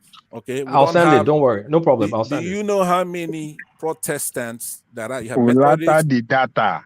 You have Methodists. You have all don't kinds dare of, to don't dare Kulata. No, He no, will have you. He will have you. no, I have a lot of respect for Kulata. By the way, yes. He is quite an asset. It's a sharp brain. Yeah. Sharp brain. Yeah. Speaks very well, and his logic. Now, I try to wonder what he will be if he's on the right side. He's on the wrong side, making difficult arguments, and he makes them look so good. So a guy like that, on the right issue, on the right candidate, is unassailable. There's no way anybody could touch it. So he's trying to sell something that is just not palatable, and yet he's better than I am in selling somebody who's very good. So I give him that credit, but it's something that's a balance. You go too far by being too clever by half, and then you start looking bad. Do you understand what I'm saying? You can't go try on this platform right now trying to make an argument that is a menace of Protestants fighting Catholics. This is not England. We're in Nigeria.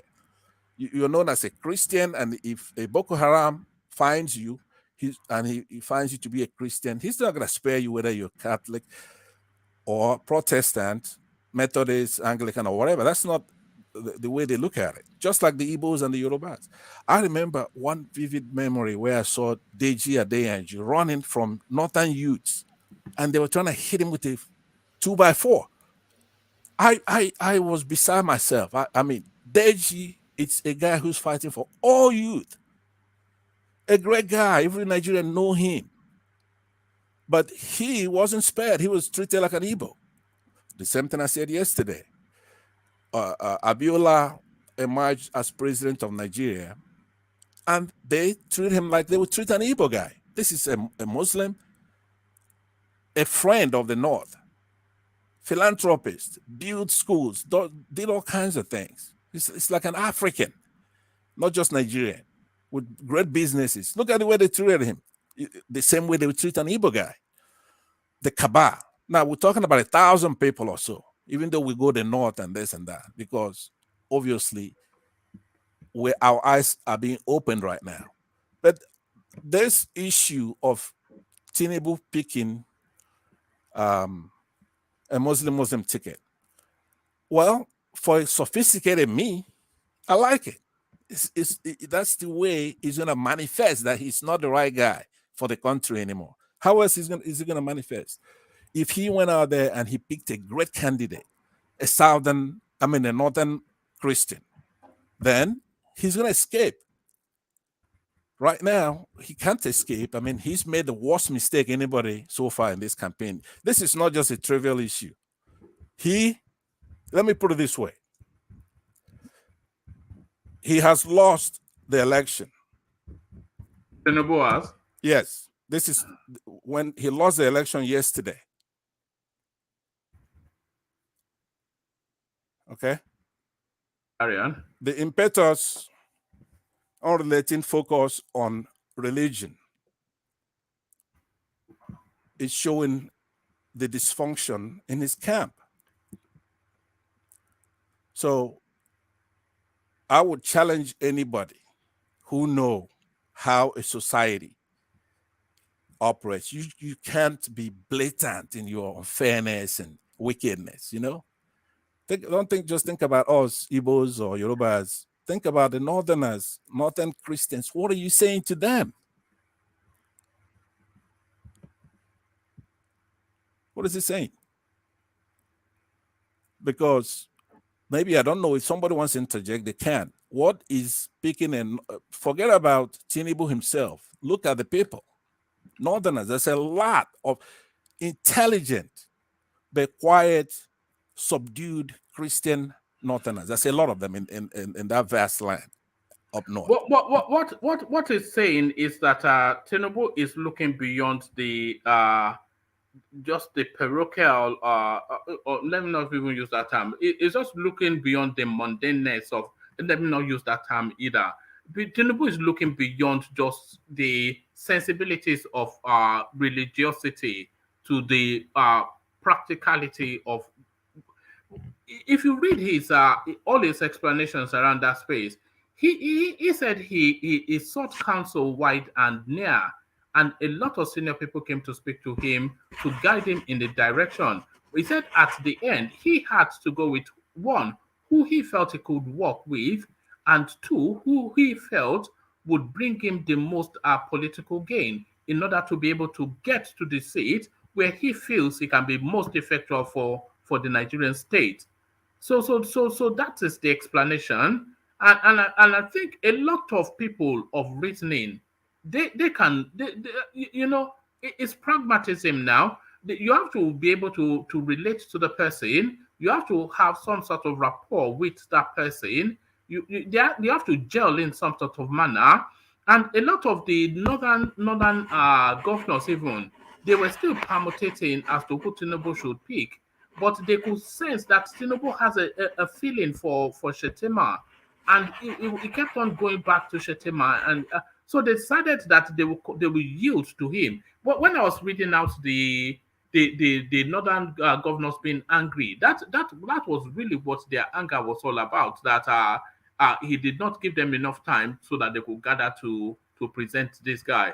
So he went with what was the best fit for him, giving consideration to all of the counsels that he has had, but going with his instincts. And what would you rather, a leader go with his instincts or be guided in a direction that he's not confident that may or may not be the right one? Well, that is true, and that is a very good observation if you're trying to make a case that's most favorable to him. But this particular, the message he's sending poses a conundrum. You know, while he's arousing deep passion for the Muslims and loyalty, but is he broadening his appeal to key constituencies in the country? I don't think so. So passion, it's very important in any polity, true. And his calculations, like you said, as a rational actor, just like states, he's going to calculate. But the calculation is that you have to make your gains in relative terms, relative gain, not absolute. Do you understand? So that's how you know a rational actor. These gains that he's trying to make, just absolute gains. That is not the function of a rational actor like a state or a statesman. It has to be a relative gain, not absolute gain. So I invite you again to look at the state of our country today. Okay, you have churches. Those 5 motions that we have to go through, they haven't set in, but they're gonna set in. He cannot win this. He cannot win the fight that's coming to him. Okay, first of all, he's standing on very skimpy legs, because in the glare of everybody, we saw the way Buhari treated him during that primary, because his biggest trump card is Buhari. What does Buhari want? So we saw them trying to undermine him and fuck him in that primary by trying to bring Ahmed Lawal. But the governors rescued him. Okay, you could see Buhari's face, even though it's like a stranger. I don't know if you read that novel by a French guy that's called The Stranger, Camus. No, is it a good read? Should I go get it? Yes, you should go get it. It's a very interesting book. It's deep, but the main character in that novel, Masu, it's like Buhari. It's called The Stranger. It's a very small novel. Now, but it's very acclaimed. I mean, colleges, if you teach, you have to recommend it, especially in the political and the literature and all that. But Buhari is like the stranger. So, but you could read his face on the day of that primary. He didn't want this man who helped him so much. And now, strangely enough, I was rooting for what is his name, Jagaban, because I don't like unfairness. The Jagaban helped him become president because he had tried 3 or 4 times prior and he couldn't do it. This man plotted a strategy that worked and he emerged president. So to turn around and try to stick his middle finger at him wasn't fair. That's like the way he would treat any Igbo man, any Yoruba man, anybody else. So he wasn't going to go bring Ahmed Lawal to come and take it over. And Tinubu rejected it, fought hard, and overcame that. But do you think they're done? No, they're not done. Obviously, there are 2 camps, one led by the governor of Kaduna, El Rufai, and then one led by the chairman of the APC, who don't want Tinubu to emerge. So what they do is going to determine his fate. But today is the day he lost that election. I mean, yesterday he lost that election.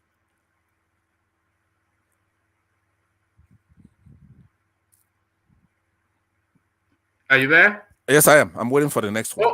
No. Okay, brilliant. Well done, Pansat. So you are getting it that a more condensed, So just as Pansat is doing it, is exactly how it should be done. Just condense it and be succinct. So be succinct with this as well. Nigerians may vote on ethnic lines. Olufalaye now, who's somewhat semi-retired from politics, even probably fully retired from politics, he just acts as an elder statesman these days and is alerting to that space that ethnicity almost certainly will play a role in the upcoming. But a lot of people try to shy away from this because either that it doesn't rhyme with their politics or it doesn't rhyme with the worldview of how they want the country to evolve. But it is an ethnically diverse country. Nigeria is a composition of ethnic nations. And that, of course, they call it a Wazobia election.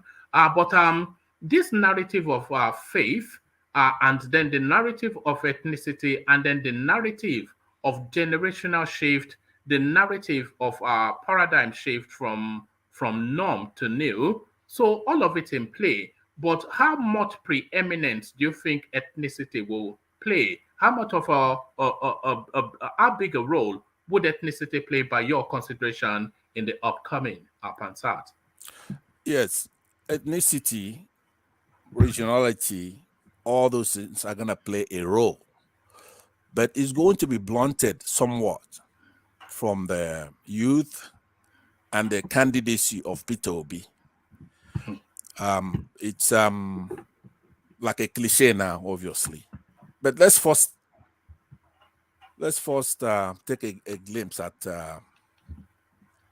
his accomplishment so far. Let's take a stock of what Obi has accomplished so far. For openers, he has transformed the political dialogue within the country, pushing his agenda to the forefront of our larger discussion, just like we're doing here now. Now, the impetus was his unrelenting focus on 2 broad areas of national dysfunction: sharing money, which comes with the corrosive corruption of both the campaign and running the country. And of course, going from consumption to production. Now, on the earlier point, on that corrosive nature of corruption in the country, and to the degree which politics abets rather than ameliorate the economic inequality and dislocation, killing our collective sense of opportunity and hope, especially for the youth in the country. So he has accomplished that. That is what we're going to be talking about. You heard Thomas. Did you hear?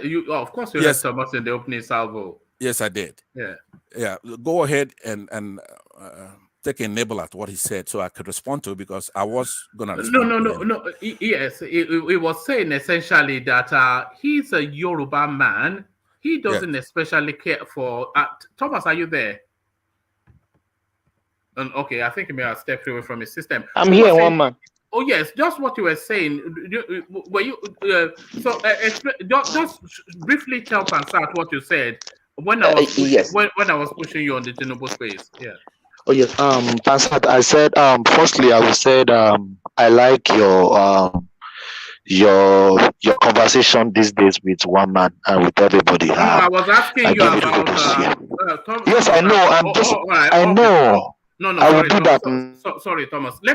I was essentially saying that he was essentially saying that he's a Yoruba man, and even though Tinubu might not especially be his taste, that he will vote for Tinubu despite that's the fact that he recoils from him just for reasons of tribe.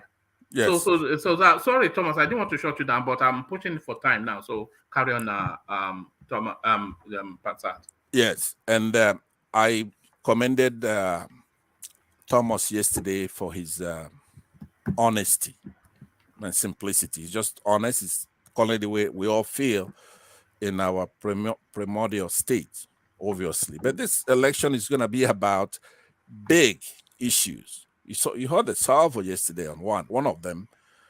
It's this Muslim ticket. It's going to be resolved in this election. That's a big deal. Now, many, even on this forum and other forums that we visit, have decried the barely veiled bribery by which buys not just access but outcomes in the country. That's a big deal to tackle. It's not about the way we are clannish. You know, the funny thing is that even if you take a segment of Nigeria, let's say Igbo land, even Igbo land is too big. If you take any state in Nigeria, there are divisions within that are almost as big as the tribal ones. If you go to a village, there's clannishness. Who's going to be the local chairman? He's going to go to the northern part of this constituency this time, even in the senatorial and all that. So those are small things. Now remember, Nigeria, we're great people. We have lawyers, doctors. We have all kinds of people, experts in the world stage and back home. So the pedantic discussions and the little talk, we're only doing that right now because the election hasn't started. There are people who own this country, our people. We have Nigerians from north to the south. My eyes were opened up by Obi's pick as vice president. Trust me, I never knew there was somebody like that. That is a courageous guy. That is a very smart individual. That guy is, aside from a few remarks here and there that he made that are totally unacceptable, that he should apologize for. He would have been perfect. He doesn't fear anybody. He's scientific. He does research. And then he has solutions. And there's none of them that he would tell you and you start arguing around because they're sound. And he's well-spoken. He's not messing around. I saw him with some of our best journalists, and they were doing their give and take, and you could tell that guy is an awesome guy. Now, should he jump from where he's now to the presidency? No, but he should be tested as a vice president, and I don't think he's going to disappoint us. The nonsense he was talking on the floor of our National Assembly about taking their religious tenets into the polity of Nigeria, a secular state, it's obviously nonsense. But aside from that, that is the Nigerian that I'm very, very proud of.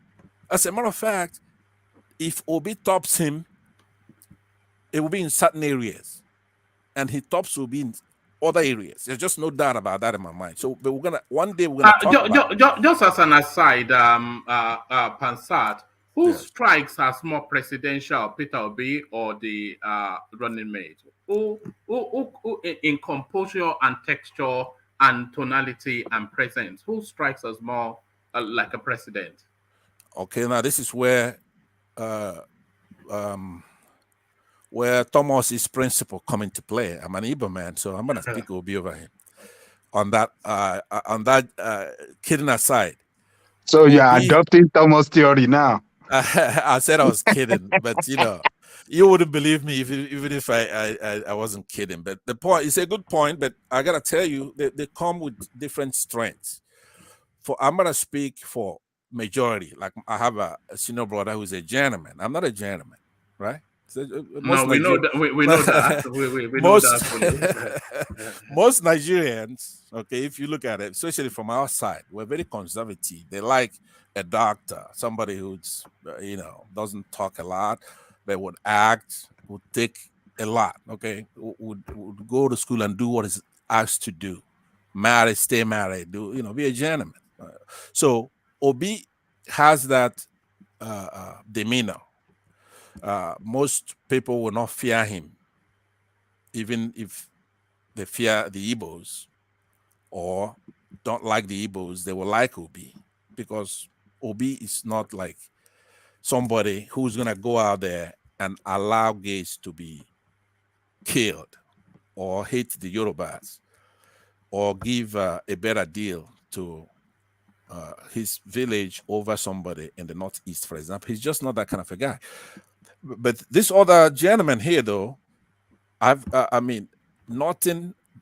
I said who strikes as more presidential? I would say on balance. On balance, Obi. Yeah. Obi takes okay. that one. No, so you can say that. Yeah. But you saying that, then of course you yield that space to Thomas, because that is what Thomas also said. Yeah, I think so. My background would be better, but it wouldn't be uncommon for somebody from the north to make the same choice. Somebody from Yoruba can also say that, as well as the opposite, obviously. But they're very good and both complementary.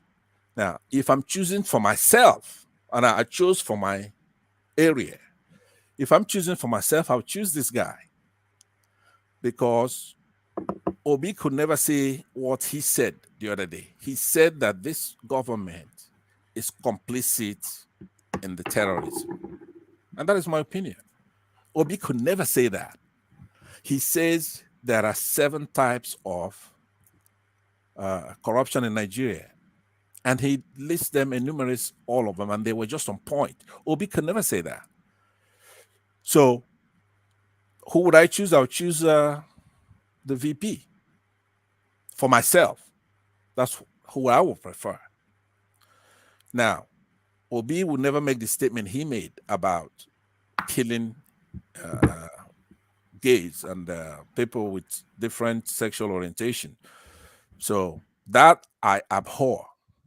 That the religion that when brought into our polity just doesn't work. It doesn't make any sense. Not only our society, not almost every other society. It's very difficult for us to have to find a way to do it. So I was elucidating Obi's accomplishments. I think for the opening one, I said that he had transformed the political dialogue within the country, pushing his agenda to the forefront. Now, there's also no doubt that he's the only one that conducted a primary in the country. We've already been through the primary stage. He did it single-handedly by going to every state. I guess aside from Adamawa, as a sign of respect for Atiku, he went there and did the primary, had the discussion with them, told everybody what his agenda is. Nobody else has done that. Nobody else. So he conducted a primary. All right. Yes. Sorry, I think we may well have lost track of where we were, but we were speaking about Olufalaye's assertion that ethnicity might play a part in the upcoming election. So just round off your thoughts on that space. I concur. It will compete with larger, big issues, but it will be there. So, Olufalaye, who am I to disagree with him? This is a gentleman who's one of our, you could call him our founding fathers, even though he's been disrespected by Herdsmen. Yeah, remember when they went to kidnap him? Yes. Mm-hmm. Yeah, so he's one of those men in the country that have dignity and honor. Even when he was remember when they rolled cattle onto Wole Soyinka's property? Yes, I do. My goodness. They do it as a provocation, and they know exactly what they're doing. Some of those cattle might as well belong to Atiku Abubakar. And I have to tell you, in every problem we have in the country, he's making money out of it, including power. Okay, so I will concur and, of course, yield with respect, utmost respect for Olufale. Whatever he said, that's exactly what it is. We are going to try to dampen it down, though, by making it a big issue campaign. After all, somebody could be beholden to his tribe, but also do the right thing. They're not mutually exclusive. You could be beholden to your tribe and also look at the state of the country right now and determine who do we need to solve these problems. That's all. Right. Yes. All right, brilliant. Well put. So brilliant, well put. So Pansat, now it's almost as though you've reinvented yourself, because when you were agreeable the last time you came, I was expecting you to be disagreeable now, which was the sequence we know. But twice in a row. Well done, Pansat. But Pansat, yes, no, it's fine. Feel free, but it's just, you know how we flow already, so I don't even have to introduce it to you anymore. But exactly. Pansat, I'll go on to Kulata now, but okay. But I want to play you a 1-minute clip before I go on to Kulanta. I don't expect you to understand it because it's in Yoruba language, but I think I'll probably explain it a little just after I play it. But this is the harbinger of what's to come. So this is the forerunner of what's to come. This is the harbinger of what is to come. So expect more of this.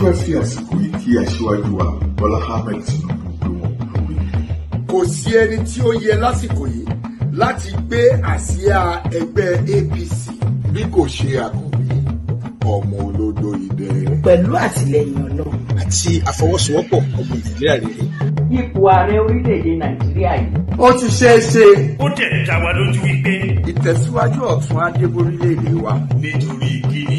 Aṣáájú kájẹ, akíkanjú ni, ọ̀mọ̀wé ni. Pẹ̀lú ìrírí tó péye. Ìmọ̀ àti òye. Láti darí àwa ọmọ Nàìjíríà dé ilẹ̀ ìlérí. Araba ní bàbá. Ẹni abálábà ní bàbá. Aṣíwájú Bọ́lá Ahmed Tinubu ni. Òun gangan ni. Òun ló kàn. Nítorí wípé òun ló tó gbangba sùn lọ́yẹ̀. Aṣíwájú Bọ́lá Ahmed Tinubu. Àkànbí. Ọmọ olódò dẹ. Jìjàgàbá.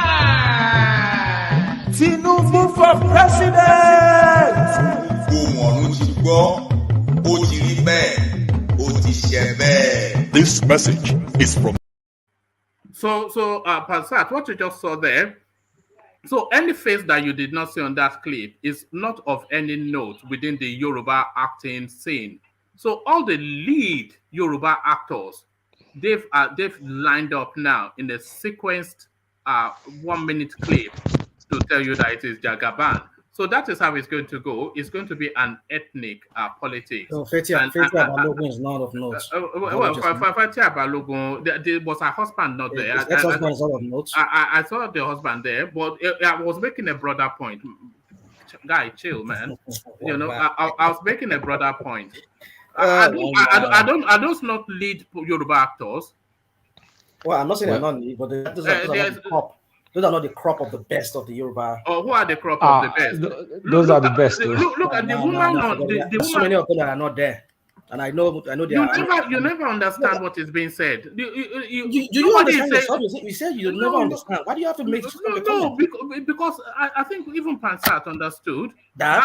I didn't mean that the total list of every leading. Those are the front run. The woman on King of Voice, she was there.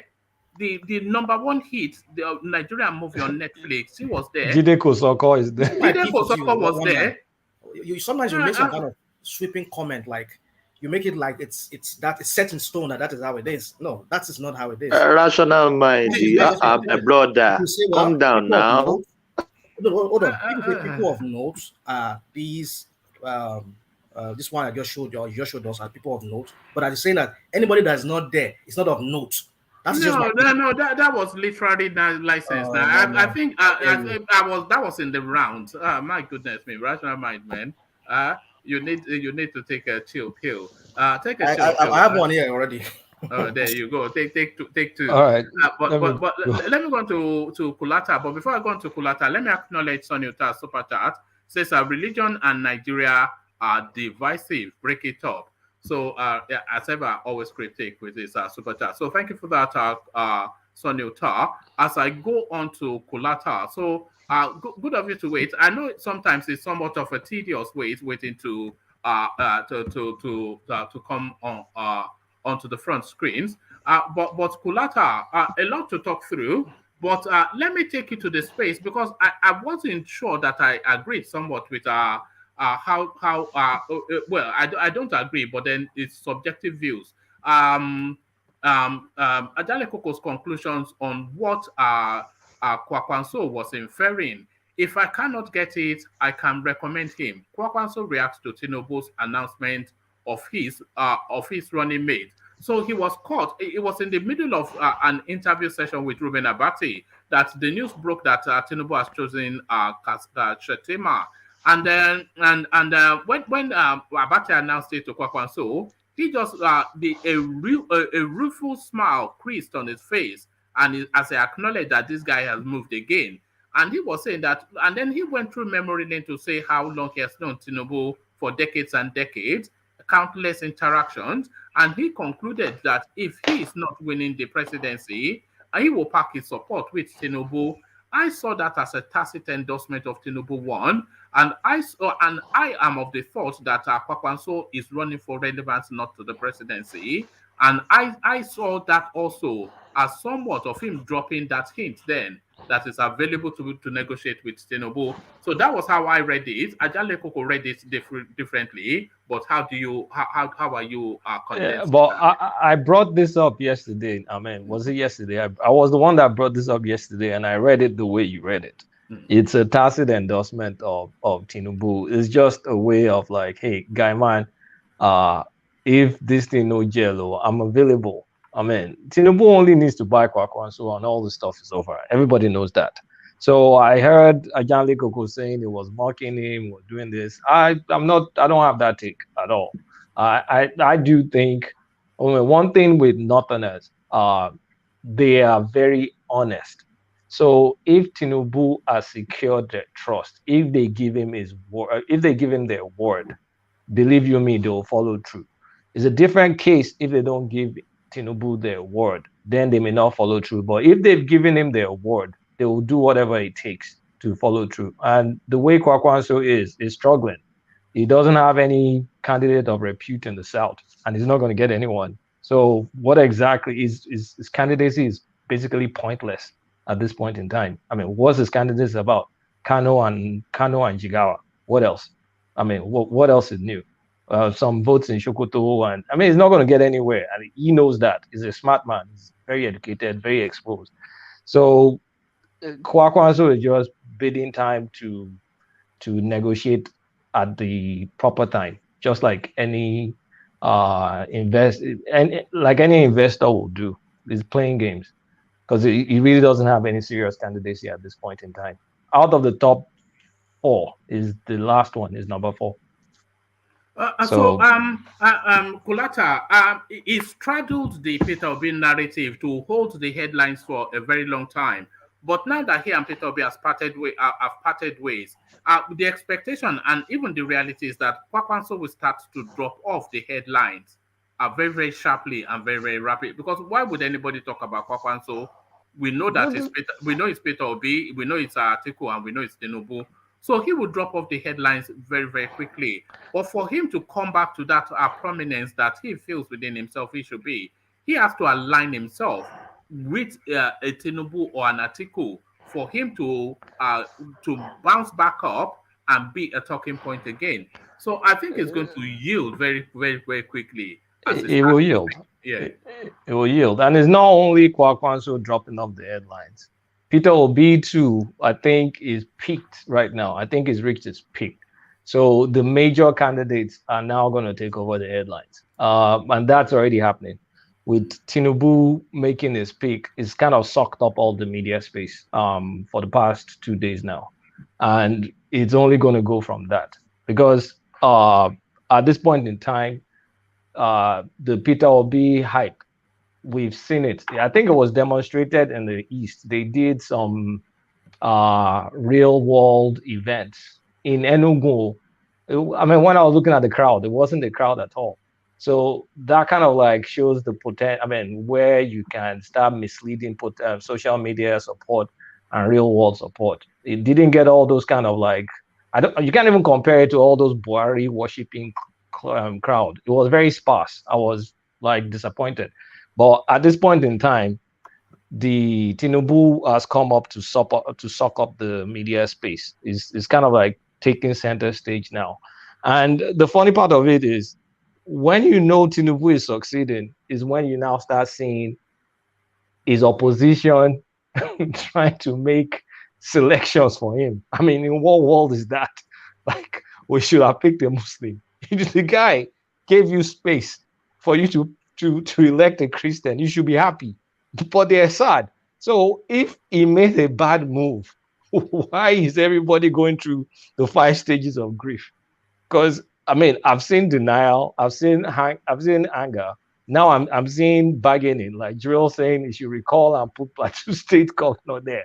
The guy made a choice. I mean, it's up to you to say, screw you, I'm voting for a Christian. But I mean, you're not even happy that they picked a Muslim ticket. You should be happy that, okay, now we can consolidate all the Christian support and go to Peter Obi. But what are we getting now? Everybody woke up this morning depressed.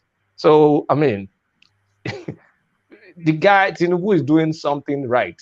I think we have to face facts, because the way I've seen the reaction, it's been devastating for his opposition. Are you saying that people should not speak against Muslim and Muslim ticket? Are you saying that Christians should not be worried? Because every one of them in contest, have the potential to be the president.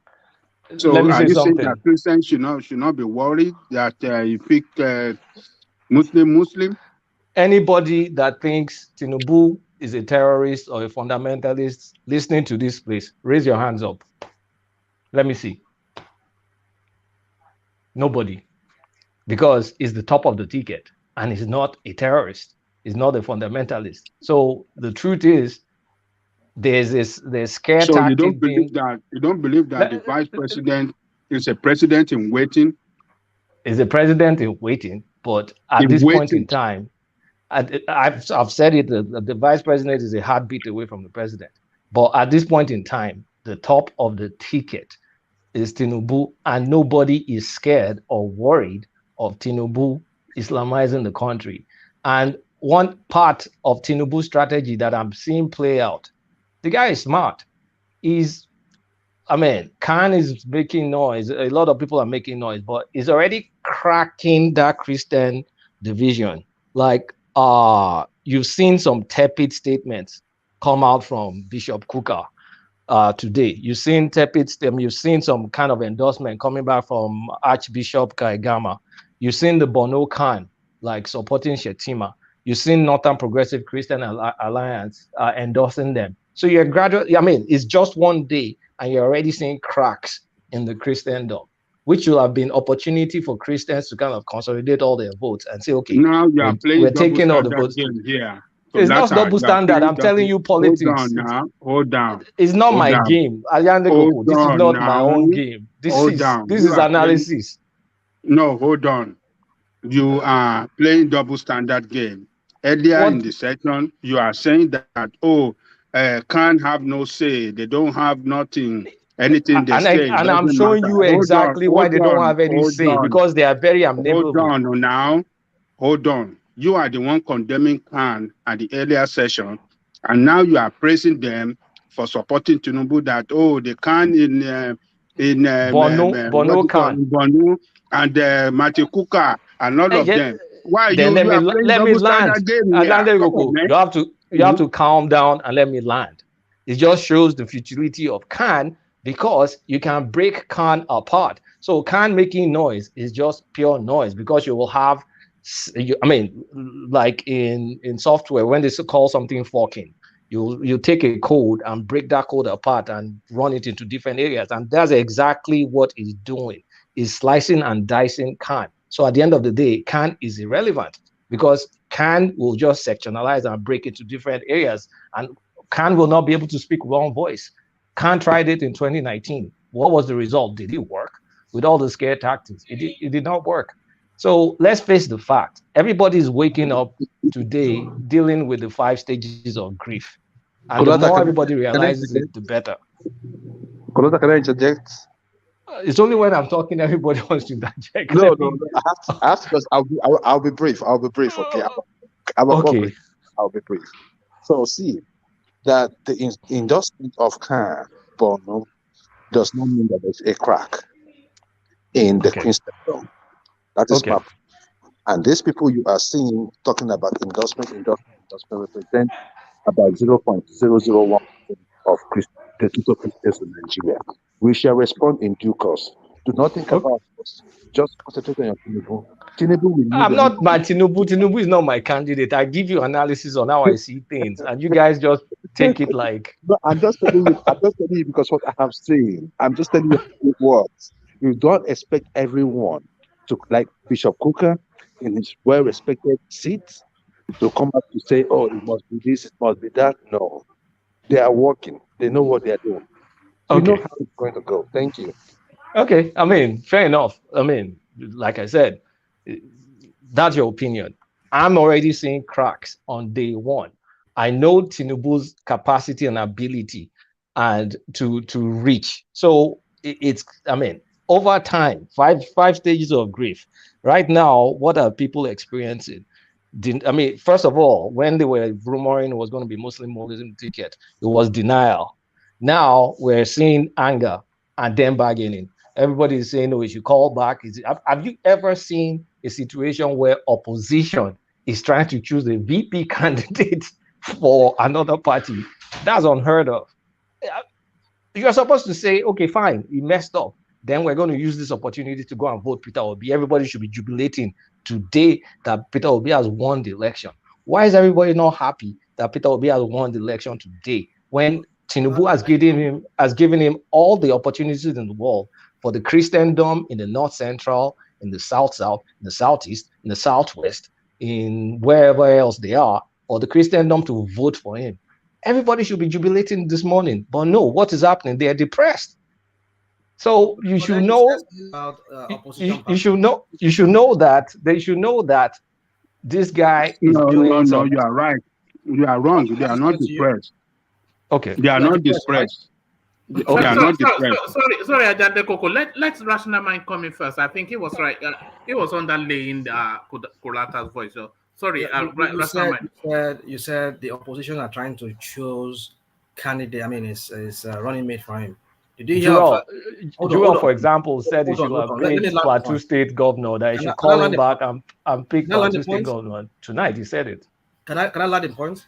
Land it. Now, the governors that went to see Buhari in Aso Rock, they rush and tell them, just to see him, talk about the running mate that he chose, which is opposed to what you're seeing so many of their chieftains resigning from the APC because of justice. Are they opposition?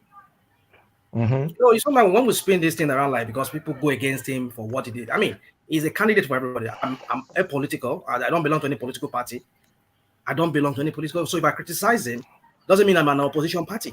You said people are resigning, right? Is that what you said? Like we that are talking against his choice of running mate because opposition party. We're not opposition party. Most of us are not. We don't even have political parties, but we are concerned because that's fine. But did you say people were resigning? Is that what I heard? Even his party were resigning. Okay. Resigning from where? From being APC member. No, they were not. Are you talking about Daniel Bwala and the sex shop guy? Yeah, they did not resign from the party. They resigned from committees. Okay, I don't know. That's what I heard. I want to take you back to 2019. How many people resigned? Bwala resigned officially from APC. Let me take you guys back a little memory lane. In 2019, how many people resigned from APC to go to PDP that followed Saraki? I can't even remember the number of people. At the end of the day, what was the result?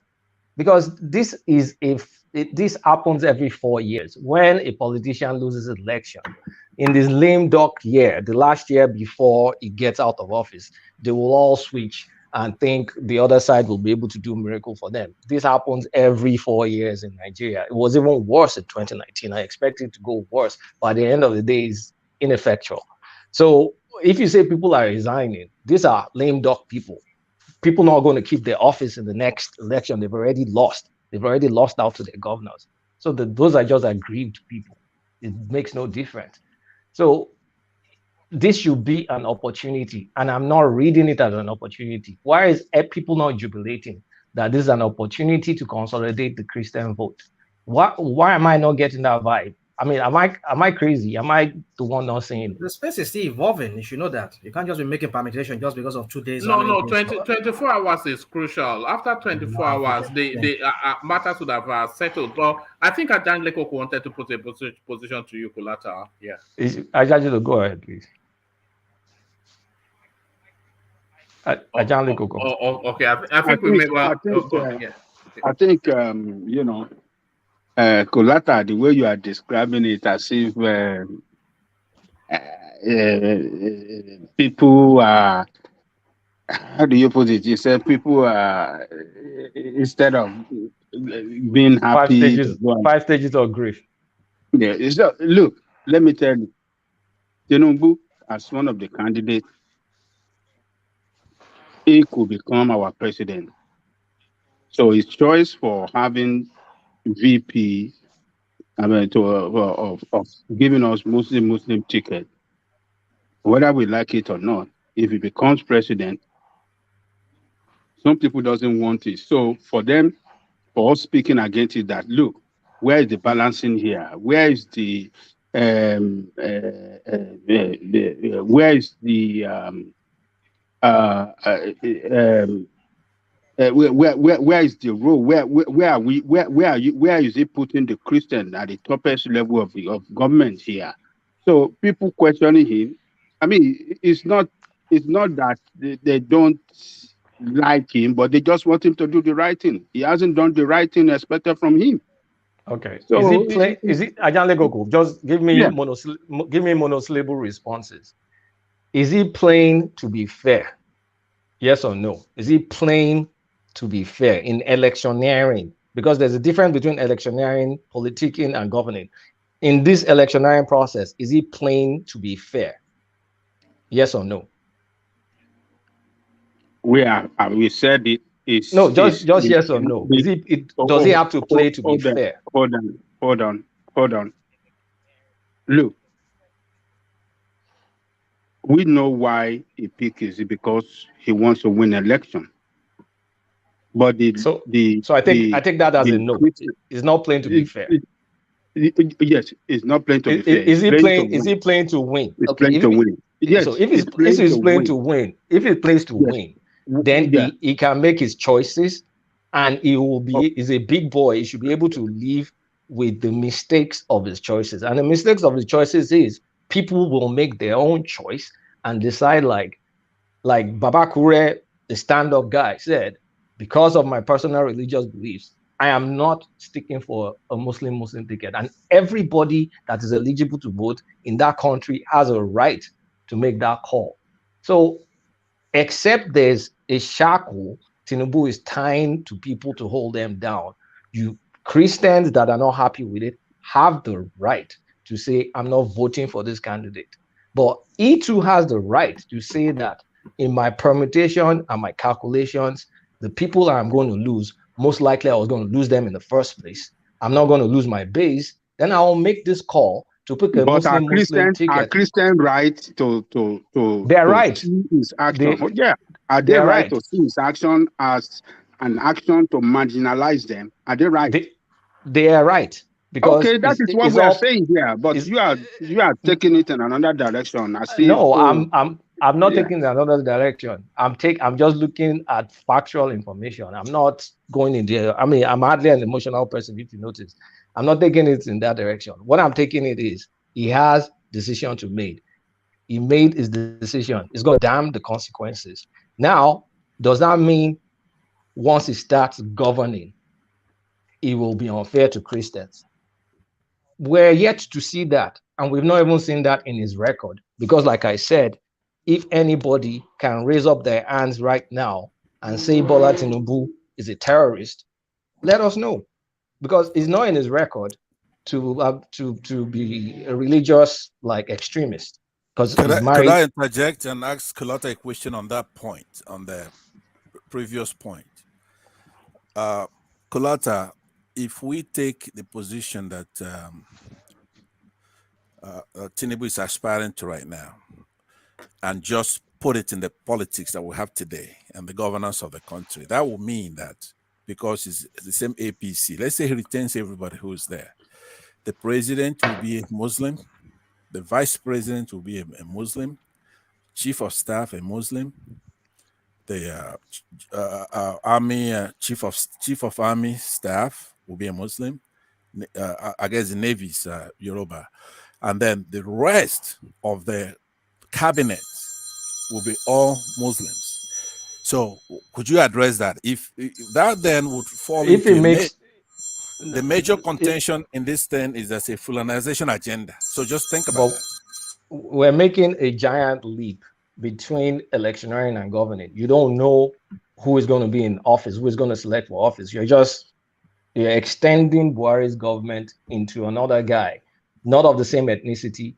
I mean, not of the same ethnicity or the same tribal or the same background. So I don't think Tinubu will pick Muslim. And again, you're saying Fulani is picked a Kanuri. So a lot of all these things are not adding up. But you have a choice. You do not have to vote for Tinubu. You really don't have to vote. People should be happy that Obi's chances actually got way better overnight. I just don't see that joy. Why is nobody thinking like, okay, this is now we can consolidate all the Christian votes? Because if Obi can pick North Central, I mean, a better part of North Central, is not going to pick the western side of North Central. And he picks all the Christians. There are more Christians in the Southwest than Muslim, marginally. Yeah, I agree. And Southeast and South-South. He stands a chance. So why am I not seeing that joy? You know, it's Kulata, an opportunity. You know, Kulata, this Christian push is going to peter out fairly, because you cannot say that Tinubu's tenor will not have a strong Christian influence. And we're talking about influence, really. His wife is a Christian. So we know that, and the senior Christian that are within the Redeemed system, we know that. The last two, his biggest asset is Lagos State. The last two people he put in charge of Lagos State, they are Christians. Someone is a Christian, Ambode, a Christian, if I'm right in saying that. So you cannot say that this guy is some religious jingoist. There's nothing in Tinubu's record that points to the fact that he's a religious bigot or a religious extremist. Nothing. Zero. And he's going to be top of the ticket. He's even a half Muslim. They count him as half Muslim. He's not a religious Muslim. Well, for those in the north, depending on their standards, yeah, maybe he's half big Muslim. So he's not. That's the thing is, Tinubu doesn't scare anybody from a religious perspective. What people want is fairness, but Tinubu doesn't have to play fair. And you don't have to vote for Tinubu. Because is it somewhat naive? Is that naive to expect fairness in somebody that is trusted? I've held back from using that word because it will sound insensitive. But it's extremely naive to say no because of fairness. I'm in a competition.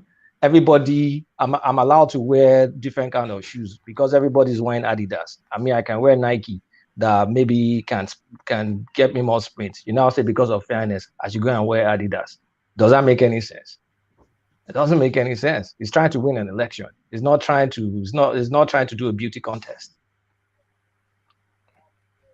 But so you don't want to see him as not as insensitive to the state of the nation, as we are sharply divided along religious and tribal lines. So it is very, you don't want to see it that way. That is very insensitive. When he gets into office, we saw some of his people that recommended for him on the committee set up by his group that it will not go for Muslim. You don't see it as naivety or insensitive on his own side. It's leadership. You don't see it like that. He wants to govern. When he starts governing, he will have an opportunity to show he's sensitive to religious issues. But before you govern, you have to win an election. He's taking his first step to win an election. You don't play fair to win. You win first, and then you show you can play fair. You want to cripple him. You want to cripple him into a competition that he can have an advantage, but you want to stifle him and then say, okay, you're stifled, so go and compete so they can beat you. Then you can't prove yourself. Colata, that is not written in stone. That where you getting that from? You can be fair and still win. It doesn't have to. It does not have to. No, hold on. I'm saying it does not. Tell me what code says he has to. No, doesn't. You are attributing his action as playing real politics or something like that. It's being pragmatic. Right, but besides, though, the election hasn't taken place yet. Everything we're just analysts. Yeah, we're analysts. We're going to get a lot of back based on antecedents and a good knowledge of the Nigerian space. So we're not just plucking from thin air. I understand, but the role we're playing, like myself, because if somebody wants to be adamant like you, they could say, look, silence is the best answer to a fool. There's something you will do that is so ridiculous that people just ignore you. They're not going to make a lot of noise about it. If you picked a Muslim ticket, it's a foolish thing for any person to do. That's the way they're looking at it, and they're going to deal with it. Then allow him to be foolish. Allow him to be foolish. No. He's made the judgment call to be foolish. Let him be foolish. But my point is that by those people, the voters in Nigeria, are just ignoring it. But that's not our role here. It's not to ignore. We're analyzing the move. We're not acting now as voters. Even though we may be voters, but that's not the activity right now, is to vote against him. So right now, our role on the one-man show is to criticize. So then how could you, when we involve ourselves... No, I don't think our role is to criticize. Maybe your role is to criticize. My role is to analyze. I'm not here for anybody. No, I think that I should use the word critique. We're acting as critiques, okay, in this case. So being a critic, we could say something nice about it, or if we disagree and reject it, then that's what we're doing. This is a specific role that we're playing here. But yesterday, I gave pro and con. I gave the con. Right. I gave a lot of con against the pick. I gave pros for the pick and cons. I will come from both sides. Yeah, finally, I think that's a misnomer in the way you use the word who you're supporting. There is no doubt that you're supporting Tinubu, but you're saying maybe you should hold on. See, this is what they call what they call ad hominem attacks. You don't no, it's not. It's just this is an ad hominem attack. No, it's not. Play the ball, not the man. Play the ball, not the man. No, it's an ad hominem attack, and it's expected, and I'll take it. It's fine. No, hold on. If it came out that way, let me apologize. That's not what I meant to say. You don't have to apologize. You've already said it. It's okay. No, but it wasn't even offensive, so you don't have to apologize. Right. It's subjective. What I'm saying is that if you get on a lot of platforms several times a day, and you are elucidating, promoting an individual, but what you mean to say is that I'm not going to vote for him, but as far as supporting him, that you're doing. You may not vote for him. Yes, if you come out and you are supporting, you know this is what they did to me on that Niger watch as well. When I was trying to, they tried it's so to funny. It's really funny. I'm just laughing. Okay, let me ask you: who's your candidate? Who are you going to vote for? Who's my principal? You should say who's my principal. That's the word you should use. Who's your principal? You know, you don't have the constitutional right to be saying they want to. I was very sloppy in the way I worded this question. So it wasn't you. We were mocking the Niger watch before. No, let me. Okay, you wanna hear my views about the candidate. I know, but I'm going to. You ask now. Let me land. Let me talk. Let me answer your question. Okay, Kulata, let Pansat put it to you, but Pansat, please condense it and just put it to him straight And then answer it very in a short response, because I want to take you to one more space before I go to so to you, Pansat. All right. So why would you wait till somebody asks you who you're supporting? Why do you spend so much energy talking about somebody you don't support? So you're not asking about my principle again. Both, now you're saying something else. I'm asking both. When you tell us your principle, why are you not promoting him with a substantial part of your time? Let me answer my question. Let me answer your question. From a disposition perspective, like someone I'll be proud of to go and talk about Nigeria in the UN, that will be Peter Obi. From a record perspective, meaning how they've performed in the past, given what they've been given, that will be Tinubu. From a plan for the future perspective, who has the best plan that I've seen so far, that will be Atiku. They call someone like me an undecided voter. I look at things at their merit. It's 8 months or 7 months to make a decision. That is where I stand when it comes to those three candidates. I prefer one for public speaking that I can be proud of in public. I won't be proud of Tinubu in public, because how is he going to be talking and addressing world leaders?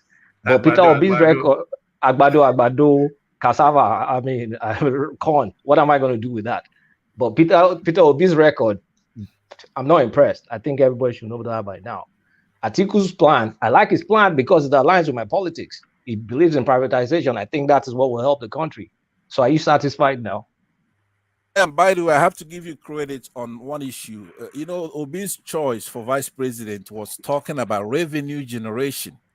I recommend for you to watch that video. So when he was talking about that as the core of his thing, I thought about you because you did talk about revenue at some point. But so I wonder if you watched that video before you went on that crusade. Kulata is brighter than Kali Baba, so don't worry about that. Yeah, you could almost say that. I agree. Kulata is sharp. I've watched the guy now, but you guys need to know, like, we keep shouting vice president when the chief of staff has more power than vice president. The vice president is overrated until the president dies or gets incapacitated. The chief of staff is more powerful. And we saw that with Oshibanjo. Only Oshibanjo is like that. In America, everywhere in the world. I can't say for most countries, but the chief of staff is more powerful. If you recall when Atiku was vice president to Obasanjo. I disagree with you, Kulata. Hold on, that's the anomaly. What about when Sambo was the vice president to nobody even remembered he was vice president to Sambo was a doormat. Yeah, it was another Oshibanjo. That is true. That's true. So but there was only two like that. Normally, a vice president could, especially if you were doing what Buhari is doing. If Jonathan was doing what Buhari is doing, Sambo would have asserted himself. What do you have to disagree with Jonathan on? Very little, right? But with Buhari, if I am, first of all, when he left the country for 120 days, I would have taken over the government, period, and banished him from the country. They would have shot you. No, they're not 10 foot tall. Okay, I'm gonna tell you something. We shouldn't fear anybody. It's our country. They're not 10 foot tall. Nobody's gonna shoot anybody. You're advised to fear somebody carrying an AK-47. I will recommend that. No, but only because they're not doing what they need to do. They need to do diplomatic ties with, say, the United States or somebody else. Find out what their interests are, but put their feet to the fire. The only reason why Buhari is beating the heck out of everybody, including all the Democratic parties, that those people have not done any footwork outside. So when Buhari is tight, he put in Amina J. Mohammed at the United Nations. That woman, not only does she look like Queen Elizabeth, she is brilliant. She shut down the entire United Nations. Oh, all right. So sorry, that's an appropriate narrative. I beg your pardon. But let me get back to Stop doing that, Kulata. No. Yeah. What are you? Oh yes. Put the Vaseline away, please. You guys like battling with Jacques. All right. Let me come back to you, Kulata. But I want to move you to a totally different space, and hopefully you get a good chance to express it. There's a whuffing sound. Are you banging something or? Oh, sorry. Yeah, that was me. Yeah. So I want you to just have a run at this, but condense it just as succinctly as you can. The Olufalaye position that there's almost an inevitable ethnic tonality to the upcoming election that is almost certainly going to be an ethnic one. This is what Olufalaye is inviting us to consider. So consider it, Kulata. I mean, for the most part, it's going to be ethnic. But I think the only place we're going to see division, which is the least expected, will be the North. That's what I think. I think all the candidates will do decently in the North. Obi will get some votes, but I mean, it's not going to be any much in the North Central, the east side of the North Central. I believe Atiku and Tinubu will split the North. They'll literally split the North. So the North, I feel the North has some surprise. The North was just not going to like throw all their support to Atiku. There's something, I don't know, I'm not a Northerner, but there must be something nauseating to some Northerners, not all, some, because there's a lot of fervent support for Atiku up north. But some Northerners, there's something nauseating about Atiku to some. I don't know what it is, but if that thing is nauseating about Atiku, it should be nauseating about Tinubu too, because both of them are damn corrupt. And so the North is a surprise for me, but I don't think it's just going to be flat out, because you'll have a lot of Yoruba people that will vote on religious basis. Yorubas split their votes. I mean, people like to think Yorubas give block votes, but Yoruba votes are kind of like always in the middle.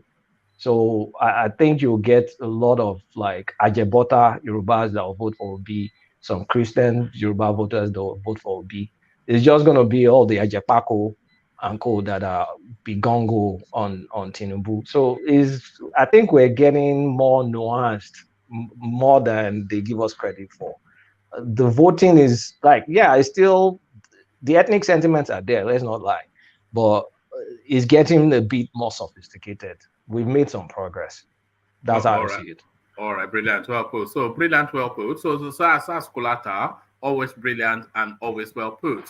But then, of course, the substance of it is subjective, as Yusuf answered tackling him just then. So let's go on from your Kulata. Let's go on to Solomon. See if he's still with us. Solomon, are you there? Solomon Grundy. Yeah, I'm here with you. I'm here. Do you know? I'm here. Do you know the nursery rhyme of Solomon Grundy? You don't. All right. Don't worry. Maybe next time I know it. Oh, all right, brilliant. So to the conversation, I know you have been following. We're expecting more of a backlash against the Tinubu Muslim ticket. Yes, there has been backlash, but not as frontal as we expected. So, are you disappointed, or are you not surprised, or do you think the space has surrendered that this is just the way it's going to be? Good morning, everyone on the platform. Good morning, everybody. Morning. Concerning this decision Tinubu has taken, this is politics. You need the numbers, and he's a very strategic person. Where he went to take that, where he picked that person from is the same side Atiku is coming from, the same geopolitical zone. So, and the man he chose to is a very strong man. According to one of the APC member, he said Kashim Shettima is a rugged and educated politician, and for his education, yeah, those people in the north, even if they claim to acquire PhD and all that, I don't really see them like the educational stuff don't play out in their it's still federal government. Even with the PhD, it's still federal government. Yeah. But but but when it comes to politics, they are really rugged. They are very local and rugged. And not that I like the way they play the politics, but it has been how the foundation that the elites before them has already laid for them. So they are really following that step. So Tinubu picking Kasim Shettima is not. I don't in this Nigerian politics. I'm not adding my emotions to it. I just want to see it how the fact is. I will just say it how I know and how I feel the fact is like I don't want to use my emotions to judge anything. Just see it the way I see. That's how I want to say it. Him choosing picking Shettima is strategy and is a good one. It's for his own credit. It's not forget about the if not that it's just the way the Nigerian space is now about this religious crisis that is still going on. Then these Isra people going to church to kill people. Those things are not good. Assuming Nigeria is a working state, what is religion? We don't even need to be thinking about religion. God that brought us to life. The highest religion is love, the love of God. When we love your neighbor as yourself. When you love your neighbor, the Bible they say you should love your Christian, only your fellow Christian as yourself, or you should love only your fellow Muslim as yourself. No, it's love your fellow human being because all of us, God brought us to life. It's the same God that brought us to life. So it's not about using religion to cause problem and divide the people. It's not good. So him choosing this guy is not a bad thing. And the way the whole strategy is very, very in order. That is what I have to say in that space. Are you sensing any sort of resentment from the Christians where you are regarding the choice? Are you sensing any resentment? Yeah, but not like what Nash Joel of Nashville said. It's true. After I feel this thing it was just yesterday on Sunday that the board Tinubu made the announcement made it known to the public. So by next week Sunday, because it's not from next week Sunday, that's we will know more about you will see more Christians complain already. People already, but from next week Sunday, even I'm sure some pastors will talk about it in the church, in the various churches. All right, brilliant.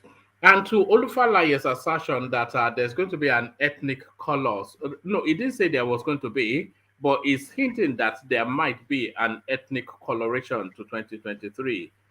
Is there? Do you have any sense that is playing out in any way? That there's an ethnic tone to the politics that is coming? Of course, Nigeria has always been on that platform, like on that platform of ethnic politics. This year own, people are from I still stand on my 15% I'm giving to P2B from each regions. 15% I'm giving to P2B from each regions. But deep down, we're still going to play. There is still going to be ethnic politics, tribal politics in Nigeria. So let's not just be carried away. Like if we head the way, this especially the men from the north, not even just from the middle belt, from the core northern states, how sure they are of their people. They are not just saying it because they want to talk. I see in Nigerian politics, in the Nigerian political space, I see our southern, especially the southeast governors, like people that just come to talk what is in their mouth. It's not like they are going to execute what they are sure of their place. They are not sure of our place. But you see, these northern men, they are 100% sure of what they are doing, of their people, of their region. They are very, very sure. Anything they tell you, and that is why you see somebody like Tinubu he's very confident of winning this 2023 election, because these people they are local, like not local in the sense of they are politics is local, like they stream down to their people, like to the least people in their region. So they know their people very well. And Tinubu has already built a bridge with them. He has built a very good relationship with them that they've told him they've already given him the assurance of delivering their place to him, and that is how it's going to be. So we practice regional politics in this place. But the South, because of the level of, especially the Southeast, and should I say South, because of level of civil of education is good, of exposure, but we don't need to use a white man's system, a pattern or system that because we travel abroad and we have people in abroad outside the country, we will now use their system or their pattern to come and operate in Nigeria. Nigeria is another platform, so we need to engage Nigeria the way it is. Then gradually, as we're engaging it, we still have the mind of change. Like somebody says something here, you will even if he enters or anybody enters in a on a straightforward pattern, on a straightforward way. If he gets in there, he might make things right. He might get things right. Like somebody said it here. I've forgotten how he said it, but something like that. You will make things right. So it's regional. It is tribal politics. We play tribal politics in Nigeria. All right, thank you, Solomon. So, Solomon, Kwakwanso's assertion that if he doesn't get the presidency, or if it's looking like he's unlikely to get it, he will pack his support with Tinubu. So he said this during an interview on Arise Television with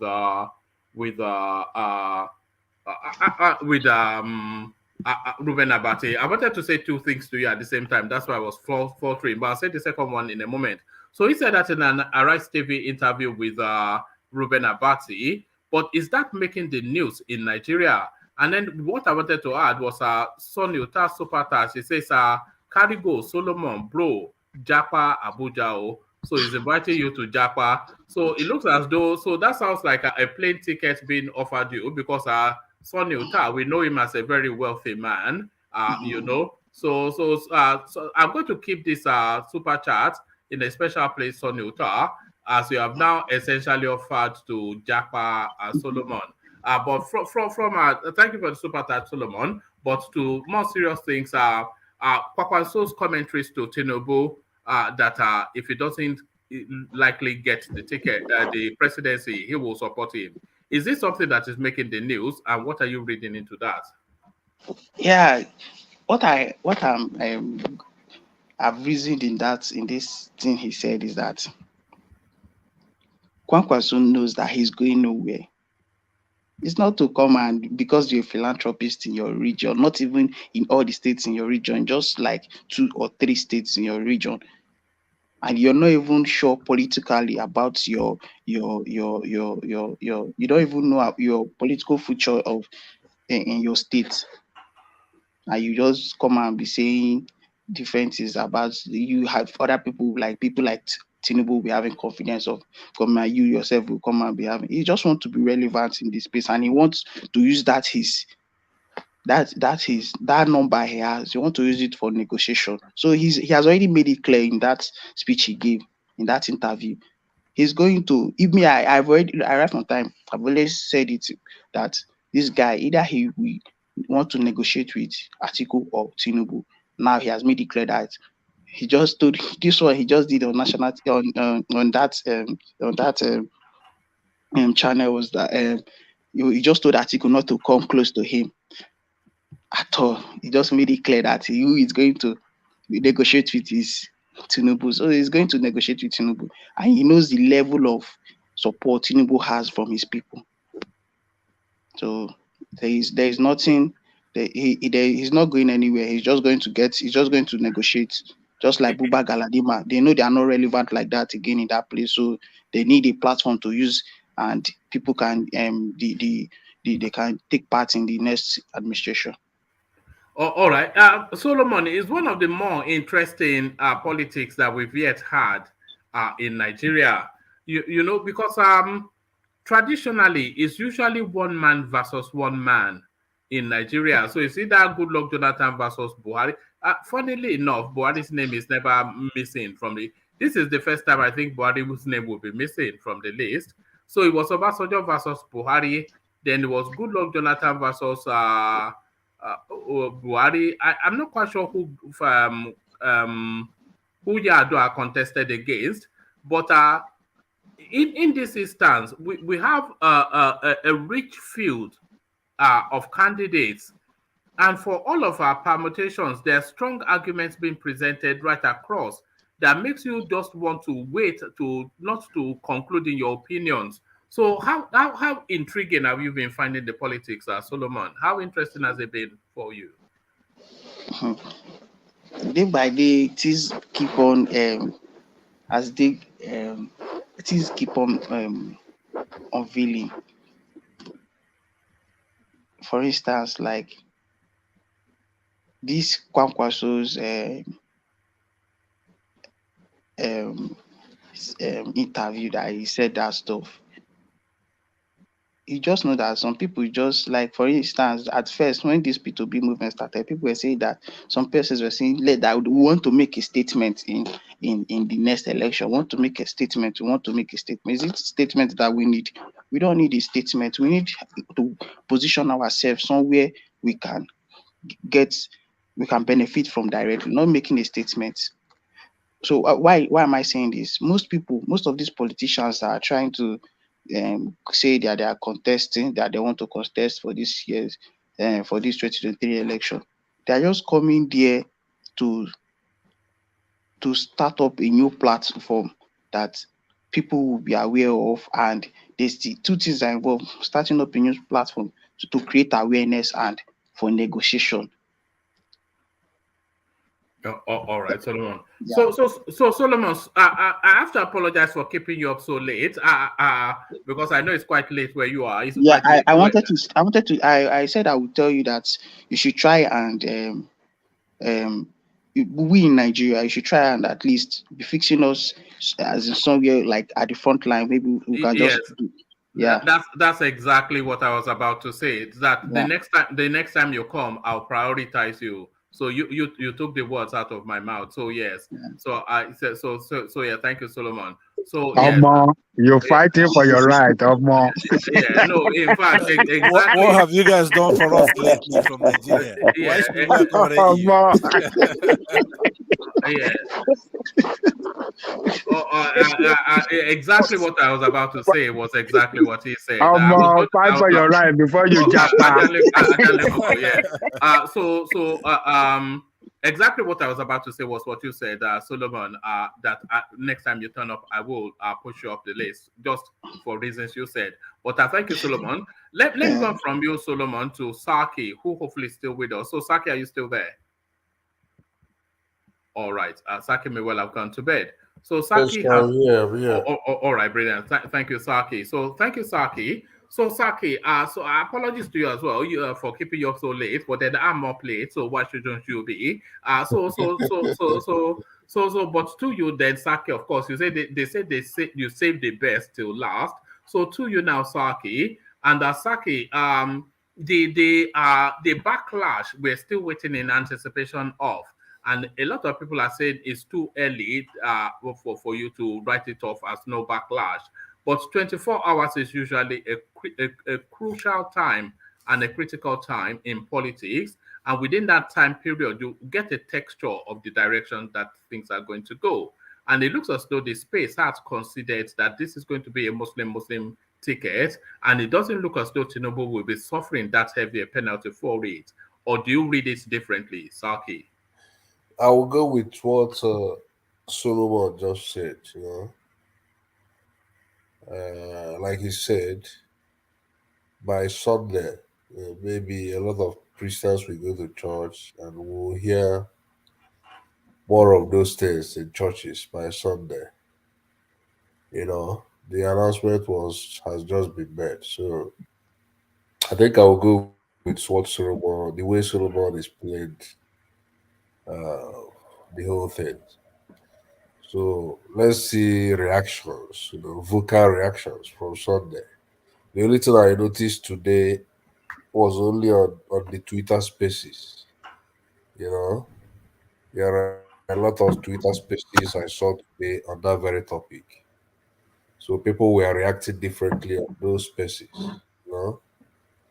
So, but on Sunday, maybe by Sunday, we will now see the ground. Like we'll now see the reactions on ground. How pastors will be talking about that and other religious leaders. All right, too early. So, but this one is right about right.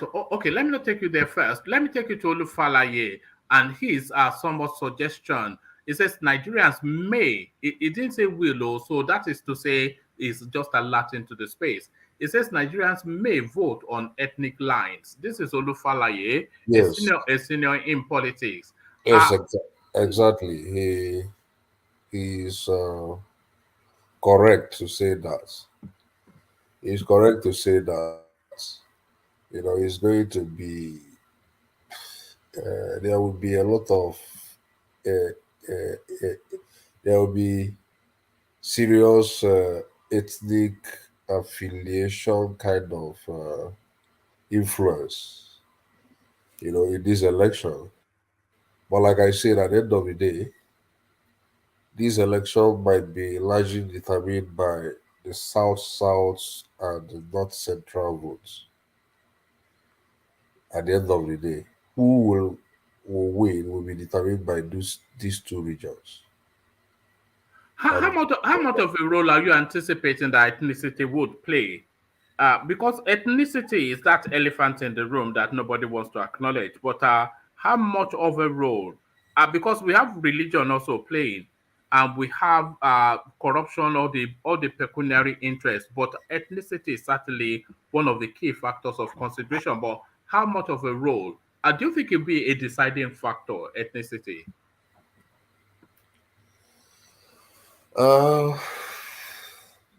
It will. It will. It will.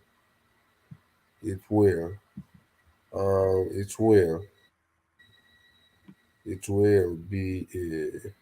It will play a serious role. It will play a serious role. But at the same time, this is one of the most complicated elections I've witnessed in Nigeria. So this is one of the most complicated. So as the day goes by, things unfold again. So, but on the basis of what Fala is saying, I think ethnicity will play a significant role. We play a very important role too. So, yeah. All right. All right, like you said, it's a very complex election. And if you think that it's still some 6-7 months away, you wonder if anybody can maintain whatever momentum that they have. Yes. Yes. Yes.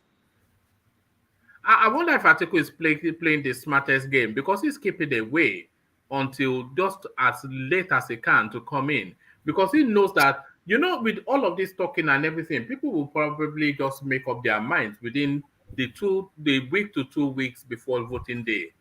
And that is the conversation they will listen to that will lead them into the ballot spaces. Yeah. Atiku, I don't really know Atiku's fate right now.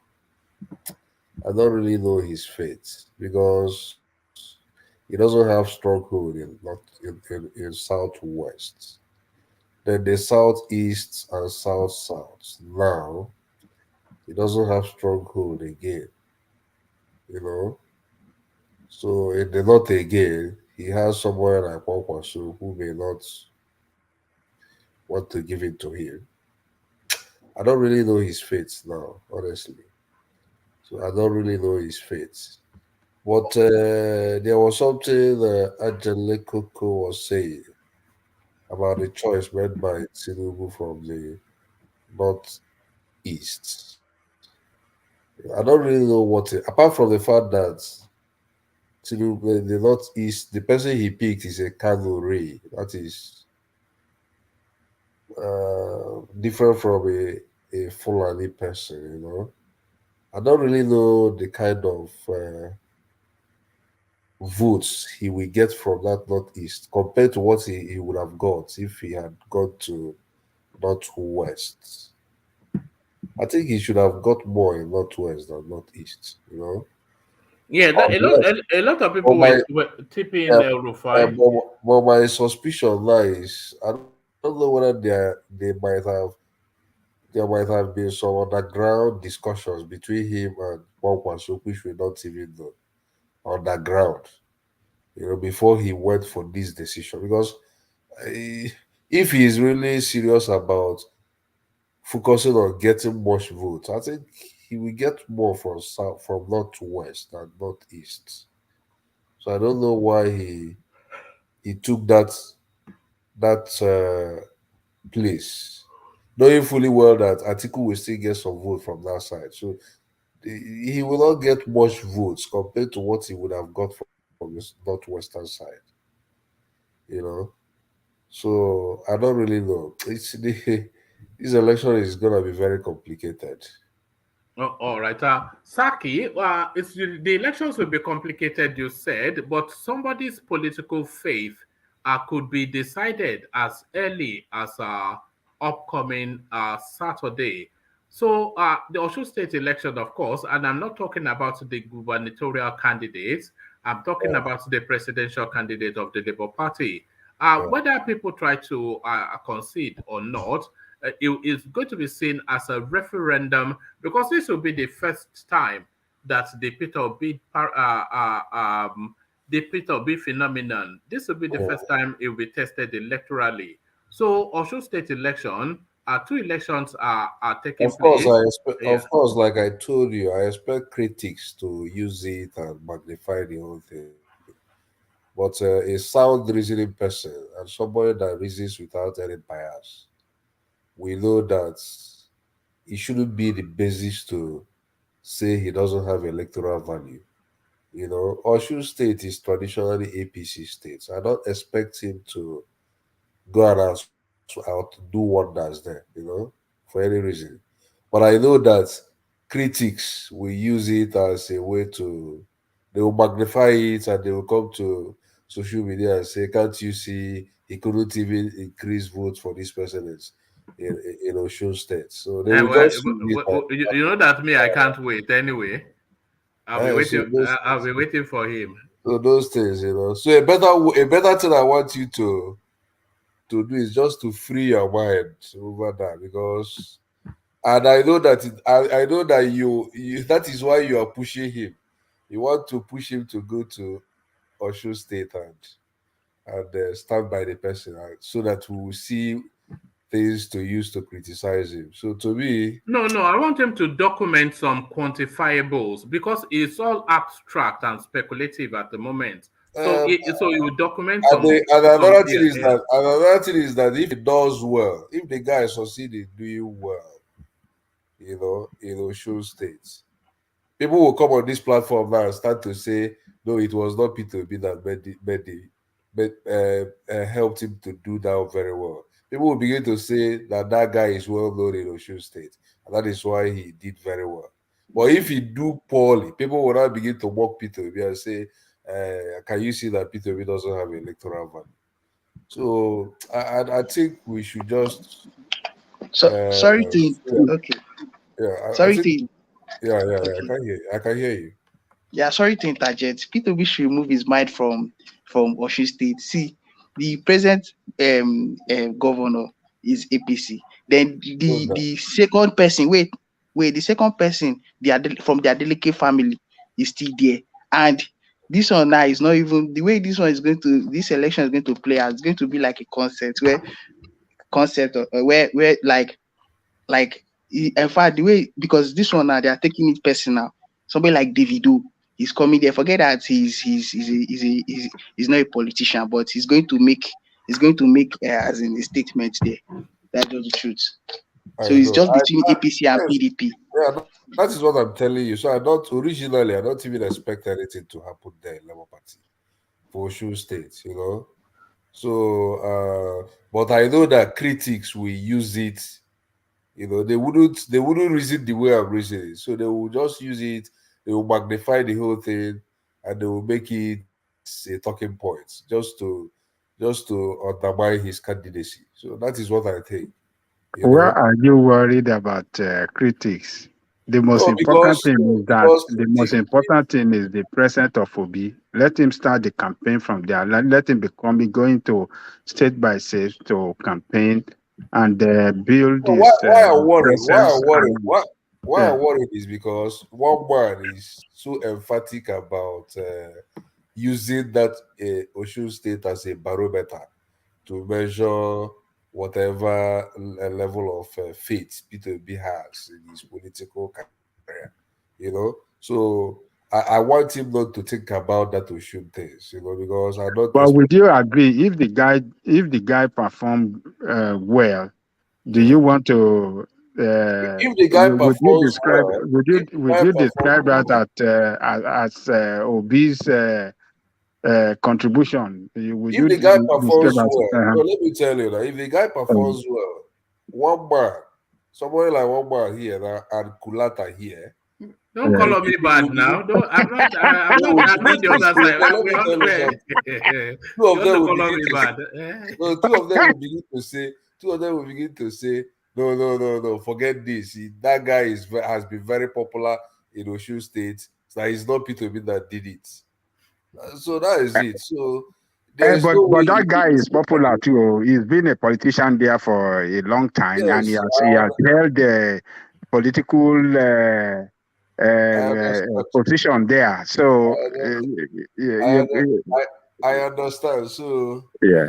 But my prayer, I pray, you know, that people that I pray that the guy's performance will not be as so poor as for critics to magnify it too much. That's my prayer. You know? All right, brilliant, Saki. So brilliant, Saki, and thank you, gentlemen. So I want to start to round off here, but in this instance and this instance alone, I want to land on Rational Mind because he has not had the floor, but I don't want to go to him and then go through again. So I want to round off so that I give Rational Mind the window to really have a go. But we're coming up to 6 hours, which is something I vowed never to get to again. But alas, here we are. So I'll kick it off with Thomas and see if he's still with us. So Thomas, are you there? Yeah, I'm there, one man. Thank you so much, for having everyone here today. Kolata, thank you for your assertion and analysis. I think people that doesn't want Tinubu to win election, they are the one pushing Christian Muslim tickets. If you want to win election, do what will make you to win election. Thank you, one man. May God bless everyone. Thank you. Thank you, brilliant. So from Thomas, I'll go on to Solomon. Solomon, to you. We are rapidly through it. Solomon, quick words. Yeah. Thank you, everybody. Thank you, one man. Thank you, everybody. Mr. Jali Coco, Mr. Rational Mind, Kaluta, everybody. Thank you. Those in the comment section too. Thank you. I keep saying they this. They did not abuse you today. You escaped today. I did not talk about P2B. I did not talk about P2B today. That is why they did not abuse me. You know the rules now. You are saying I let it. I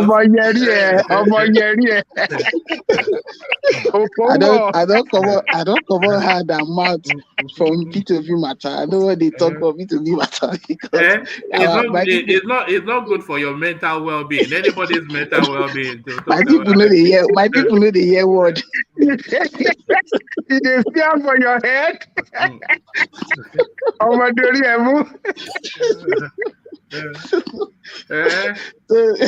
We in the South, let's leave this plenty grammar knowledge. With this school we're going to, or the school we've gone to, is for us to improve our life, not to be blowing grammar. Let's use to still use and add, to have common sense to know the right things to do, and not just be blowing grammar, because this our South. People in the South and especially our governors in the South is just to go to that federal level and be making noise, be blowing unnecessary grammar. People that their intonation has scattered their mouth. This northern people will come there and be using common sense to play them. It's not good.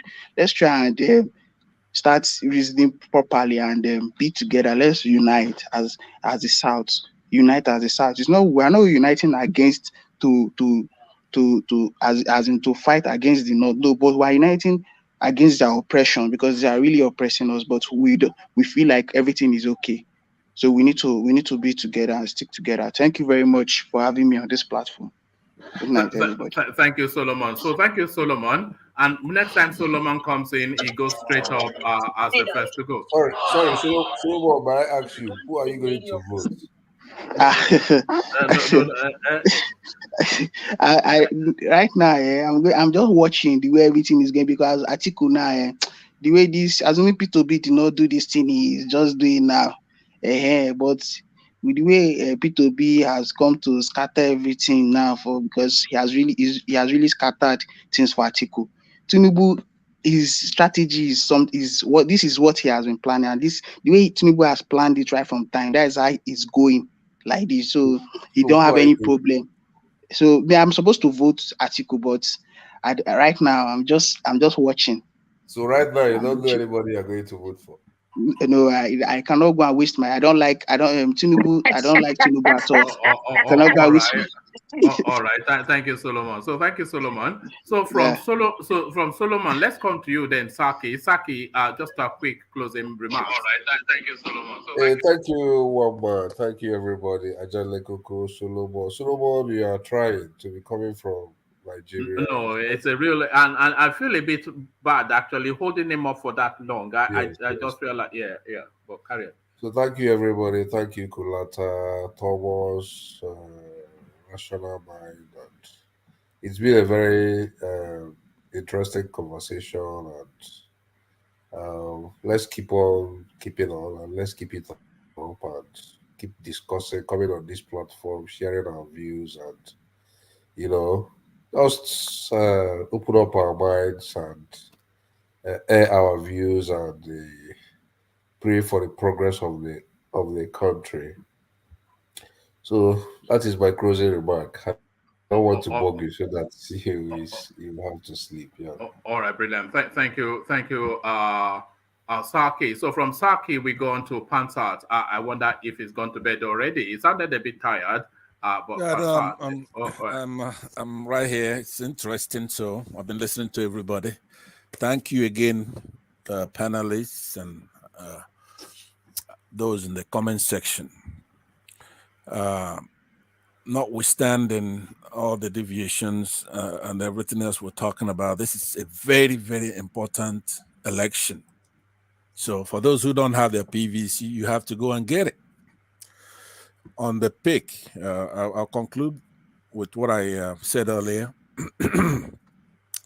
Evidence abound in cyberspace about effects of this Muslim ticket. Even on this forum, we talked about it. Unless we have unanimity, one man normally doesn't give credit to whatever it is that progressives are agreeing to. If there's just one abstention, then that person carries the day. But on this platform, there's a lot of obedience, and those who support Obi, such as myself. I'm not an obedient, but I support Obi's program. Now, occasionally, I've criticized Tinubu. One of the instances, obviously, is this Muslim ticket. Therefore, I'm not impervious to our participants in the comment section.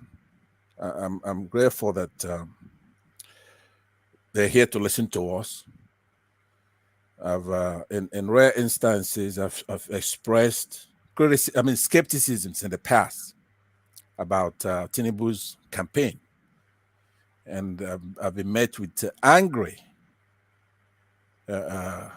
participants, both in the panel and the comment section, accusing me of all kinds of stuff. But I don't make too much an issue about it. But we know that Tinubu's campaign is going nowhere, is dead. For some, it's this Muslim ticket. For some, it's his age and his name.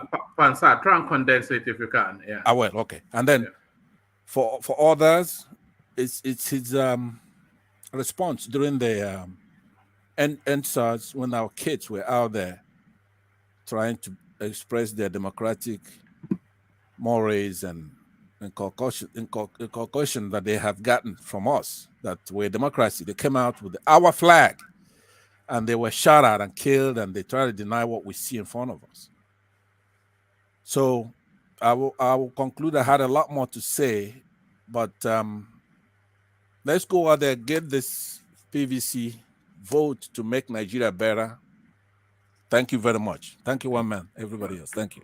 Thank you, Pansat. A real pleasure. So that's Pansat, one of the noted voices on the platform. So Pansat has actually been coming here for a while, but not regularly, and usually often more explosive. So that's Pansat now, the new incarnation of.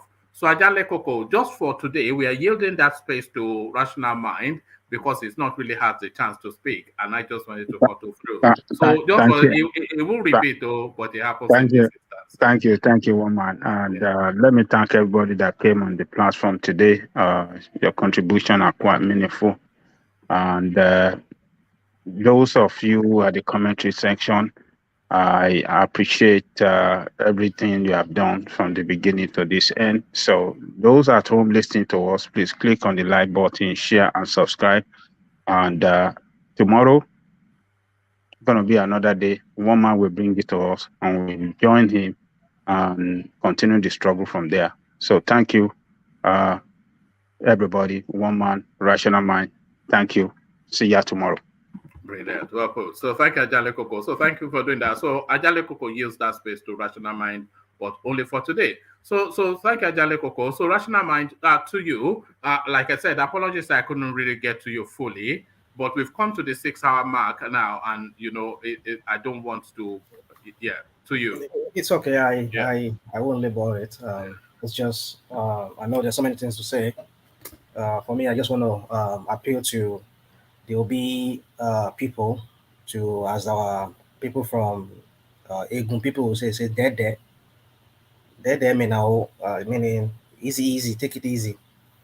You just have to take it easy with all this threat of violence we're seeing from some quarters, and I mean that puts Obi in a bad light, and I think Obi's media needs to come out and address this matter real fast.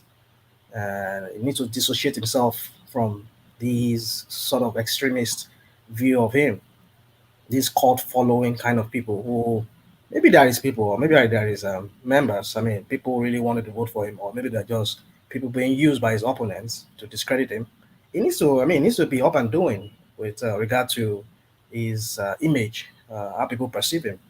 So I would urge most of us here on this platform who come here and discuss Obi to develop thick skin.